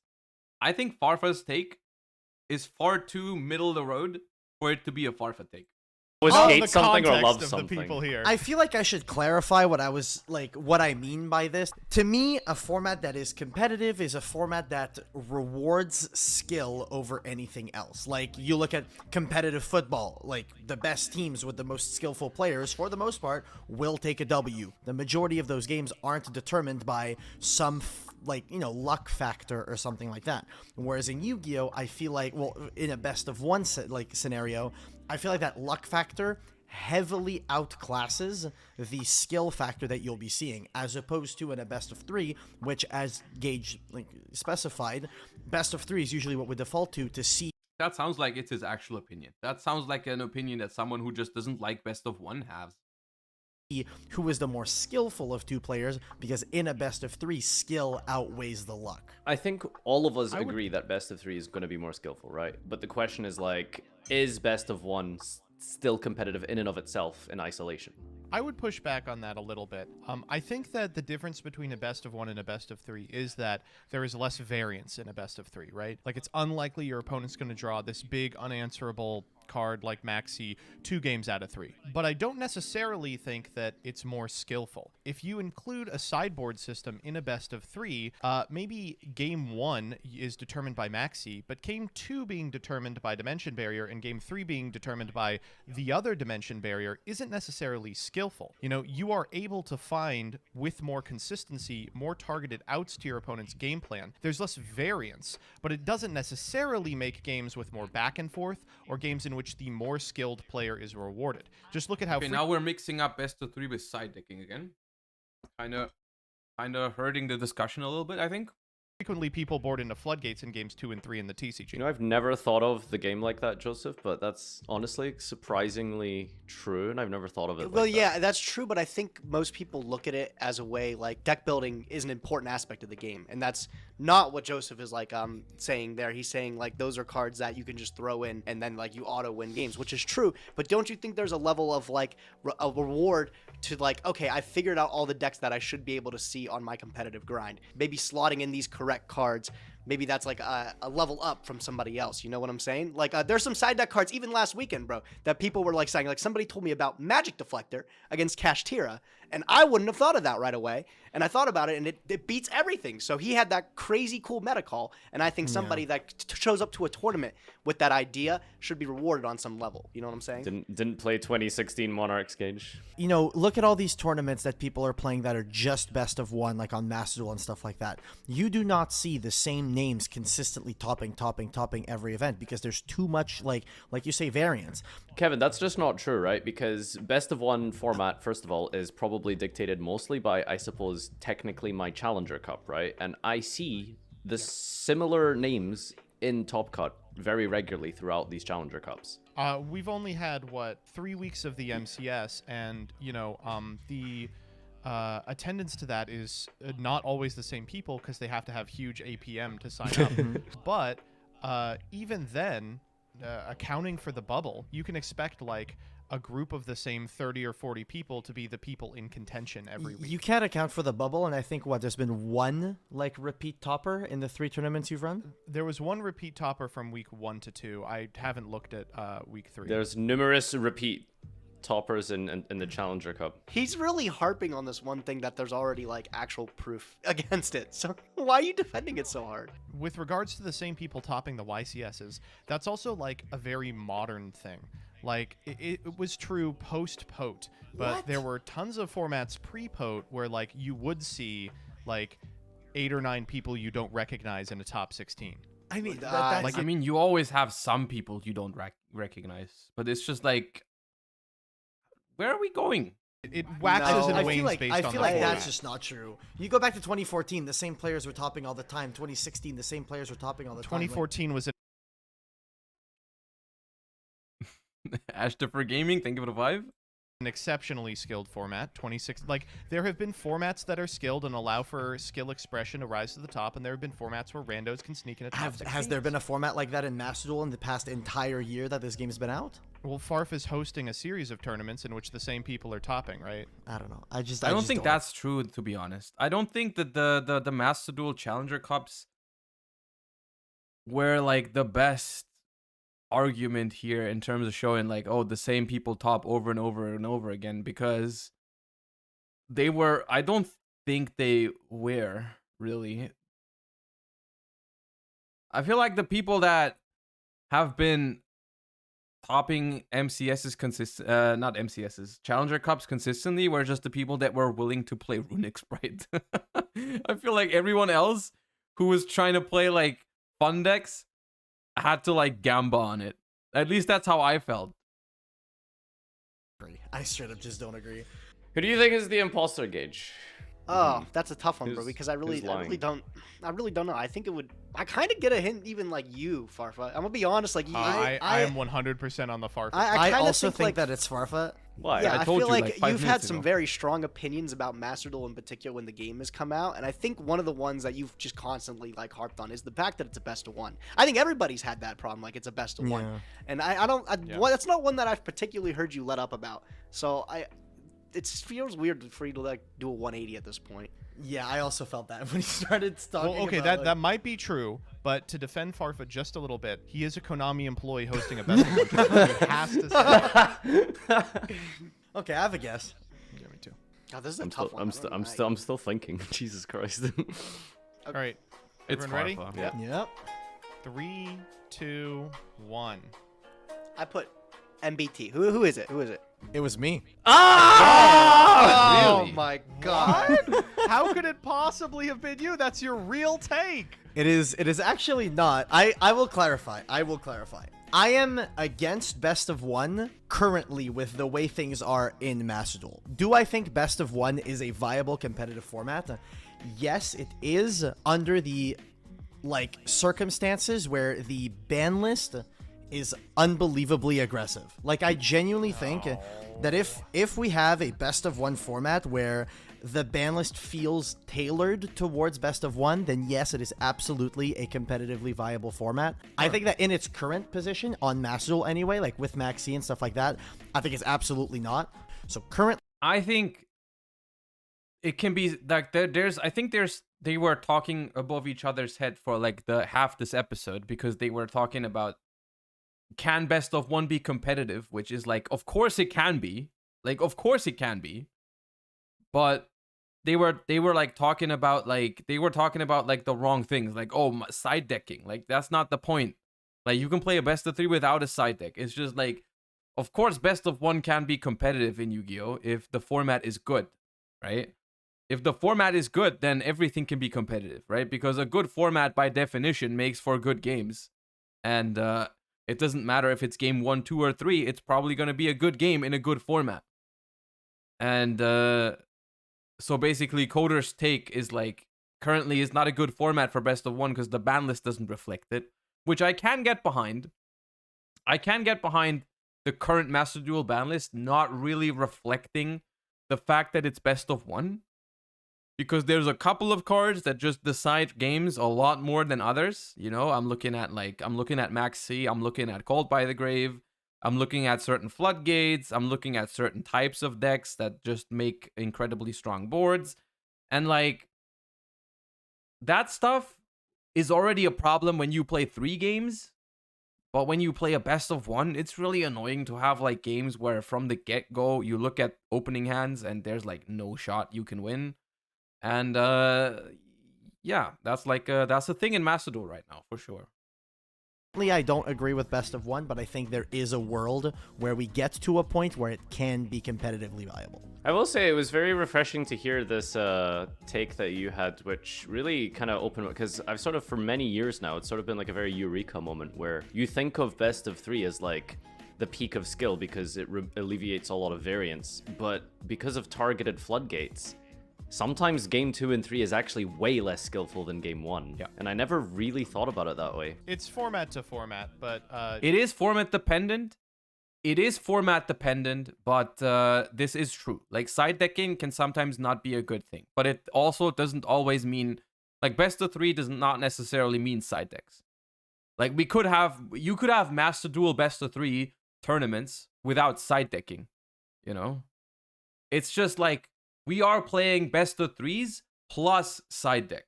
And there's other games that don't have it, and that's also fine for them. yeah, I think the D-barrier format at Nats was one that was, I mean, very specifically like that. Yeah. I even think, like, looking now, Joseph really did bring that, like, knock that out of the park. That was a good argument. Like, even with Thrust and pulling, like, Dimensional Barrier out the deck, but, like, I feel like that's something, like, it makes it even more consistent now that you're going to see those targeted floodgates. Thanks, Konami. I do think that side decking, the idea behind side decking is great, of course. I think the idea of, like, being able to take out some weaker cards in the matchup for some better cards in the matchup is great. It's a great dynamic because it rewards good deck building. It's like, of course, like a main deck is already hard to build, and then rewarding, like, you're having a side deck that you also need to build correctly is good, right? It's like you have more deck building to be done, and I think that's a good thing. I think the problem is that there's a lot of cards. I mean, once again, we're just like repeating myself each time, but like there's a lot of cards that should not be in the game in general. Love Thrust. Move one frame forward. You had to end it on that, didn't you? Yeah, let's free. thrust it up, boyos. Oh All my right. God. Let's go. All right, that was interesting though. I like that. See, always kind of sleepy suggestion. Where is it? Where is it? You can even do best of 1 with open deck lists and siding pre-game 1. That? I mean, that make it even worse though right now. Right now, that I feel like that would make it even worse. Unless you side before the dice roll. Right? If you can, like, add in hand traps against, you know, some... Nah, I guess... If you don't know who goes first, then I wouldn't hate it. That's the point. Yeah, if you so, like, and by that, do you mean only side before game 1 and then never side after? Like between games 1 and 2 and 2 and 3, do we just not side anymore? Do we have to set on a deck on a list before game 1? Because I think I would like that more, or best of 1, right? Oh, best of 1. Best of 1. And we side before the game. That'd be better for Master Duel, honestly. I think that would be okay. I think I'd be happy with that. Because then you can, like, if your opponent's playing a heavy combo deck, you can play a hand trap deck, but you still can't just put, like, anti-spell in your deck because you don't know whether you're going to go first or second. You can't really put D-barrier in your deck because you don't know whether you're going to go first or second. Interesting. Interesting. All right. In this game, I will be asking a popular YouTuber the price of 10 Yu-Gi-Oh cards. Their goal will be to guess the price of each card as closely as possible. For each dollar away they are from the correct answer, they receive a point. As points add up, the lower the prize. Today, we see if your favorite YouTuber can win the $1,000 grand prize. Moist Critical is one of the... Get this man on Konami R&D. I mean, the thing is, the idea was good, which means they probably wouldn't last very long on that, right? I don't know if they want that. I don't know if they want people that have good ideas. Largest creators on both YouTube and Twitch with over 16 million total followers. He loves all things gaming, playing nearly every game you could think of, gifting thousands of dollars for specific gaming achievements, and even starting his own esports org. He also keeps up with all things drama, following all sorts of scams or scandals in any community. Today we find out if he knows his Yu-Gi-Oh prices. Welcome back to Guess That Price, episode 15. Today, Ruxin still didn't write me back, by the way, about my episode. I'm still being ghosted. Just want you to His know guest is Moist Critical. How you doing today, Charlie? Hey, good. Just happy to be here. I'm ready to flex my knowledge on the old card prices here since I've got so many. I mean, I understand if you can get Moist Critical instead. Go for it. I think I'm gonna absolutely crush this one. I mean, you have every card like ever made, so it's. I mean, you should know these, right? I mean, just theoretically. I'll know them. I'll know them. I'm not worried about that. Okay, yeah, you're definitely gonna know them. Perfect. Okay, let's just go straight into question one. I'm expecting top-notch performance from you. Yep. All right, question one. We have Eldritch the Golden Lord Secret Rare First Edition. Okay, here we go. I'm pretty sure that this card used to be pretty expensive. I remember looking this up. There was one time in my life where I considered playing Eldritch.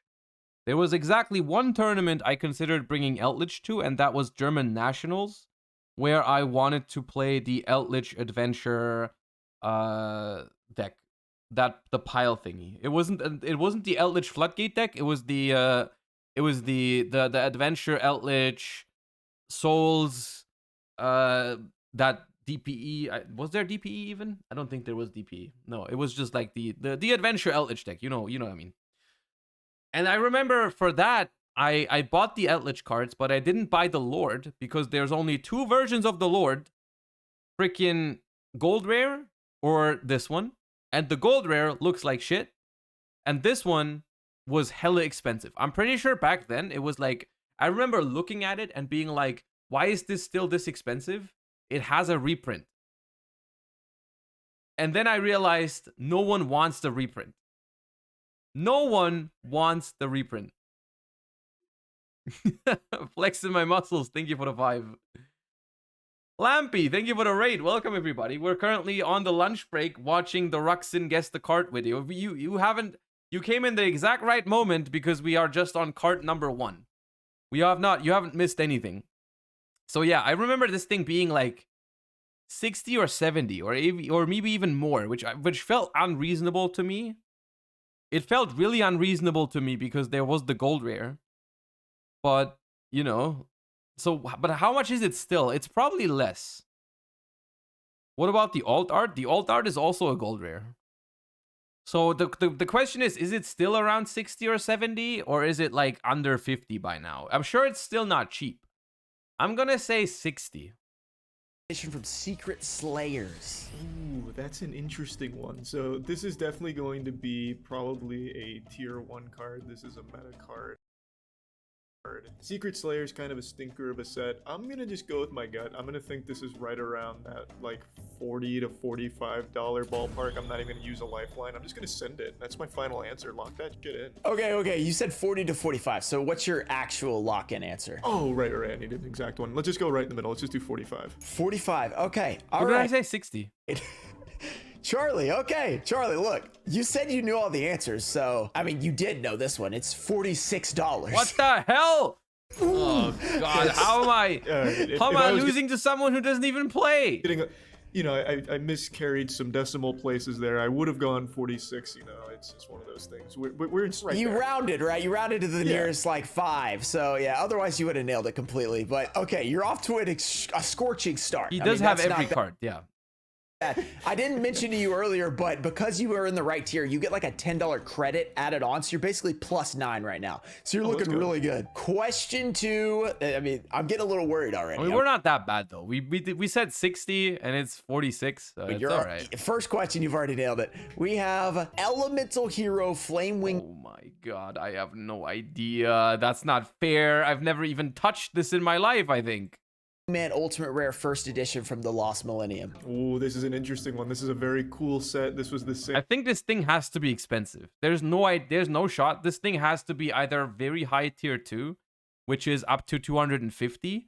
But I'm gonna be honest. I think this card is incredibly old. It's a freaking Elemental Hero.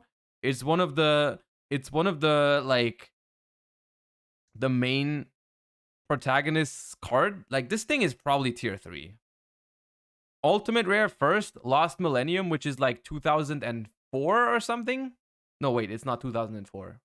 When is the Lost Millennium? 2005? This has to be tier 3.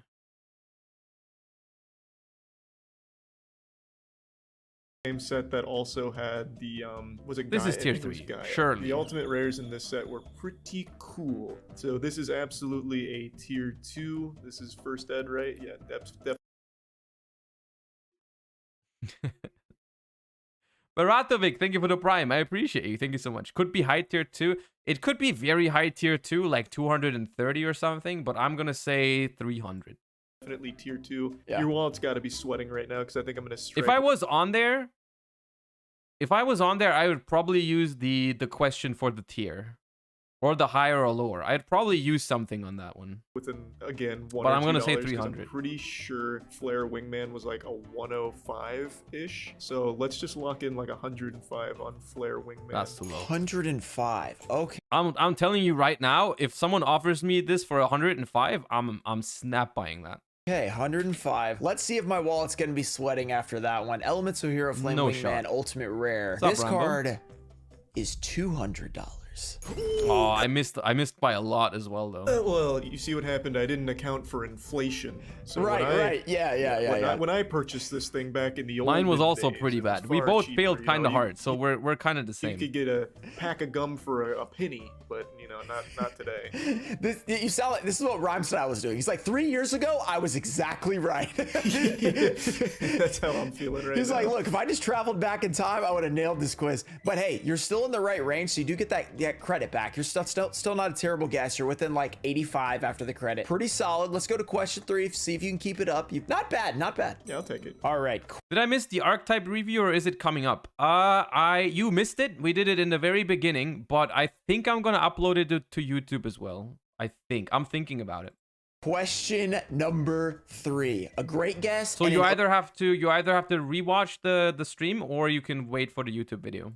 okay guess so far. Let's see if you can keep it up. We have DD Assailant Secret Rare from Oh. Dark Revelation 4. Yes, this is a very interesting card. Dark Revelations was a pretty stupid set that I'm not too big of a fan of, but I did decide to get this card. It's hard to find. I got it like 2 years ago. This is a tier 3 card for sure. I think when I got it, it was just over 400. So let's do some. It's that expensive. I knew DR4 was expensive as hell, but 400? You know what? I think I shouldn't hold that high standards to myself because I'm pretty sure that Ruxin is just gonna give Charlie a bunch of collector cards that I just have no chance of knowing because I just don't deal with that type of stuff. I don't have many collectibles. So honestly, I don't think I should blame myself for just throwing a number out there and it being completely wrong. But I'm just gonna say, I guess I should say Rough calculations 450. in the old noodle here. I'm going to assume it's gone up because it's only getting harder to find. So let's just add like, let's add like 50, 60 bucks. Let's go with like $460. You for the could DD say, Assailant. yeah, you could say it's probably gone up, but then you do have to account for the fact that, Yu-Gi-Oh! In general is like, it's gone down a little bit recently. Ooh, that's true. Oh, he's giving hints. Okay, that hint made me feel a solid 325. True, it's not as hot. I'm still going to 325 log is in, my though, guess. because I feel confident. Let's just You do feel confident? 460. 460, okay. All right, DD Assailant Secret Rare, you said you bought it for just over $400. Yeah, this was a couple years ago. Well, it seems like the price hasn't changed that much. This is a $400 card. I thought you were gonna go right on the head for a second. I was like, oh my gosh, he's insane. That's so unlucky the price hasn't changed. I should have just trusted my gut. I made a mistake asking you on because you've literally bought every card. So you've literally, you know how much they were. I know. Oh, I know. I still feel them. Oh my gosh. Most people would be like, what is even Dark Revelation 4? Like, what is that set? You were like, oh yeah, I know this set. Okay. Yeah, that was a weird set. They had like it was mainly just a bunch of reprints, but then they had some weird rarity ones that they threw in, like the Assailant, and then they had the orbital laser one that I forgot the name of. Yeah, they have some really like satellite cannon and stuff like that. That's the one, satellite cannon. Yeah, they have some strange, like almost every holo in here is like ridiculously expensive. Like I think I pulled like a BES Tetran and the lowest listed was like $105 for a super rare, and I was like, this cannot be right. It's such a weird set. Okay, all right, it's still a pretty good guess for tier 3 because those are usually where it It's goes a different awry. world, So 60 really. bucks off. Like collector, Yu-Gi-Oh! From a collector's perspective is literally a completely different like world. Yeah, it's like it's a complete it's its own universe. Not bad at all. Question 4. You haven't even thought about a lifeline yet, so keep in mind you do have those. I mean, you've got those. Let's go to question 4. This one is Lumina, the Lightsworn Summoner, super rare from Champion Pack 8. Ooh, so now you found I used to have these, by the way, when they were $30, and I'm afraid I don't want to know what they are now. But I used to own super rare Luminas in like 2010 or something. I did have this. I had a lot of these cards from Champion Pack back in the day. I owned, like 16-year-old me owned 3 super rare Book of Moons, for example. And also 2 super rare Bottomless Trap Holes. And super rare Spirit Reaper. And all that kind of stuff. I owned all of that back then because it wasn't expensive. It simply wasn't that expensive. Like, and I don't have it anymore. I don't have it anymore. I don't know how much this is now. I have no idea. This could be 200. This could be 400. I have no idea. something in my Achilles heel, so I didn't bother with super rares. I'm very familiar with Champions Pack. This one's going to be a little tough for me. So there's an ultra rare in every Champion Pack. Those were the ones that I'd grab. Those I don't know. I'm gonna throw. Is this low tier 3? It could be tier 3 by now, but it could also be high tier 2. This is where I'm kind of at. I'm like between 200 and 300. I think it's between 200 and 300. I'm just gonna say 260. weren't tier 3. What are tiers in this context? Tier 1 is a card from $0 to $100, I believe. Yeah, dollars is what they use. Tier 2 is 100 to 250. And tier 3 is 250 to 1,000. 1,000 is the maximum. Yeah, ironically, the super rares from Champion Pack are actually usually the valuable cards. In general, I'm not telling you the answer for this one, but you do have your lifelines if this is not in your wheelhouse. So there's probably not a lot of super rares left on the quiz, theoretically. It's the USA price. Yeah, they use dollar. Let's prices, use yeah. lower or higher. I'm gonna throw something out, and you just tell me where I'm at. Hot or cold. I'm going to assume that this is going to be around the ultra rare, maybe a little bit more or less. So let's just go with, I think in this one, I think it was like a little over like 150 at the time. So let's just say 150, lower or higher. First lifeline being used. First time we've finally found a weakness in your armor, a chink, as you could say. This card is more than $150. Okay. Then I'm not convinced it breaks tier 3. If I can give you some info on Lightsworn. So Lightsworn is pretty popular. I'm sure you know that, but it is also playable in Edison format, which is pretty popular right now. And this is the highest rarity of the card. This is the highest rarity Lumina. I mean, if you're going by like highest rarity, not as in literally like Starlight, ultra rare, but this is like the high rarity card people use to bling out their deck. My gut's telling me it just doesn't break tier 3, so I'd be a does. fool to go against it. I'm gonna go a little under tier 3, so let's do like a 225 for that card. Okay, I like it. I mean, you should never go against your gut. That is true. I agree with that. However, your gut may have steered you slightly wrong. Not too bad. It's a $294 card. Okay, I said 260. That's not bad. Unlucky. I believe this is actually the most expensive card in Champion Pack 8. A lot of the Champion Packs, the super rares are like crazy, and then the ultras kind of suck. A lot of the time, I don't know why they did that, but for some reason they did. The ultras Still, were never really not playable. too far Most of off. them You're were bad. in the ballpark. You didn't hit the tier this time. reprints but you're were where less it's than at like with the 70 Champion whatever away. So pretty solid. Yeah, that was definitely a curveball. Nice one on that. Question 5. Maxi Secret Rare First Edition from Storm of The Ragnarok. thing is, I know that for Maxi, the ultimate rare is completely madness. And I don't know why. I'm gonna be honest with you. I don't know why, but I'm pretty sure that an ultimate rare Maxi is like $700 for no reason. Ulti is like, you cannot literally afford Ulti Maxi. It's so expensive. It's so stupid. It's so unreasonable. I don't know why. I genuinely don't understand why Ultimate Rare Maxi is that expensive. Just in case it comes off the list, that literally can't be the reason. That'd be so dumb. The one thing I could think of is like what you're saying is crazy is like, because Maxi is like one of the most played cards of all time, maybe there's not that many in good condition. You know what I mean? OCG players buy it. Okay, maybe the OCG gets them to like bling out their shit. That could be a reason. Okay, I get that. Because it's legal in the OCG.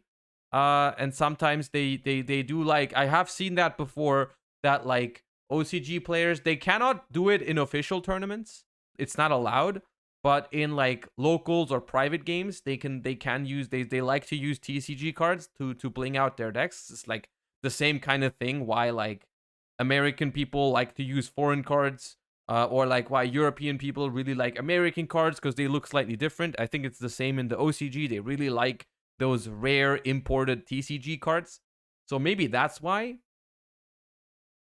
That's why, but I know that Ulti Maxi is unreasonably expensive. 480 for the first German and then 695. Yeah, like it's insane. It's insane, and I don't know why. I don't know why anyone would ever pay that much, but okay. The secret rare though, I'm not sure if the secret rare is that much. I don't think the secret rare comes close because everyone considers the ulti to look way cooler, and it's probably over 100, but I don't think that the secret rare maxi would break tier 3. I feel like the secret rare maxi is probably a tier 2 card, is what I would guess. How do you feel about the maxi? And I would say it's probably not even over 200. It's probably like between 100 and 150. We already had 2 tier 3s. I think so. The Assailant and the Lumina, yeah. I'm gonna say 120.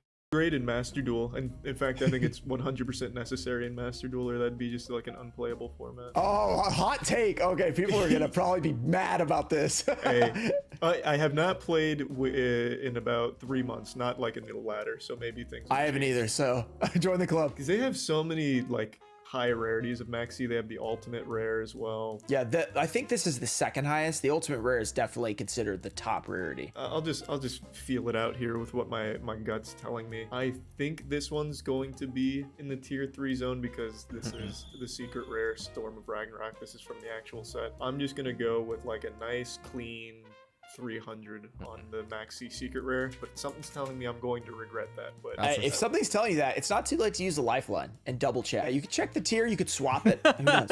I love how Ruxin always when you're really fucking up, Ruxin's there for you. Dude, let's do the tier. What tier is this? Okay, so you went for it and you're like, let's try the tier. Let's double check. Great decision, Charlie, because this is a tier 2 card. Okay, I'm sticking with my huge. 120. Tier 2, that tells me a lot here. I don't even think it breaks 200 if I'm being honest. I think it's gonna be less. Okay, so you said that tells you something. What did it tell you? That it's not, I mean, obviously it told you it's not, you know, tier 1 or 3, but what did it tell you? It tells me that this card's still got quite a lot out there, so it's not going to be like a super hard to find card, which means the price isn't going to be crazy. Okay. So I'm going to guess that it's, I think I'm going to stick with like a 200 here. Even though that even seems a little high to me, it just feels a bit safer to go with that. I'm just waiting for you to talk yourself into another number. I know, this has been all over the place. You know what, no more second guessing, just do 200, lock it 200. Okay, all right, so we have cut off 100 since you used the lifeline. I will say that 100 was definitely in the right direction. This card is $123. Oh! Yeah. Oh. Yep. Oh, you're still we within were 100 so though. close. You have yet to go over 100. $3 off. I thought for a second, I thought we had it right on the head. The Courage Hound. Thank you for the prime. Appreciate you. Thank you so much.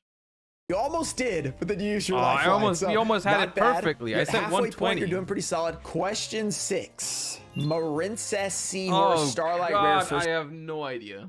edition Rising Rampage. I chased this card. How? I don't know if these have really like shot up. Is this one of the ones when you opened like 100 boxes back then? Oh yeah, absolutely. This also had the trap card secret rare that I'm blanking on the name. I'm having of, a great day so Storm far. How are you? Dragon or Yeah, something. Rising no, it wasn't. No, that's the name of the set. What is it? Storm. It's like I mean it's a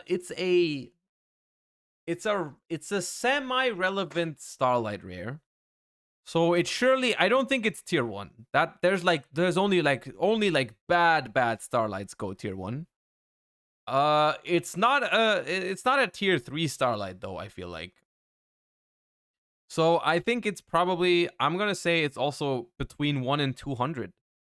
So I'm just gonna throw a 150 out there. Like I don't know if it's like closer to 200 or closer to 100. I think it's 150. Dragon's Return, yeah, you're right. Yep, that's the one. So that I pulled that one. I don't think I ever pulled the Marincess. Did you pull Apollosa? 150 No, gang, yeah. I had to. Oh, I think I had to it's get like that. $2,000 now. Oh, I have it. I had to buy it though. It was cheaper then. Yeah. Marincess Seahorse, I don't think was a very big one at the time. I know Storm Dragon's Return was the cheapest when I pulled it, and I think Marincess Seahorse was right above it. And I think something's telling me it was like right around 400. Because, yeah, I think that's probably right. I doubt that it's gone up unless Marincess is seeing play for some reason in like a new deck. Let's trust me. I'm gonna go 400 on the Marincess Seahorse. Let's get a wacky number in there so I Ruxin preparing to give a little hint. can see if I can hit it on the nose. I'm gonna go with $414. $414 for the Marincess Seahorse. All right, this card is $280. Oh, wait, it's still tier 3? Okay, we also messed up, chat. Oh my god, he was closer than us, chat. He was closer than us. Oh my god. How is it going down? So the Storm Dragon's Return's all the way down to like $50 or $60 or something. No, actually it might be like 100 now. This one I think also went down, but then the Apollosa went the other way and went way up. So I guess because this isn't really being used and it's not very good, I guess. And it's not, I guess, collectible for the most part, unless you're collecting all the Starlights. It's like, you're not really collecting Marincess, I guess. That's my guess. I don't really know. That blows my mind because this is the first set that had Starlights. In Right, the yeah. US. I guess it is a it's very literally old one of the first Starlight, Starlights. right? It's one yeah, of 4. it's like Wow, 2020. okay. But that's this one Or being 2019 dropped. even? No big deal. Oh, yeah, We're cutting it 2019. out. Yeah, Jesus. Nothing to worry about. Hey, that's your third tier 3, so you may or may not even have another one at this point. So you, unless it's the bonus one, you don't have another tier 3. Okay, question 7, rebound. How is this more expensive than Ecclesia? Don't question it. If I've ever learned one thing about card prices, for most collectible things, the playability of the card doesn't mean shit. It doesn't mean anything. Question coming up. Cyberjar Ultimate Rare First Edition from Duelist Pack Kaiba. I have no idea. I've never. Oh, this one's not very expensive. Duelist Pack Kaiba is a cool set, but it's not like super expensive cards in there. This one also had like the Ring of Destruction. I think it had the Pot of Greed. yeah, Pot of Greed, and it had 2 more. I know the Pot of Greed is like kind of expensive in Ulti, I think. But the Cyberjar, I really have no clue. I'm guessing it's tier 1 because we've only had 1 tier 1 so far. I think we've only had 1 tier 1, so it's probably in tier 1. So right, because it was throw a 5. solid Yeah, Chaos 65 Emperor out there. And Chaos I don't know. Emperor. Crush Card, I believe, was the 5th. This one, I don't remember being one of the top of that, and even still, it would have been under $100. I'm pretty sure Cyberjar was a tier 1 card. So let's go off faith. I'm gonna go with $92 for Cyberjar. All right, getting a little wacky with the numbers now. Get the random stuff. Trying to What did I say? 75 or 65? I said 65, right? nail it on the head. I like said it. I like the 65. strategy. Okay, question 7. Was this your rebound question? It was. This card is $80. Oh, a little high. Okay, I shot a little too high. That's still good. I mean, that's a great guess. So you're up to 2 tier 1s, 2 tier 2s, 3 tier 3s. That's going to really start mattering towards the end because you'll be able to like know for sure one of the last 2 is whatever the actual one is. So question 8, nice comeback. Let's get onto that one and see if you can nail this one. We have the Volcanic Doomfire Ultimate Rare First Edition from Force of the Breaker. Okay, this is kind of like a nothing burger card to me. I don't know a whole lot about it. I have it, and Force of the Breaker is kind of a bad set. Force of the Breaker is the one that I think also had the Crystal Beast Ultimate Rares.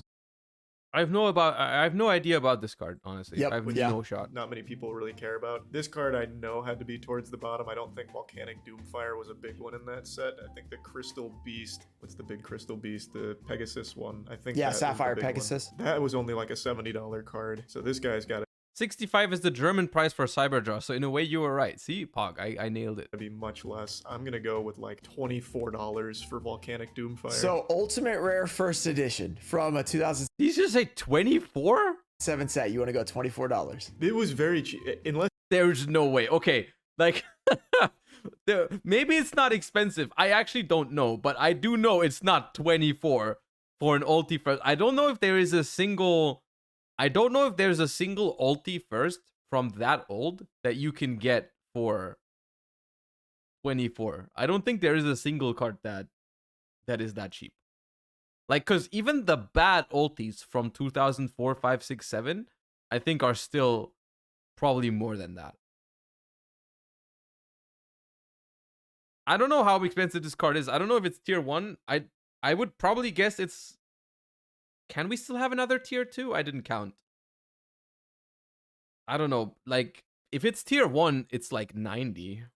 Things have skyrocketed. Force of the Breaker was really cheap when I got it a couple of years ago. I'm just double checking. You want to lock in $24? You know what? I'm gonna add $10 since you gave me the attitude. You're gonna give me the Rux in 34. That's what you're gonna do. Yeah, we're going $34 on Volcanic Doomfire. I'm pretty sure it's still going to be cheap. Okay, all right. There are many ultis that are around 20, maybe, but like not the cover card. You asked for it. The Volcanic Doomfire. Ultimate Rare First Edition. This card is $183. Okay. What happened to this set? What? I mean, it's the cover card. It's got to be worth something.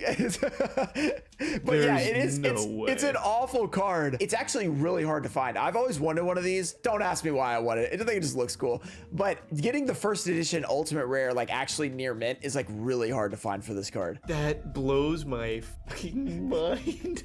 You're like $24. This card sucks. I think the Crystal Beasts have gone up a lot too because of the Battles of Legend Crystal Revenge as well. So that could have just influenced the whole set. German in first set is 96. See, I said 90, so I'm kind of like nailing the German. It's probably like the worst accident. GX set, but it's still like it's old, so people are gonna buy it. But yeah. Wow. Hey, you went $10 up. That works. Okay, we'll take it. Last two questions. Yeah. Let's just pretend like that one didn't happen. No big deal. Hey, you still haven't missed one that bad. We've had a lot worse. We've got 2 questions left. So far, review, you've had 3 tier 2, 3 tier 3. That means the last 2, one of them is guaranteed to be tier 1. Keep that in mind. The other one's completely random. I'm going to ask you both of these at the same time. Okay, I'm ready. Question 9, we have Elemental Hero Bubble Man Ultimate Rare First Edition from Cybernetic Revolution. And number 10, Graceful Charity Secret Rare First Edition from Legendary Collection 3, Yugi's World. Cool, so Okay. this one... We are missing a tier 1.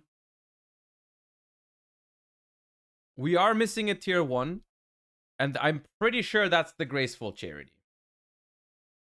I'm like, no, I'm not even pretty sure. I'm 100% sure the Graceful Charity is tier 1.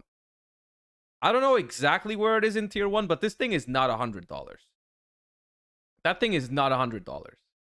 And then the Bubble Man is like the wild card, which could be anywhere, but I think the Bubble Man is probably expensive. Like maybe high tier 2, maybe low tier 3. But the Bubble Man is at least tier 2. The Graceful is tier 1. I don't know. I don't even know if this thing, like the Graceful, is probably like 25. Even that would be expensive, I feel like. Even that would... Is this the highest rarity on Graceful? The Secret Rare? I guess it is the highest rarity on Graceful. I guess it is the highest rarity on Graceful, so maybe it's like 20 to 30. Irundel, thank you for the raid. Welcome everybody. Appreciate the raid. Welcome. We're finishing lunch break by doing some good old React Dandy, and then we'll go back to Master Duel. Yeah, I think the Graceful is like, I'm gonna say 30, and the Bubble Man, I'm gonna say 220. One's easy. The Graceful Charity's tier 1, Bubble Man's tier 3. Bubble Man is really hard to find in good condition, so Bubble Man is absolutely the tier 3 in this one. Keep in mind, React streamer. I'm not always a React streamer. It's just when I have lunch break. I promise. Cybernetic Revolution's an older set that was really hard to find. This one also had like the Cyber and Dragon and all that. I think Bubble Man was like somewhere in the 300 range. Graceful Charity, I remember being, I think like in the $20 range. So let's... I'm coming rapid fire here. Graceful Charity, I'm going to lock in a $26 price tag on that puppy. Okay. And then for Bubble Man, I'm just going to... I don't think it was more than 300. I really don't. But maybe it was. Because Bubble Man's also pretty rare in another set as well. It's one of the old GX collector sets that I can't remember the name of, but it also had Oh, like, the secret rare one? Is that the one you're talking about? the secret rare one. Yeah, it's like a promo, but it's really hard to find that product. Yeah, I think Bubble Man just in general is a pretty tough one in this set. I Say a know he was number. a big boy. Let's go a little higher than 300. I'm gonna do it. Are you going with or against your gut right here? That's the I'm question. going kind of against it because I feel like it's to the 300s. Changing but- strategies. Yeah, but I feel like, maybe it's more now, a couple years later. So let's account for that. Let's go with like Who a pays over 300 for a Bubble Man? $48 on Bubble Man. Okay, so you were saying, okay, this thing's probably not over 300. Then you decide to go against your gut and go an extra $150. Yeah, because if Volcanic Doomfire is somehow already that much in Bubble Volcanic Man, Doomfire's throwing What you did I off, say? isn't it? 220. that's really that's shaking said my 220. confidence. Okay, here's the difference between And I those two said cards. 30 Volcanic on Doomfire Grace. is the cover card, and it's an ultra in the set. And then Bubble Man is just a rare in the set. So there's a pretty big difference between those two. I just remember Bubble Man. He's one of the top 5 in that set because I remember that one was kind of hard for me to actually get when I was looking for it. And that was a couple of years ago, so I imagine it's even more difficult now. Maybe it's not, though. Maybe you're trying to tell me something. I could be, could not. Who knows? Maybe you're trying to transmit a little information through the ether. Let's bring it down. Let's go with like 373 on Bubble Man. 373. All right, you're ready to confirm those answers? Yeah, I'm confirming them. Run it. So you didn't use your swap. That's okay. You didn't need it. Or at least you think you didn't need it. All right. Question Hopefully. number 9. We have the Bubble Man Ultimate Rare First Edition. I'm going to save that one for last because that was the one you think is a bigger number. Graceful Charity Secret Rare First Edition from Legendary Collection 3 Yugi's World. You said 26 bucks? Yep. This card's $39.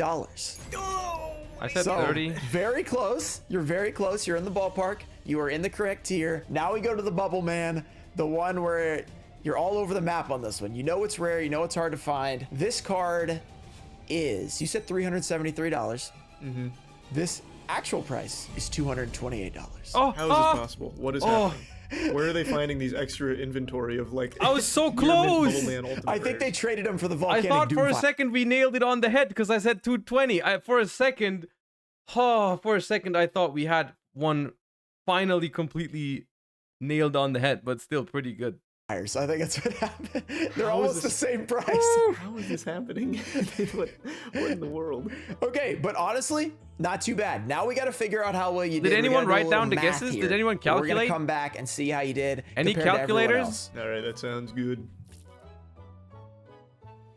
Are you ready for the reveal of how you did, Charlie? Yeah, I'm ready. I'm a little disappointed in my performance. I thought I'd do better. Look, I thought you did really well, especially considering you bought all these cards like 2 years ago. So it's like really hard to keep up when you haven't checked them in like 2 years for the most part. I was 579 really worried about that total. first question, though, Even when with the 10 bonus thingies, if we do the right tier.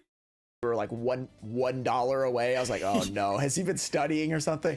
Okay, Yeah. let's just see how you did. So overall, your total value of your 10 cards was $1,873. Okay. You were off by a total of $606.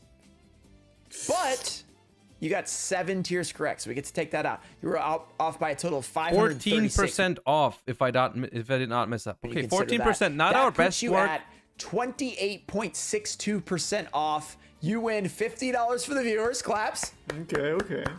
And you are also, look, you beat Rhyme Style and you beat Farfa. So not a bad performance. 14% off is not that bad. We'll Hey, take it. that. That's take not that. Forgot the bonus. Okay, then bad probably at all the number sounds look, right. 2 years ago, it's been a long time. So Okay, not too bad. Now, the only question that remains is when will Roxin stop ghosting me and actually get me on that thing so I can get like a solid 50% off or something.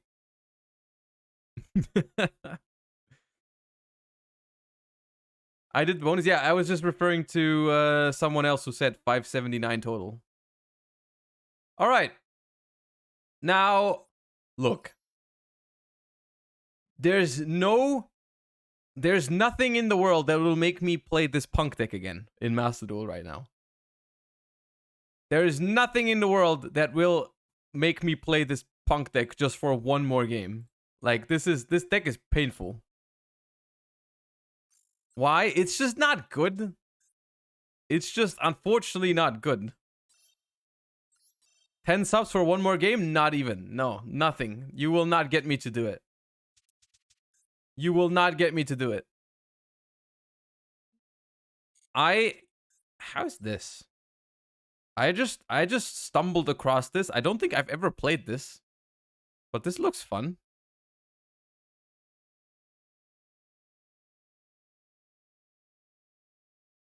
I'm queuing this. I'm queuing this. I don't care.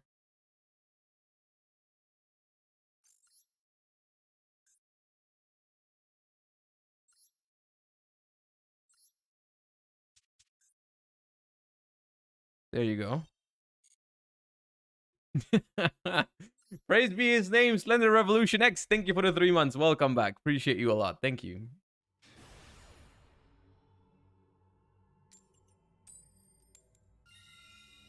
Melfi Supremacy. I would play Melfi, but that's not in the game yet.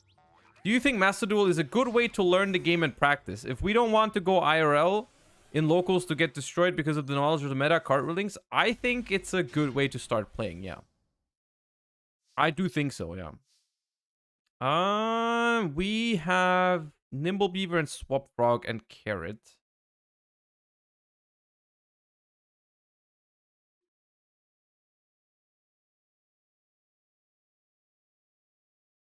Nah, man, the Punk deck was just not it. Do I start with Beaver or do I start with Swap Frog? I think I start with Swap Frog because it doesn't play into Max C as hard. But thank you for the 6 months, No Too Broken.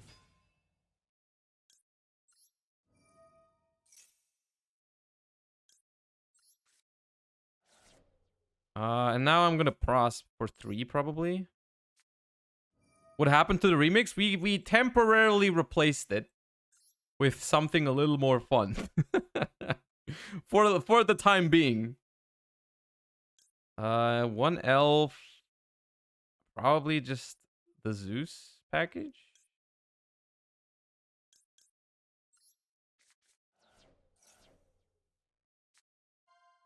Ash, enemy, pixies.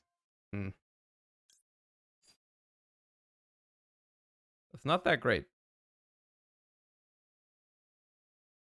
Probably Ash.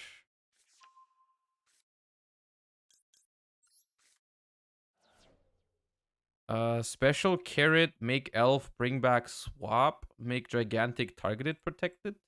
Probably it plays into Nib. They have something. They probably have Imperm. This is without Runic, because I've played so much. I do think Runic Spright is the best deck. I do think Runic Spright is the best deck, but I've played so much of it that I kind of don't want to... Like, I don't want to just play that deck. I want to play something else as well.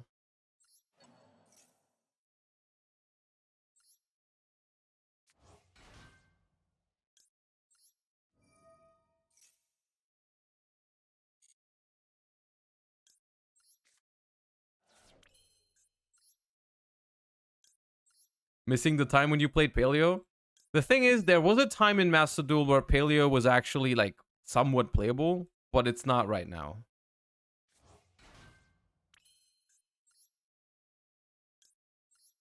There's a time and place for everything, but not now.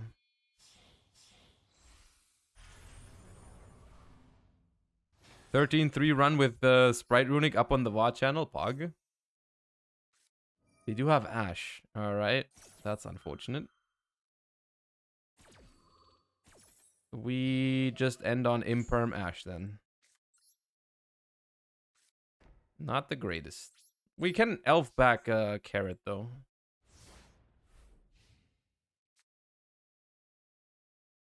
We do get a Carrot from elf, which is something. Okay. That's probably Rika, is it not? Do you Ash Unexpected die? I mean, you can. But you can also wait for sowing, I think. That's fine. Yeah.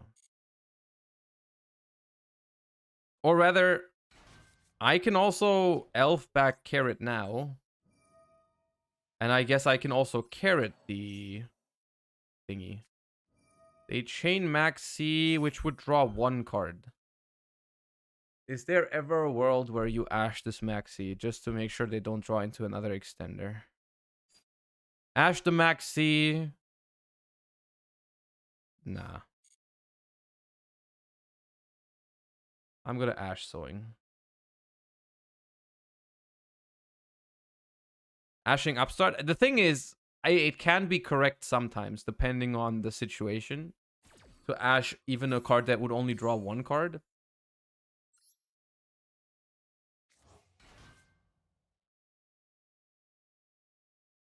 They have called by? They would probably called by the carrot.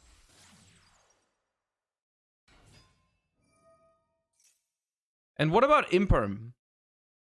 Do I ever Imperm the Dryas? Or do I wait?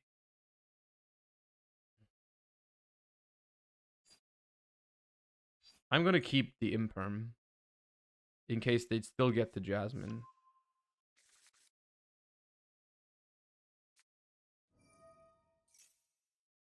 I'm gonna Ash Sowing.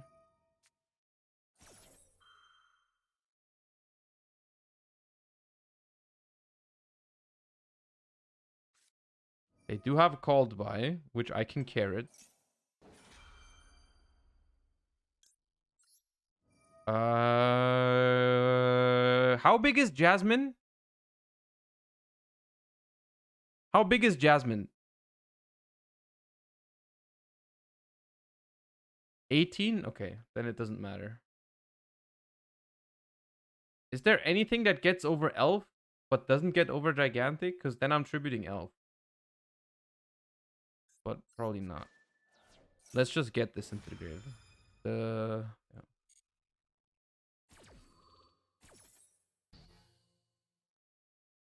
Yes, destroy called by. Because I hate it.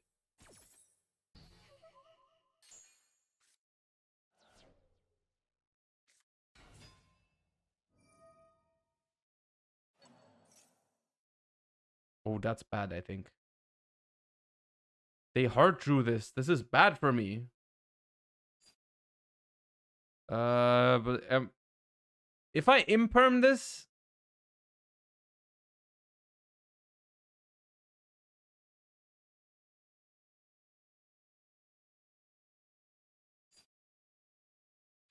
If I Imperm this, how much can they do with these two?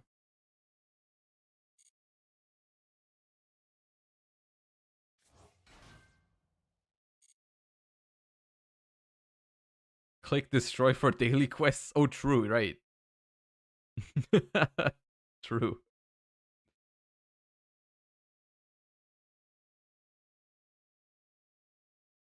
If you Imperm it and he doesn't have Mudan, best scenario is Dance P.U.N. for 3 and hope they miss. But I guess they, yeah.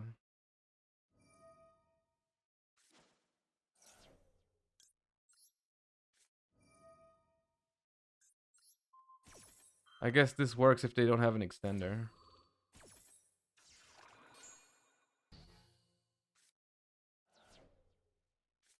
Oh, they have everything.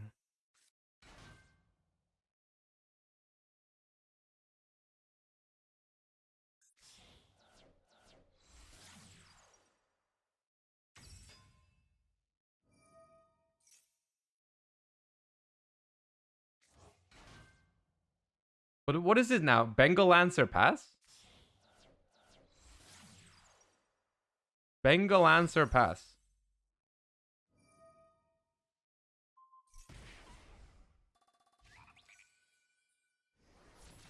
I mean, we can beat that. Hello.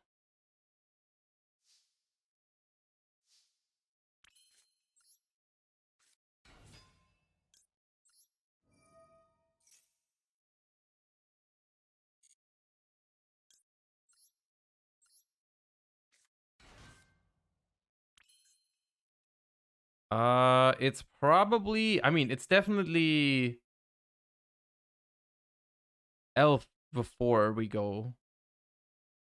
Yeah, it's Elf before we try and go Gigantic. We have one Banished Swap Frog, So it's elf first.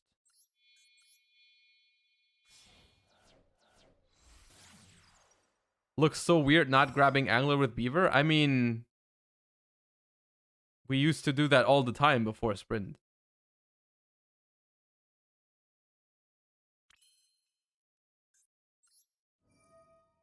This targets, right? Let me just quickly make sure. Target a monster, yeah. So this.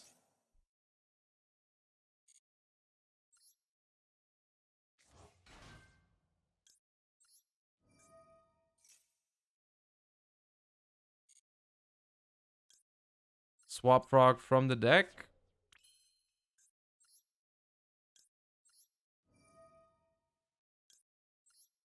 What are the toxic runic cards? We're not playing runic on purpose. I think it's better, but I want to play this a little bit.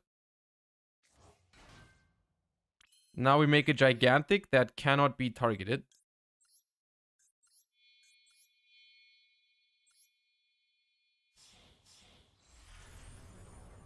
Gigantic animation is so sick.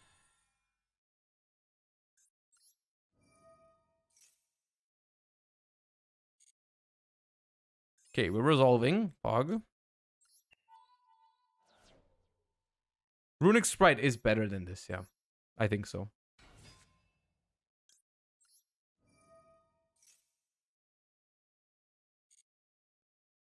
Let's go for Jet.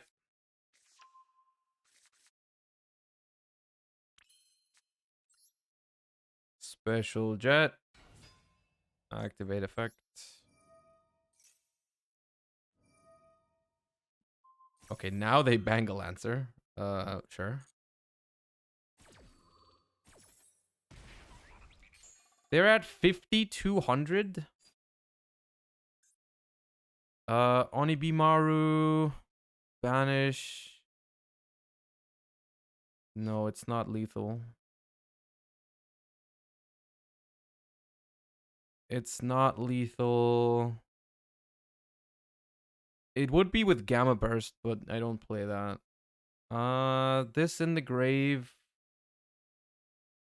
Putting this into the graveyard is kind of pointless because it will just return. How did P.U.N.K do? P.U.N.K did absolutely awful.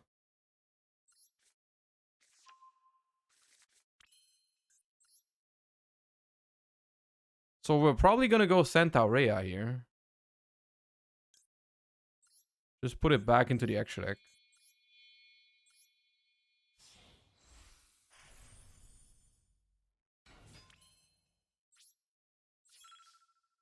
How am I down to 60 seconds? What happened?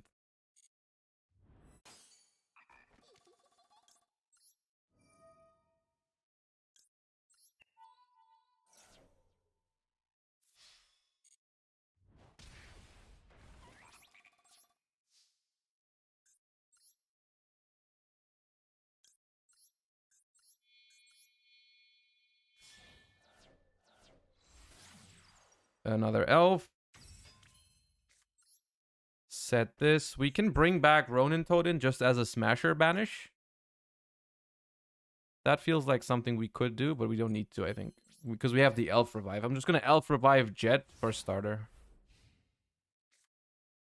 You think it's better Runic Naturia or Runic Spright for the TCG format? I think they are both solid. I don't know exactly what's better. I think they're kind of equal. This will add a Rika monster. I'm just gonna go elf or Jet. Wednesday is the Ishizu update. It's March 8th. Yeah, it's Wednesday. Is this the same list on Discord? No, this one is. I can put this on Discord. Thank you for reminding me. This is not the Runic Spright one.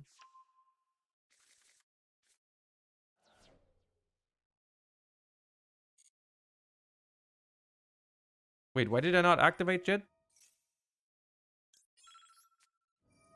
Why did Jet not activate? Did I right click? Oh, I may have right clicked. I was focused on chat, but we didn't need it. We didn't need it. No, I had targets. I definitely had targets. I was focused on Jet and right clicked. I don't know why. We don't need it.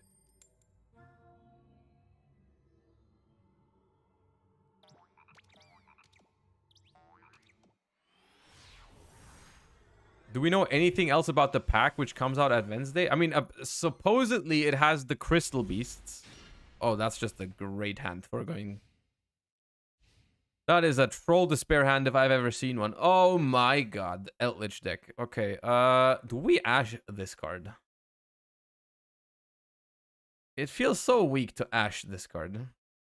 I'm not going to Ash this card. Oh god, it's the wacky art.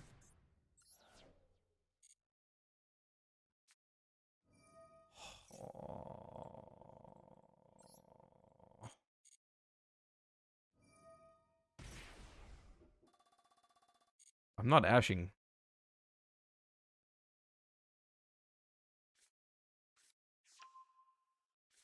Conquistador. Oh.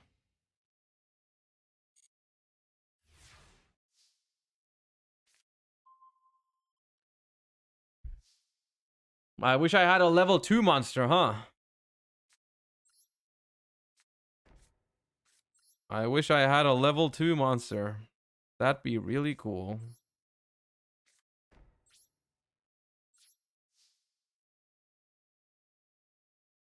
Where would you fit Ishizu cards before tiers? I mean, I'm gonna experiment with it. That's one thing I'm looking forward to on like Wednesday.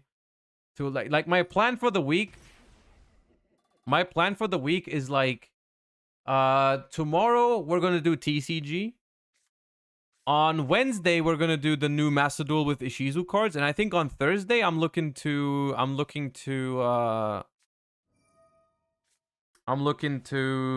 what's it called? Edison.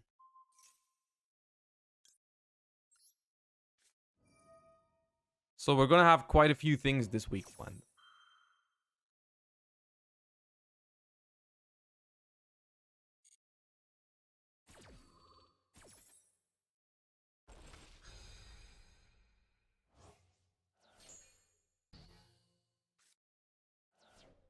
Time traveling Thursday is back, yeah. Why is there no tier in Master Duel? They just simply have not released it yet. They simply have not released it yet. Why are you using your Conquistador?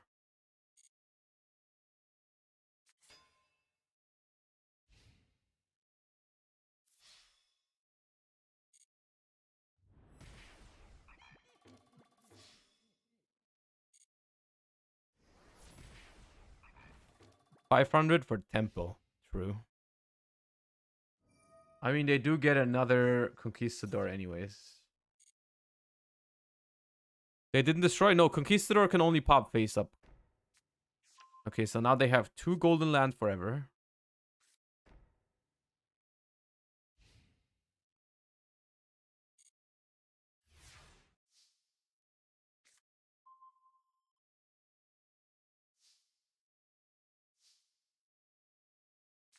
I guess.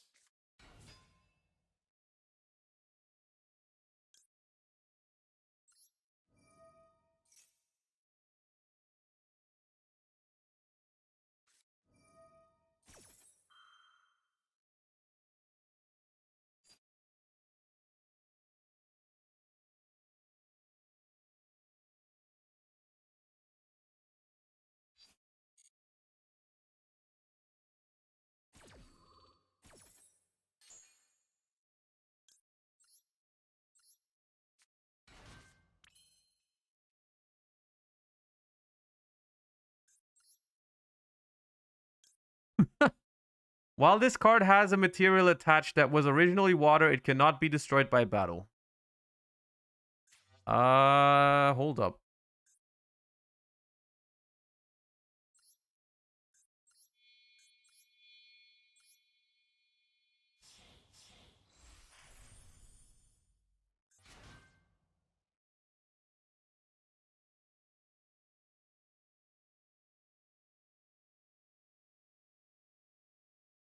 Oh, come on! Oh, you're just not a very fun human being. Like, why would you be such a... why would you be like that?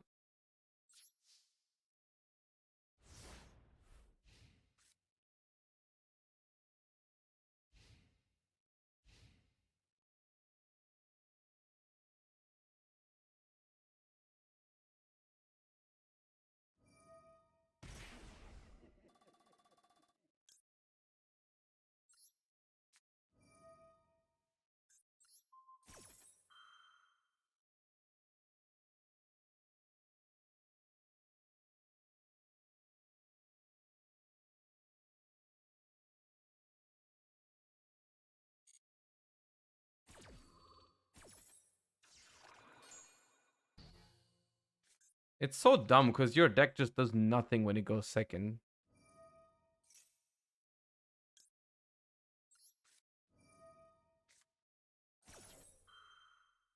But we decided to lose the dice roll, which was a problem. That was dumb of us.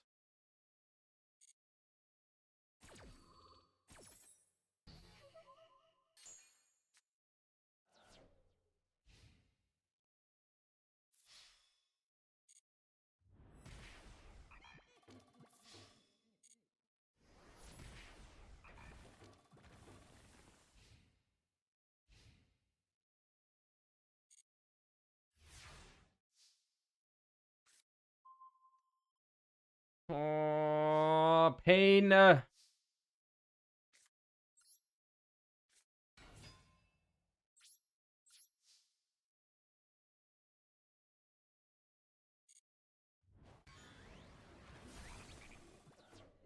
Can I enemy to take under rivalry? I think I can, right? I'm just gonna try. I think I can. Yeah.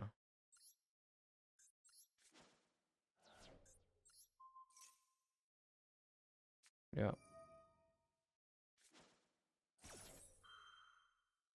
So that forces this.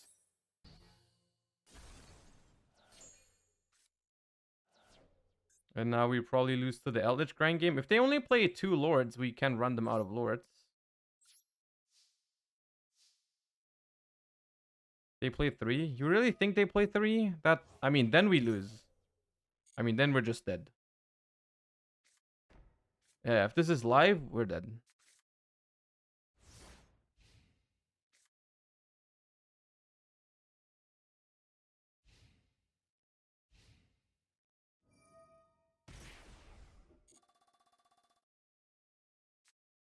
They play 3. Unfortunate. Wait, can Elixir summon from grave?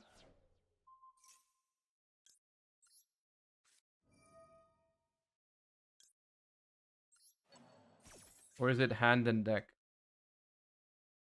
Oh, yeah. Well, that was frustrating. That was a frustrating game. It happens.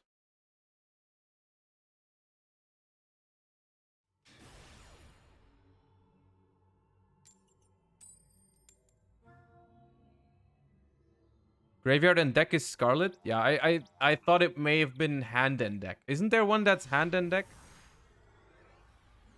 Which one is hand and deck? Or is that no? Is there none that does that?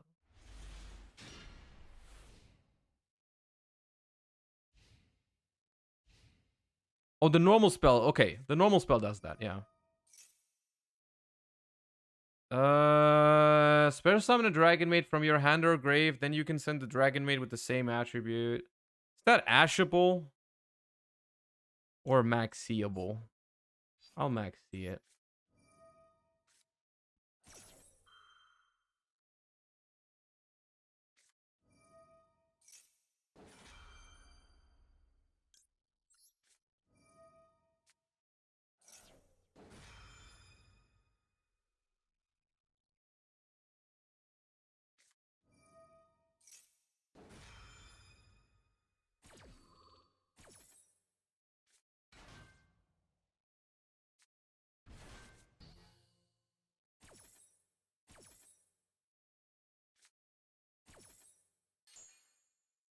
Well, Maxi resolves.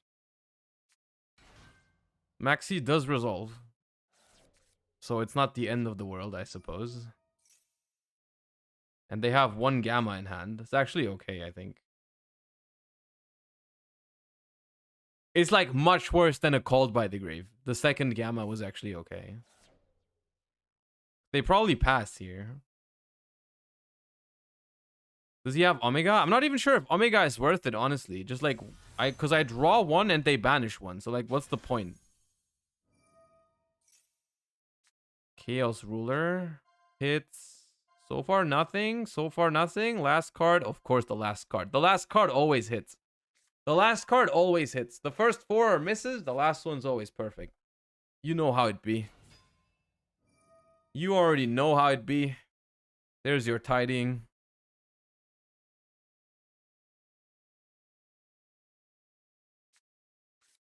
Did you craft foiled versions? No, I just got these. I think. Randomly. Well, for the rares, I sometimes do, but...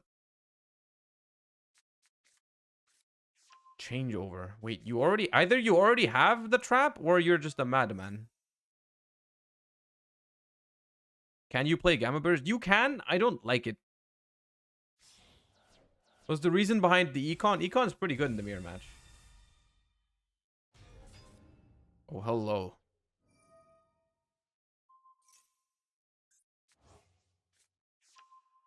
Wait, they fused away Magical Dragon for a shoe. Okay.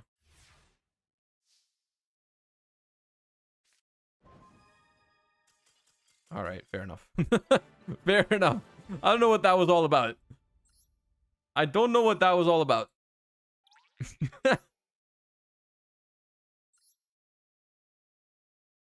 Huh? I mean, they have a shoe against 7 cards in hand. Like, what the hell are you trying to do? What the hell is your goal?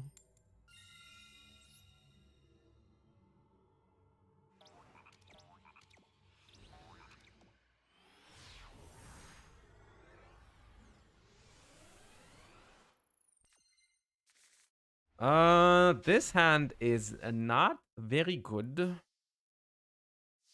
But I guess it does have some backup. Like Maxi Ash Cosmic backup. And it can play.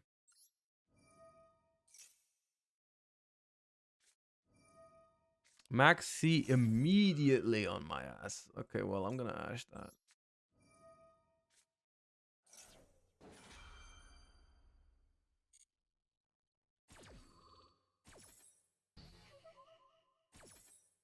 I'm gonna be honest. The fact that they gave Ash Blossom a sound effect is the most disrespectful thing they've ever done. They could have not done anyone anywhere. Like they did us so badly with that. They should not have done that. It's so bad. Next, the only thing worse than that they could have done is give Maxi a sound. Like, then it's over. If they give Maxi a sound, it's over.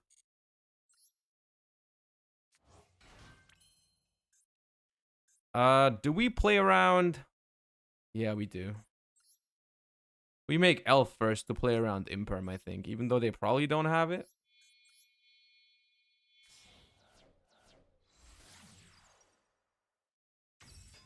Now it's very important. This Swap Frog that we're summoning, we cannot use its effect. If we use its effect, it has to send itself. So I need to remember to right-click here. Right-click performed successfully. Nice.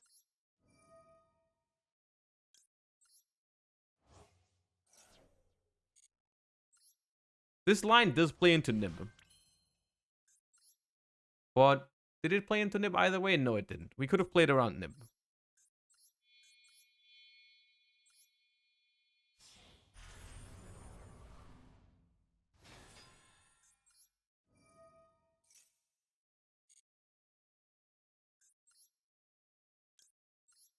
I'm just not drawing sprites. Like Blue Jet. I'm just not very good at drawing those, apparently. So we are going to have Blue Jet Elf The question is, do we end on... What do we end on? Like IP? Starter? Probably starter for... Probably starter for Carrot and then Gin Buster here is what I'm looking at. Because then we have a Spell Trap negate and a Monster negate. That makes sure that our Maxi resolves, right? That makes sure Maxi resolves because we can negate monsters and Spell Traps. So Called by Ash doesn't matter. We can negate all of them.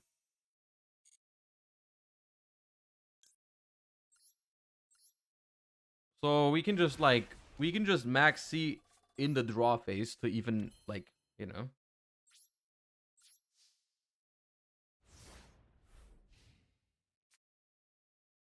I think. Maxi them right away. Maxi this fool.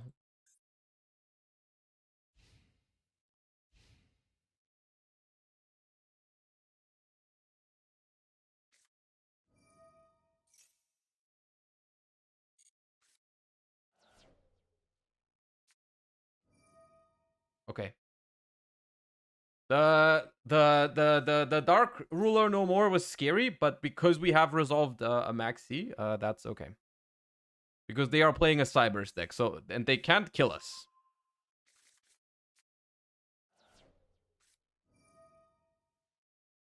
They cannot kill us. So it's all good. We're gonna draw a bajillion cards. It's fine.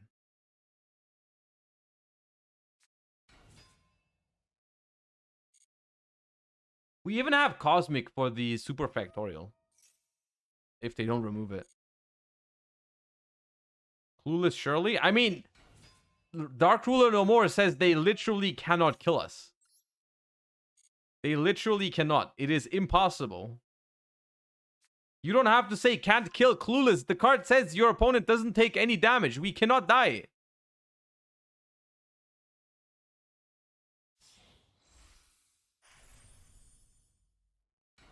Deck out, surely. Oh, hello, Ash Blossom. I'm gonna do it just to spite them. I'm ashing them. Look, I drew another Ash.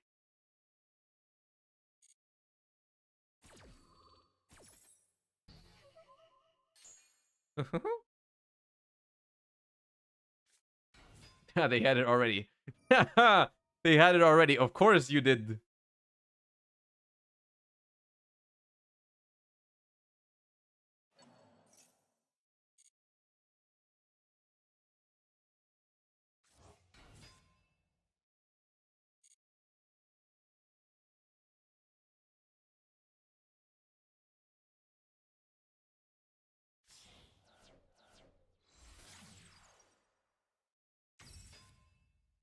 I don't even know if I play any other hand traps in this version right now. I should probably be on Ghost Ogre. Ghost Ogre seems like a good card right now.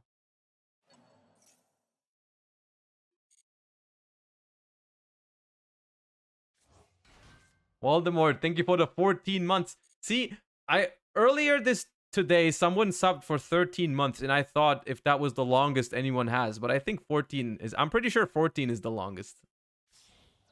And I think you're the first one. Appreciate that.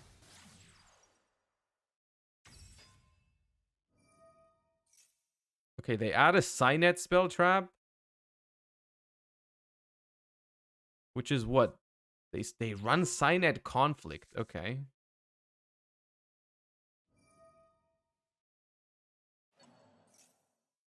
What are they cooking? I think they're trying to clear my entire board and then set up the trap plus access code or something. So Shook, thank you for the 3 months. Welcome back. Appreciate you a lot. Thank you. There's access code. The thing is, they have they have Cynet Codec and they have Super Factorial, which is not easy to play through even with a couple cards in hand. Well, our hand will play through it, I'm pretty sure. But, you know. They clear our entire board. Wait, no, they don't. They have way less pops than I thought. They don't even clear half our board.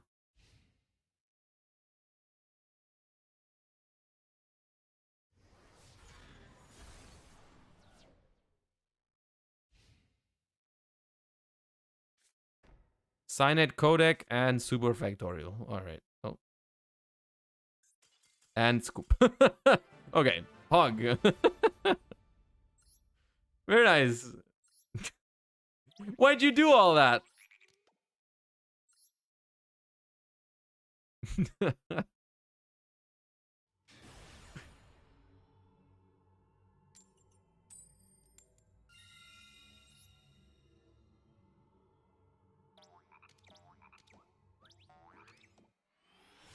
No Master Duel sound? I have music on right now. We can switch to Master Duel sound if you prefer.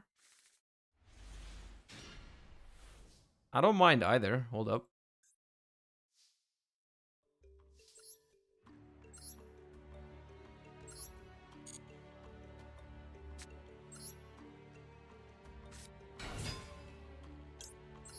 I just think Master Duel sound gets repetitive after a while. Oh my god. This is the problem about this deck. It can't stop into Maxi. It can't really stop. But I have to. Like, what the hell am I supposed to do? They're playing 60 cards, by the way. I just got Maxi'd by 60 cards.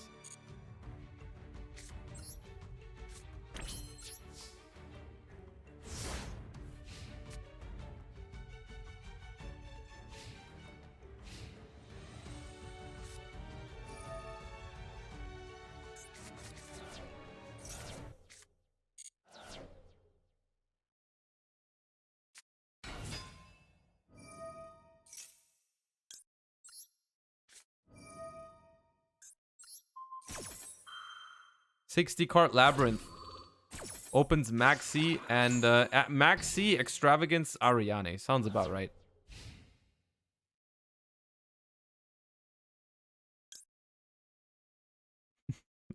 I'll do it just because it's funny.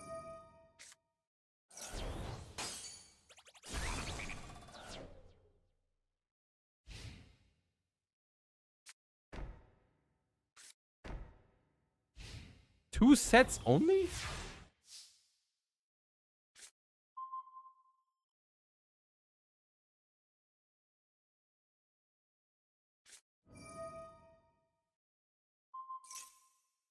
Okay. Ah, backjack.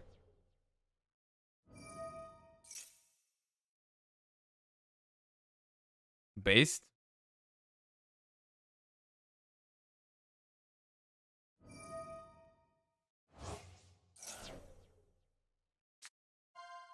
IDP.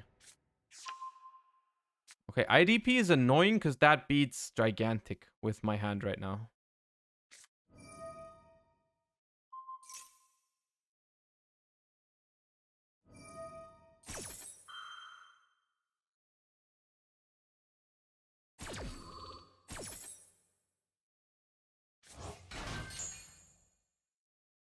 They really hate beavers, yeah. They drew this thing in 60 cards. Okay, so it's IDP, which can summon a Thunder right now. Normal summon the Ninja.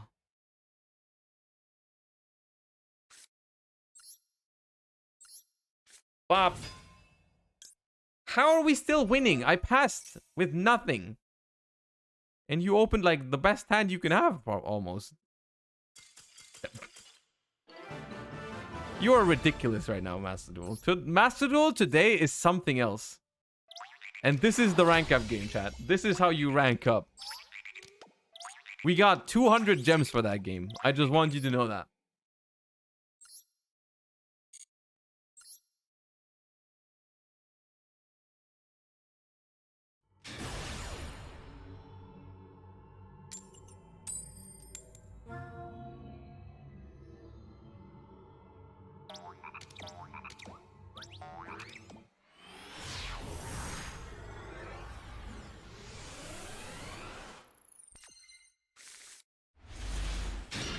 Alright, I noticed that very often I just don't have my normal summon, or I don't have a Spright. I guess this is the effect that limiting prosperity has on pure Spright. Oh. Oh. Nice. Give me a level 2.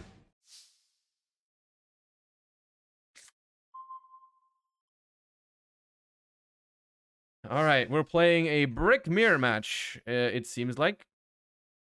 What do I do? Set 4? I probably set 4.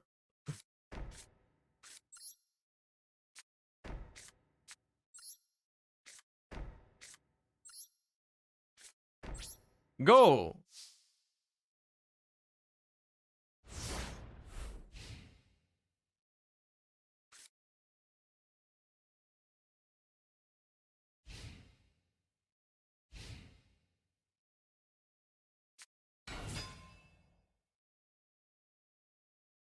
Exo sister. Okay. Now, is it smarter for me to imperm this now, or is it smarter for me to imperm the XYZs?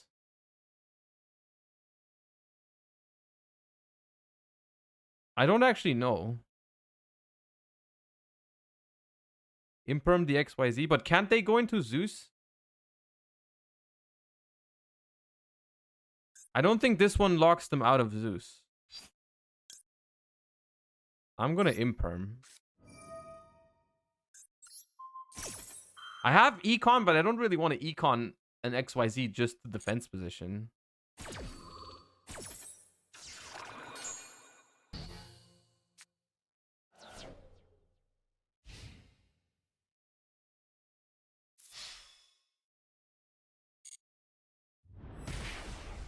Bro, if I don't top deck anything, I'm gonna have to normal summon blue to attack over this Stella. It's such a freaking... It's a fist fight right now. I'm gonna banish the new one. I have no idea.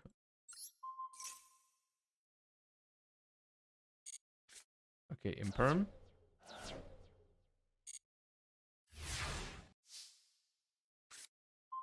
Oh.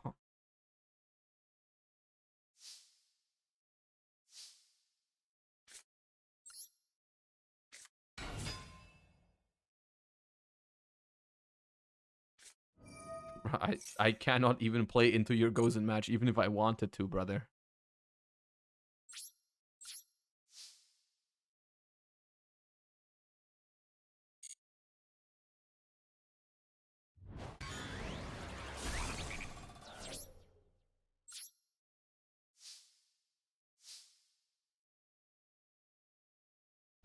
Yugioh as the act man wants it to be.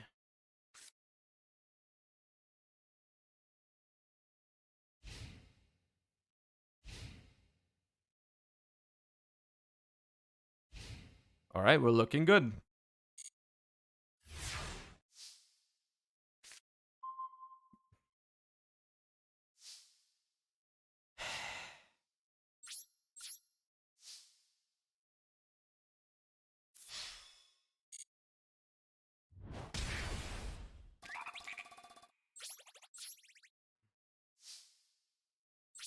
The reason also why I blind Cosmic was because I didn't expect this deck to be on Floodgates. I was just trying to hit a solid back row. I didn't expect that the Exorcist... I guess that was dumb of me to expect the Exorcist to not play Floodgates. Because of course that deck plays Floodgates. And of course it draws Martha.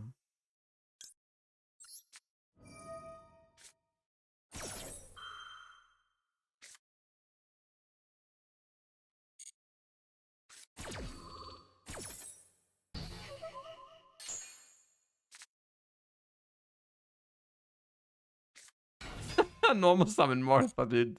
This is so bad. I have to enemy controller Martha to defense, dude.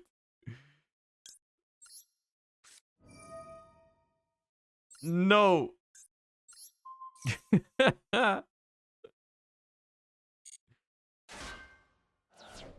Oh my god. Give me a Spright Jet, please, for the love of God. Or blue. Blue or Jet, please. No. No way, dude.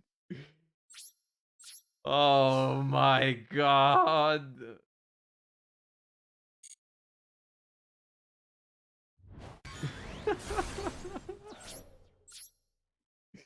go.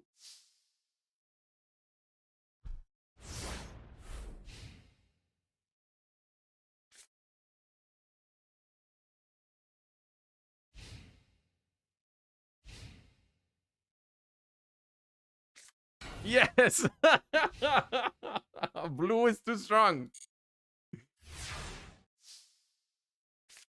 Nah, it's another dead card because of the Gozen match. Oh my god, no.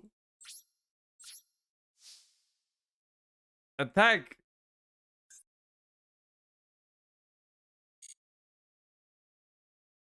Nah, they are locked under their own Gozen now. Oh god damn it, dude. Why did you set that, bro? You have 6,100. What the hell? Why did you set Ash?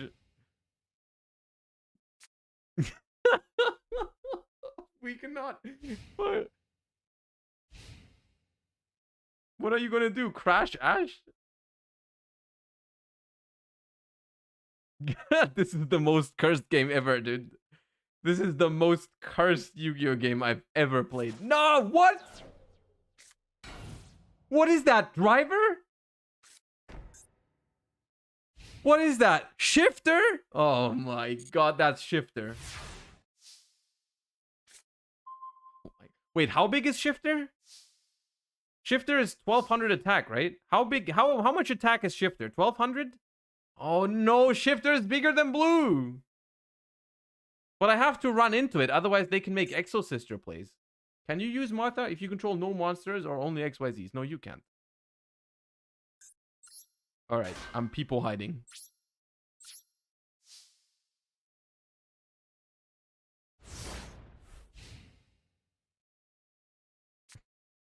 This is not real, dude.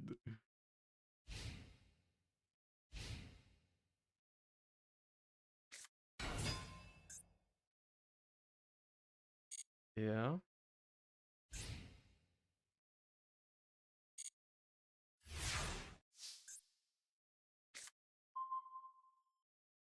Wait, what?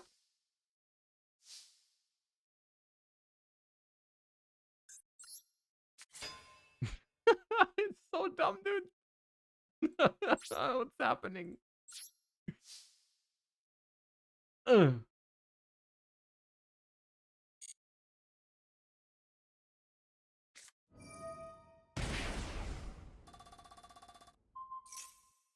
Hey 800, target an Exo Sister, special summon one Exo Sister XYZ. Treated as an XYZ summon. I guess I will maxi.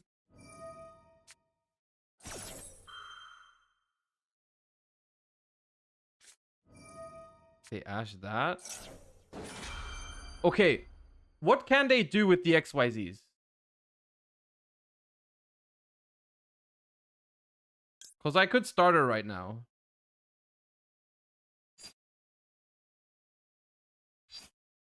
It's fine, I think.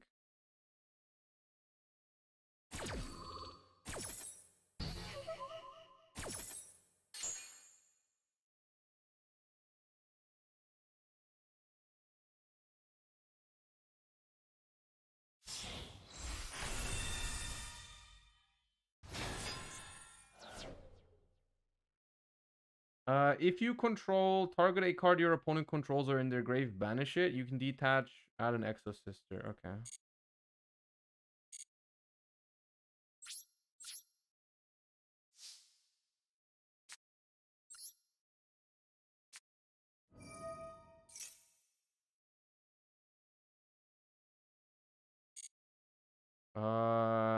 Probably blue into Jet.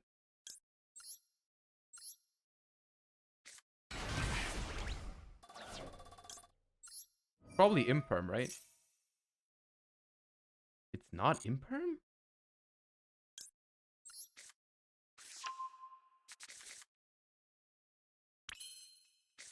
Oop, no, no, not normal summon.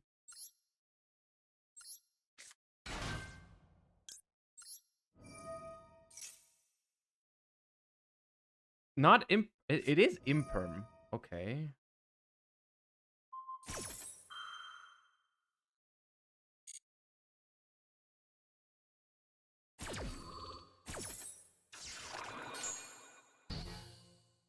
such a painful game.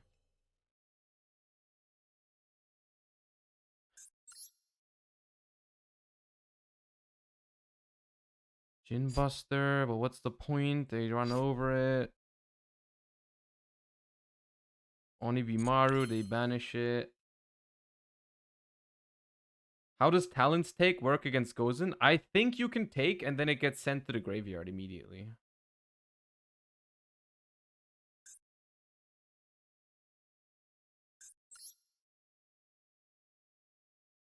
Which means we can force. But the problem is that doesn't work.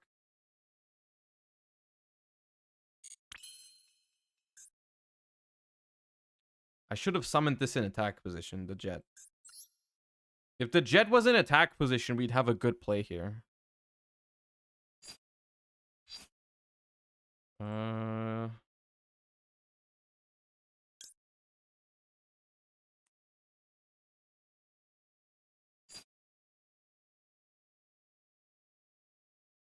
Talent.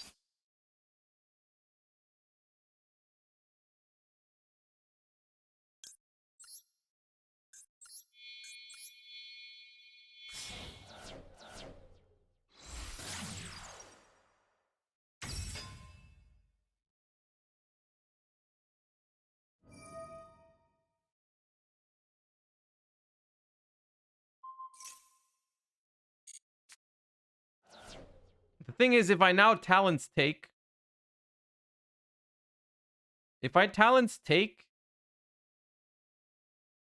I mean, I have to, though. They can flip Shifter and start beating my ass.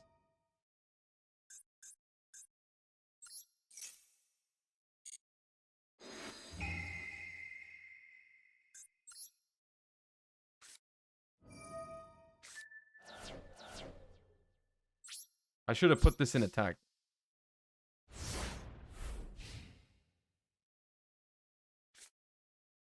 But as soon as they flip Shifter, they are also locked. So I can like go Beaver into Cat Shark. Yeah.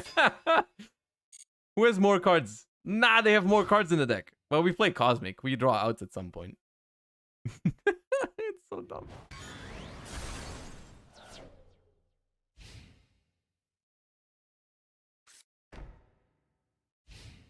If this is another Imperm, I'm screaming. Okay, useless.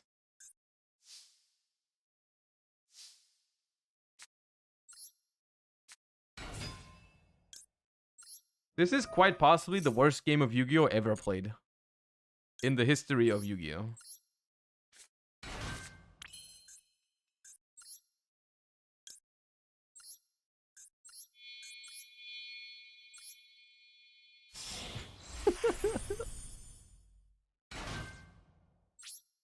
Pass.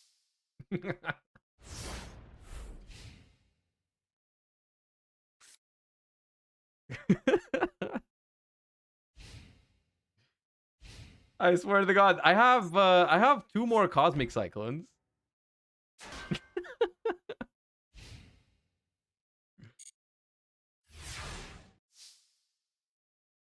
Oh! Okay. Okay.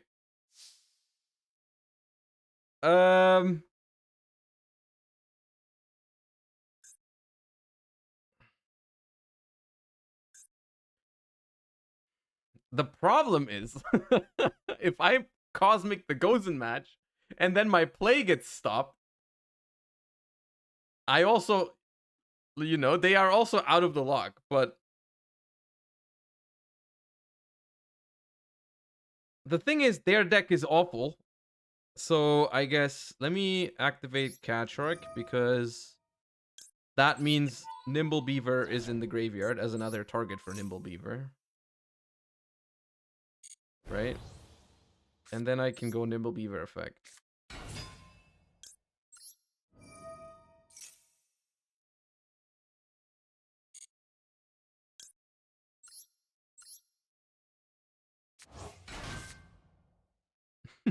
So dumb.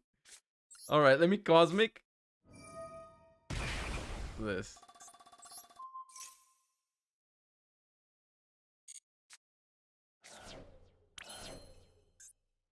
Huh?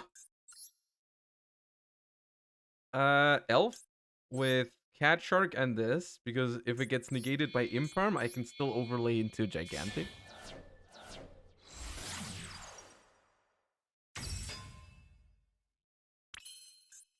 F. Target blue. Peak Yu-Gi-Oh! We come out on top. Hey! Peak Yu-Gi-Oh!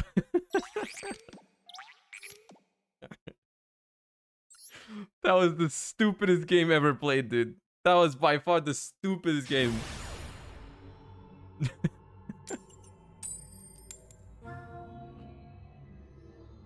Cat Shark Stall got us there, dude. The tribute summon, Dimension Shifter could not stop us.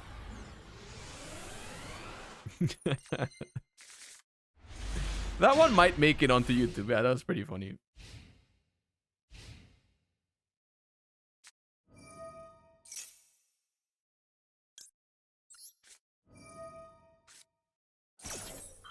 Oh, we got Math Mac Andy over here, not having an answer to Max C. Kind of pathetic, if you ask me. Kind of pathetic, if you ask me, what they're doing right here. Yeah. Nice, nice Math Mac deck. Very cool Math Mac deck. If they draw like this, I'm okay with the matchup, honestly.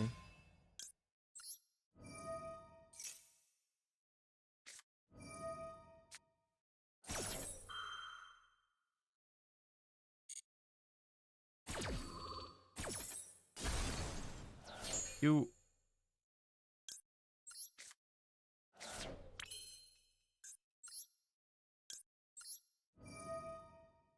just Ghost Ogred a Swap Frog. And that was apparently your only answer. What the hell is going on?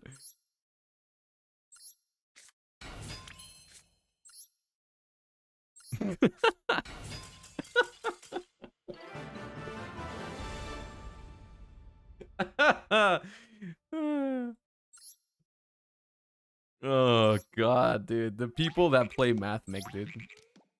The people that play Mathmic.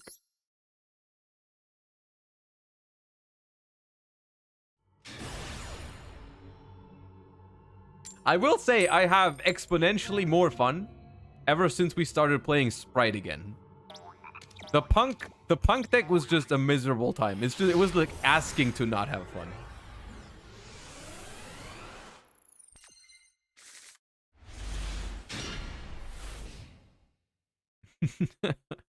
Upload this entire stream. Every game is a gem on its own. I mean, we do upload everything onto the VOD channel. If you're not subscribed to the VOD channel yet, !VOD, exactly, it's crazy. Appreciate that. There's a YouTube channel for the full streams. If you ever miss one, you can go subscribe to the VOD channel.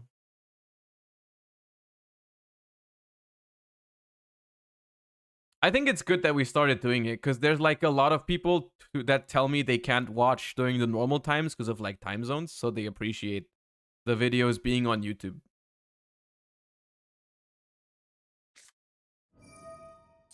I do think it's worth ashing Spright starter.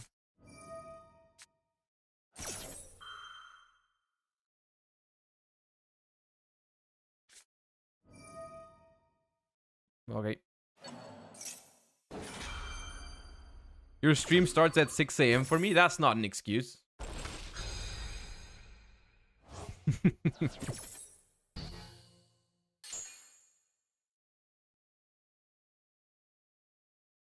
So the question is, do we imperm the blue? We have a second one.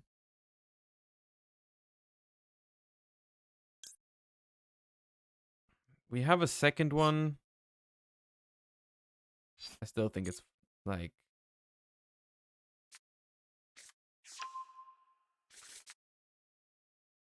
it guarantees them Smasher, but at this the way it is right now, we can just imperm Gigantic. And that should be fine because we do play through Smashers. Okay, they get another starter. That's odd. Either they already have They might already have smashers, or they might be worried about follow-up more than the disruption. I mean, it's still a good disruption starter.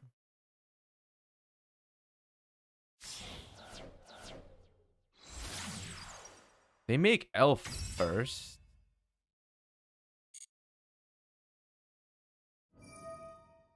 Interesting.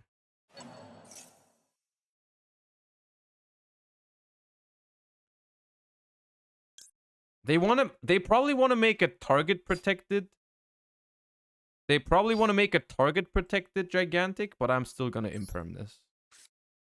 Because then they can normal summon and still make a gigantic with the elf. But then I can imperm that too.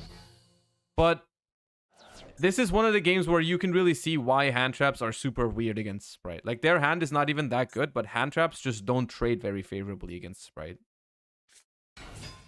Heavy infantry, okay.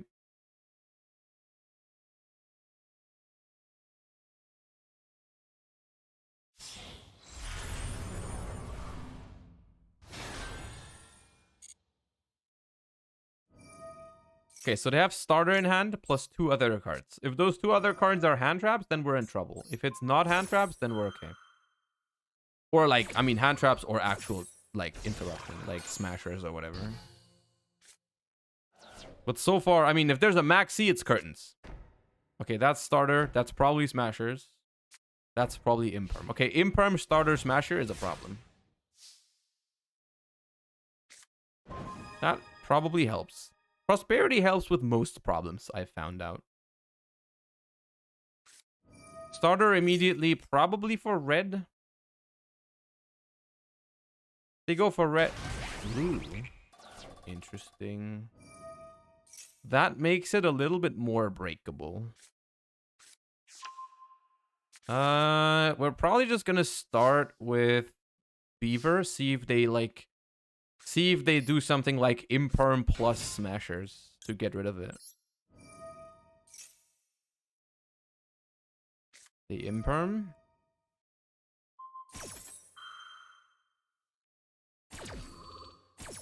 Do they also smashers?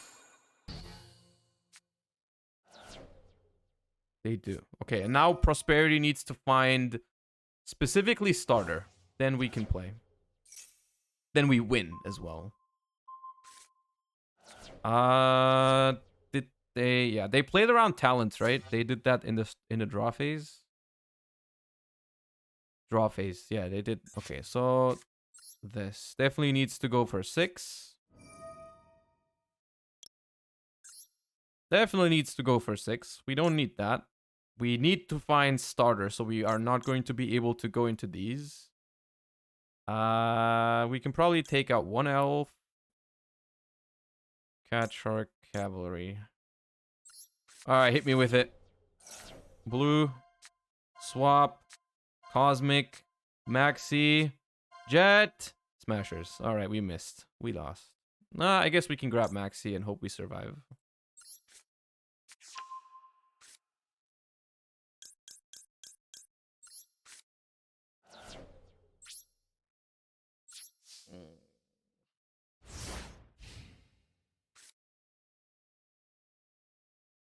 You had to do it this way around because first of all, we didn't know it was imperm and smashers. That was just my read. It was likely to be true, but if it's like we can't give them the info on what we're gonna get out of the thingy. Okay, they do play into the thing. They probably kill us. Oh, they detached the wrong card. That's already good. It's super easy for them if they play Gamma Burst. If they play Gamma Burst, we cannot live.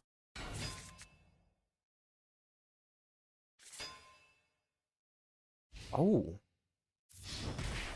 Okay. Okay.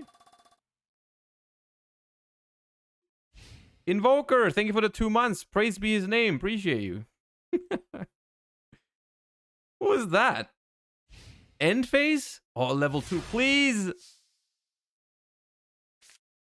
Does that works? Oh, that works.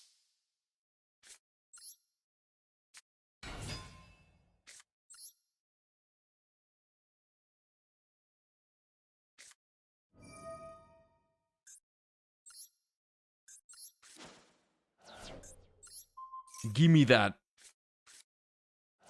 Do I play around Ghost Ogre? By Ghost Ogre, I have talents to draw 2, but I don't have a normal summon. Do I attack first just to play around Ghost Ogre? It plays into a potential Gamma if they run that. Nah, they didn't have it.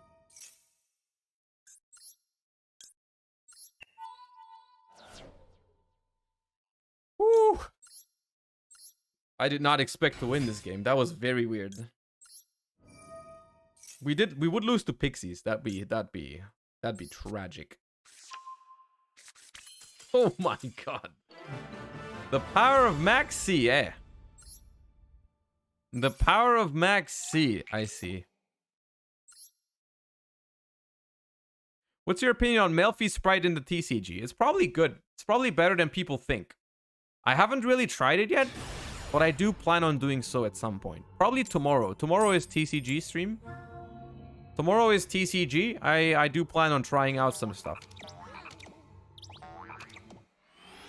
What do you think about the Dark Beckoning Beast engine to play around Max C? That's probably not a bad idea, yeah.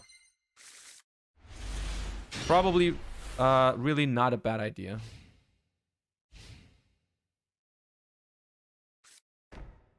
Oh, set. Uh-oh. Uh-oh. Uh-oh, stop. Okay.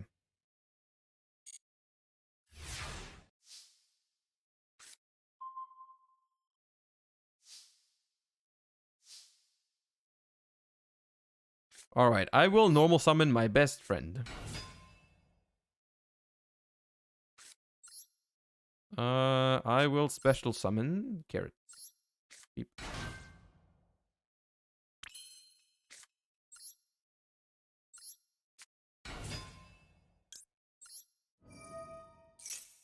Doesn't Melfi Spright only run 3 Melfi cards? I'm sure there's like versions with more. I'm gonna Carrot to dodge that, I think. Feels worth it. Oh, sneaky. Okay. I see how it is.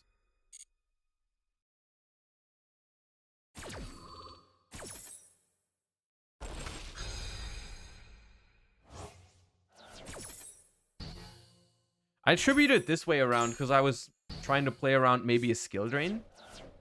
But it looks like it's a meta deck that just like kind of bricked. Let's go for Gigantic then. See if we can pull out another. If we can force out another back row.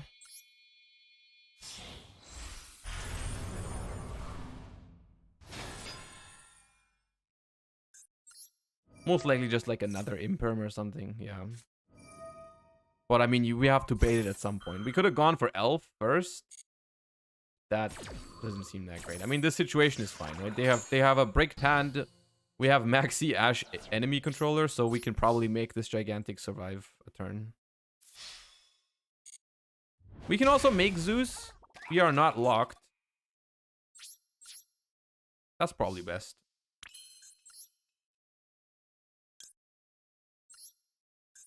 It's probably best because we have Maxi. If I didn't have Maxi, if like Maxi was another hand trap, I would maybe keep the Gigantic to like, you know, make sure. But that's fine. I'm not even going to set enemy, I think. I'm not going to set enemy. There's no point. I currently run 3 enemy controllers, although it's just because I like the card. It's not because I think it's like optimal. One other card that I would probably run is Ghost Ogre. Oh, Branded Fusion. No, thank you.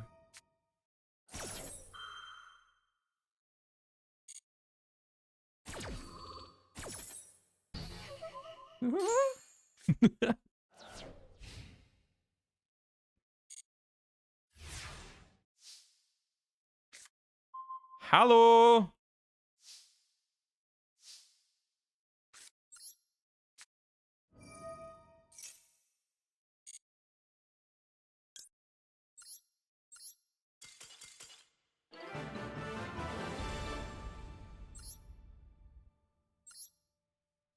It's funny, they even had the out to the Ash with the called by, but they didn't have Branded Fusion.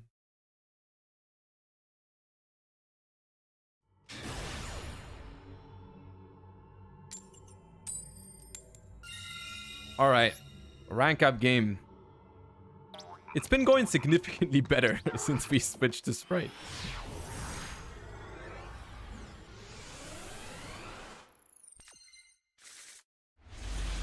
All right, hand is good.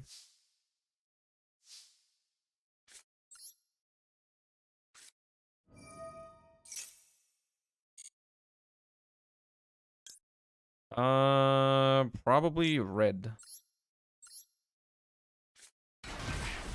Red into special carrot into special blue.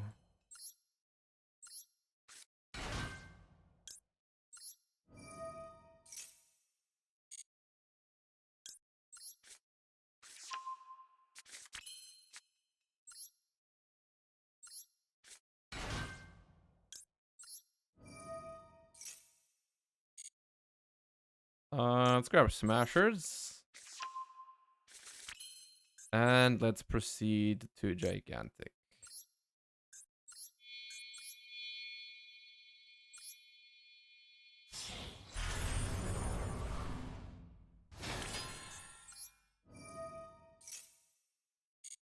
It's like the opener is not even that oppressive without. I honestly think with Spright, you would rather for your opponent to hand trap you.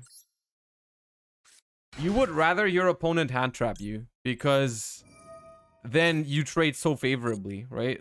It's so good for you if you get hand trapped. I feel like. Except for Maxi, of course, yeah. We haven't normaled, so let's just reuse Swap Frog.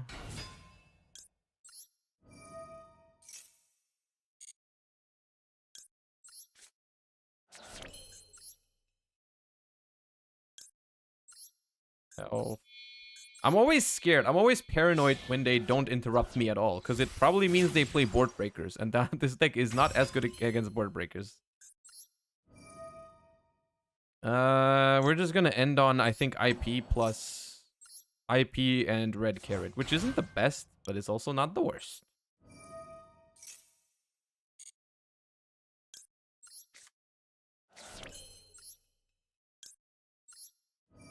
We do have Ash backup.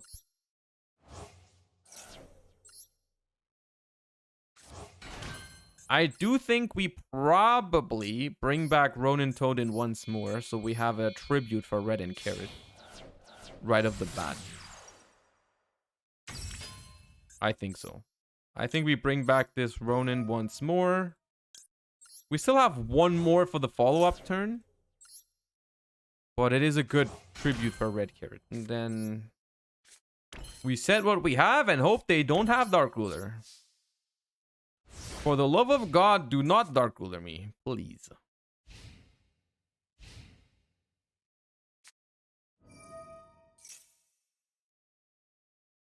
Okay. Now, the thing is, if I negate this with carrot, I already know what's gonna happen. I know they're gonna click battle phase next. I just know that if I negate this with carrot, they will enter the battle phase. And I lose to that. So I will not negate it.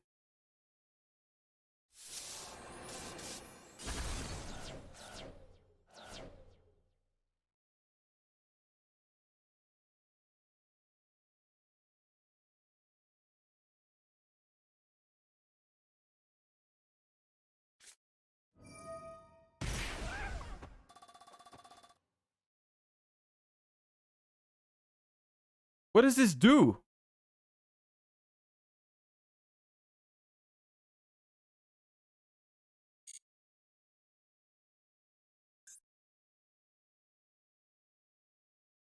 Cash Tira. They just use it for like Steam Healer. Oh, level 5. Okay. Just as a level 5 non-tuner. It cannot attack. Alright, well. It is P.U.N.K. It is P.U.N.K. Okay. Do I Ash Ogre Dance? I will not. But on resolution, I think I am down to use my elf. I'm using my elf. On a blue.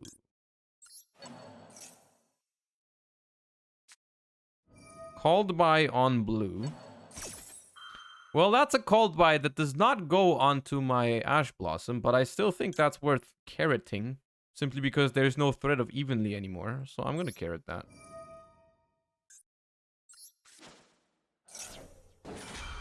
Now I'm happy with using the carrot because, like, you know, there's no evenly matched threat anymore.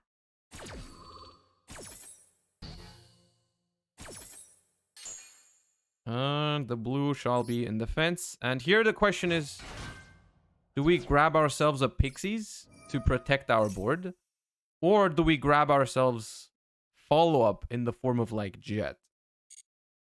I want to say the answer is Pixies.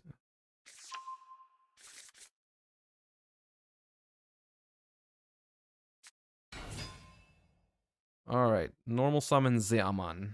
Yes.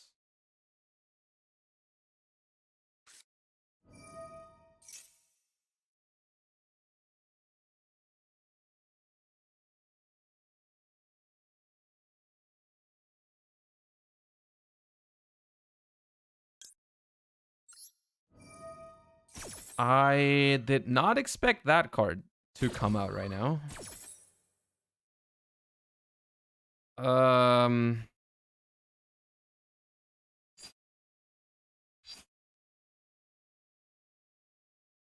Unicorn?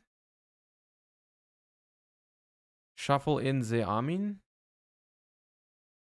Should probably be safe.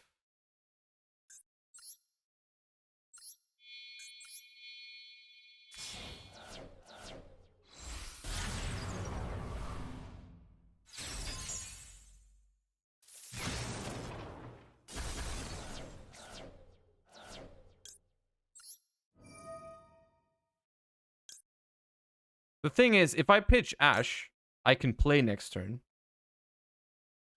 But I have no more hand trap. But what can they have? The only card, if I pitch Ash, the only card that wins them the game is Teleport. I'm not risking losing to Teleport. Screw that. I already know they're gonna have Teleport. I already know it. They always do. Wait, they don't. Okay, Pog. Woo! Alright, we get the rank up at last. Nice. It's been going significantly better since we switched to Spright.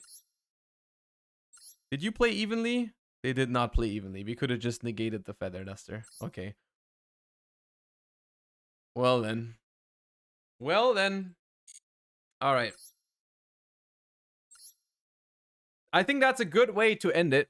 We rank up to, what is it, Diamond 3? We do the last 2 ranks when the Ishizu cards come out. I think that's fine. I'll show you the deck one last time. And yeah, okay. I'll see where I send you guys to. Because that is it. That is the end of the stream. I'll send you guys over to Farfa. I've raided Distant Code the last 2 times. I'll send you over to Farfa. I'm sure he'll send you over to Distant Code at some point. I hope you enjoyed the stream. I had fun. Tomorrow we do some TCG action. So I hope to see all of you again tomorrow. Hope you enjoyed the stream. Thank you so much for the follows and the subs. I appreciate all the support. I'm glad you enjoyed the content as much as you do. If you're not followed yet, feel free to follow. And I see you guys again tomorrow. And have a great rest of your day. Say hello to Farfa. And bye-bye. Actually, ready to raid in 10, 9, 8, 7, 6, 5, 4, 3, 2, 1. All right. See y'all tomorrow. Bye-bye. Peace.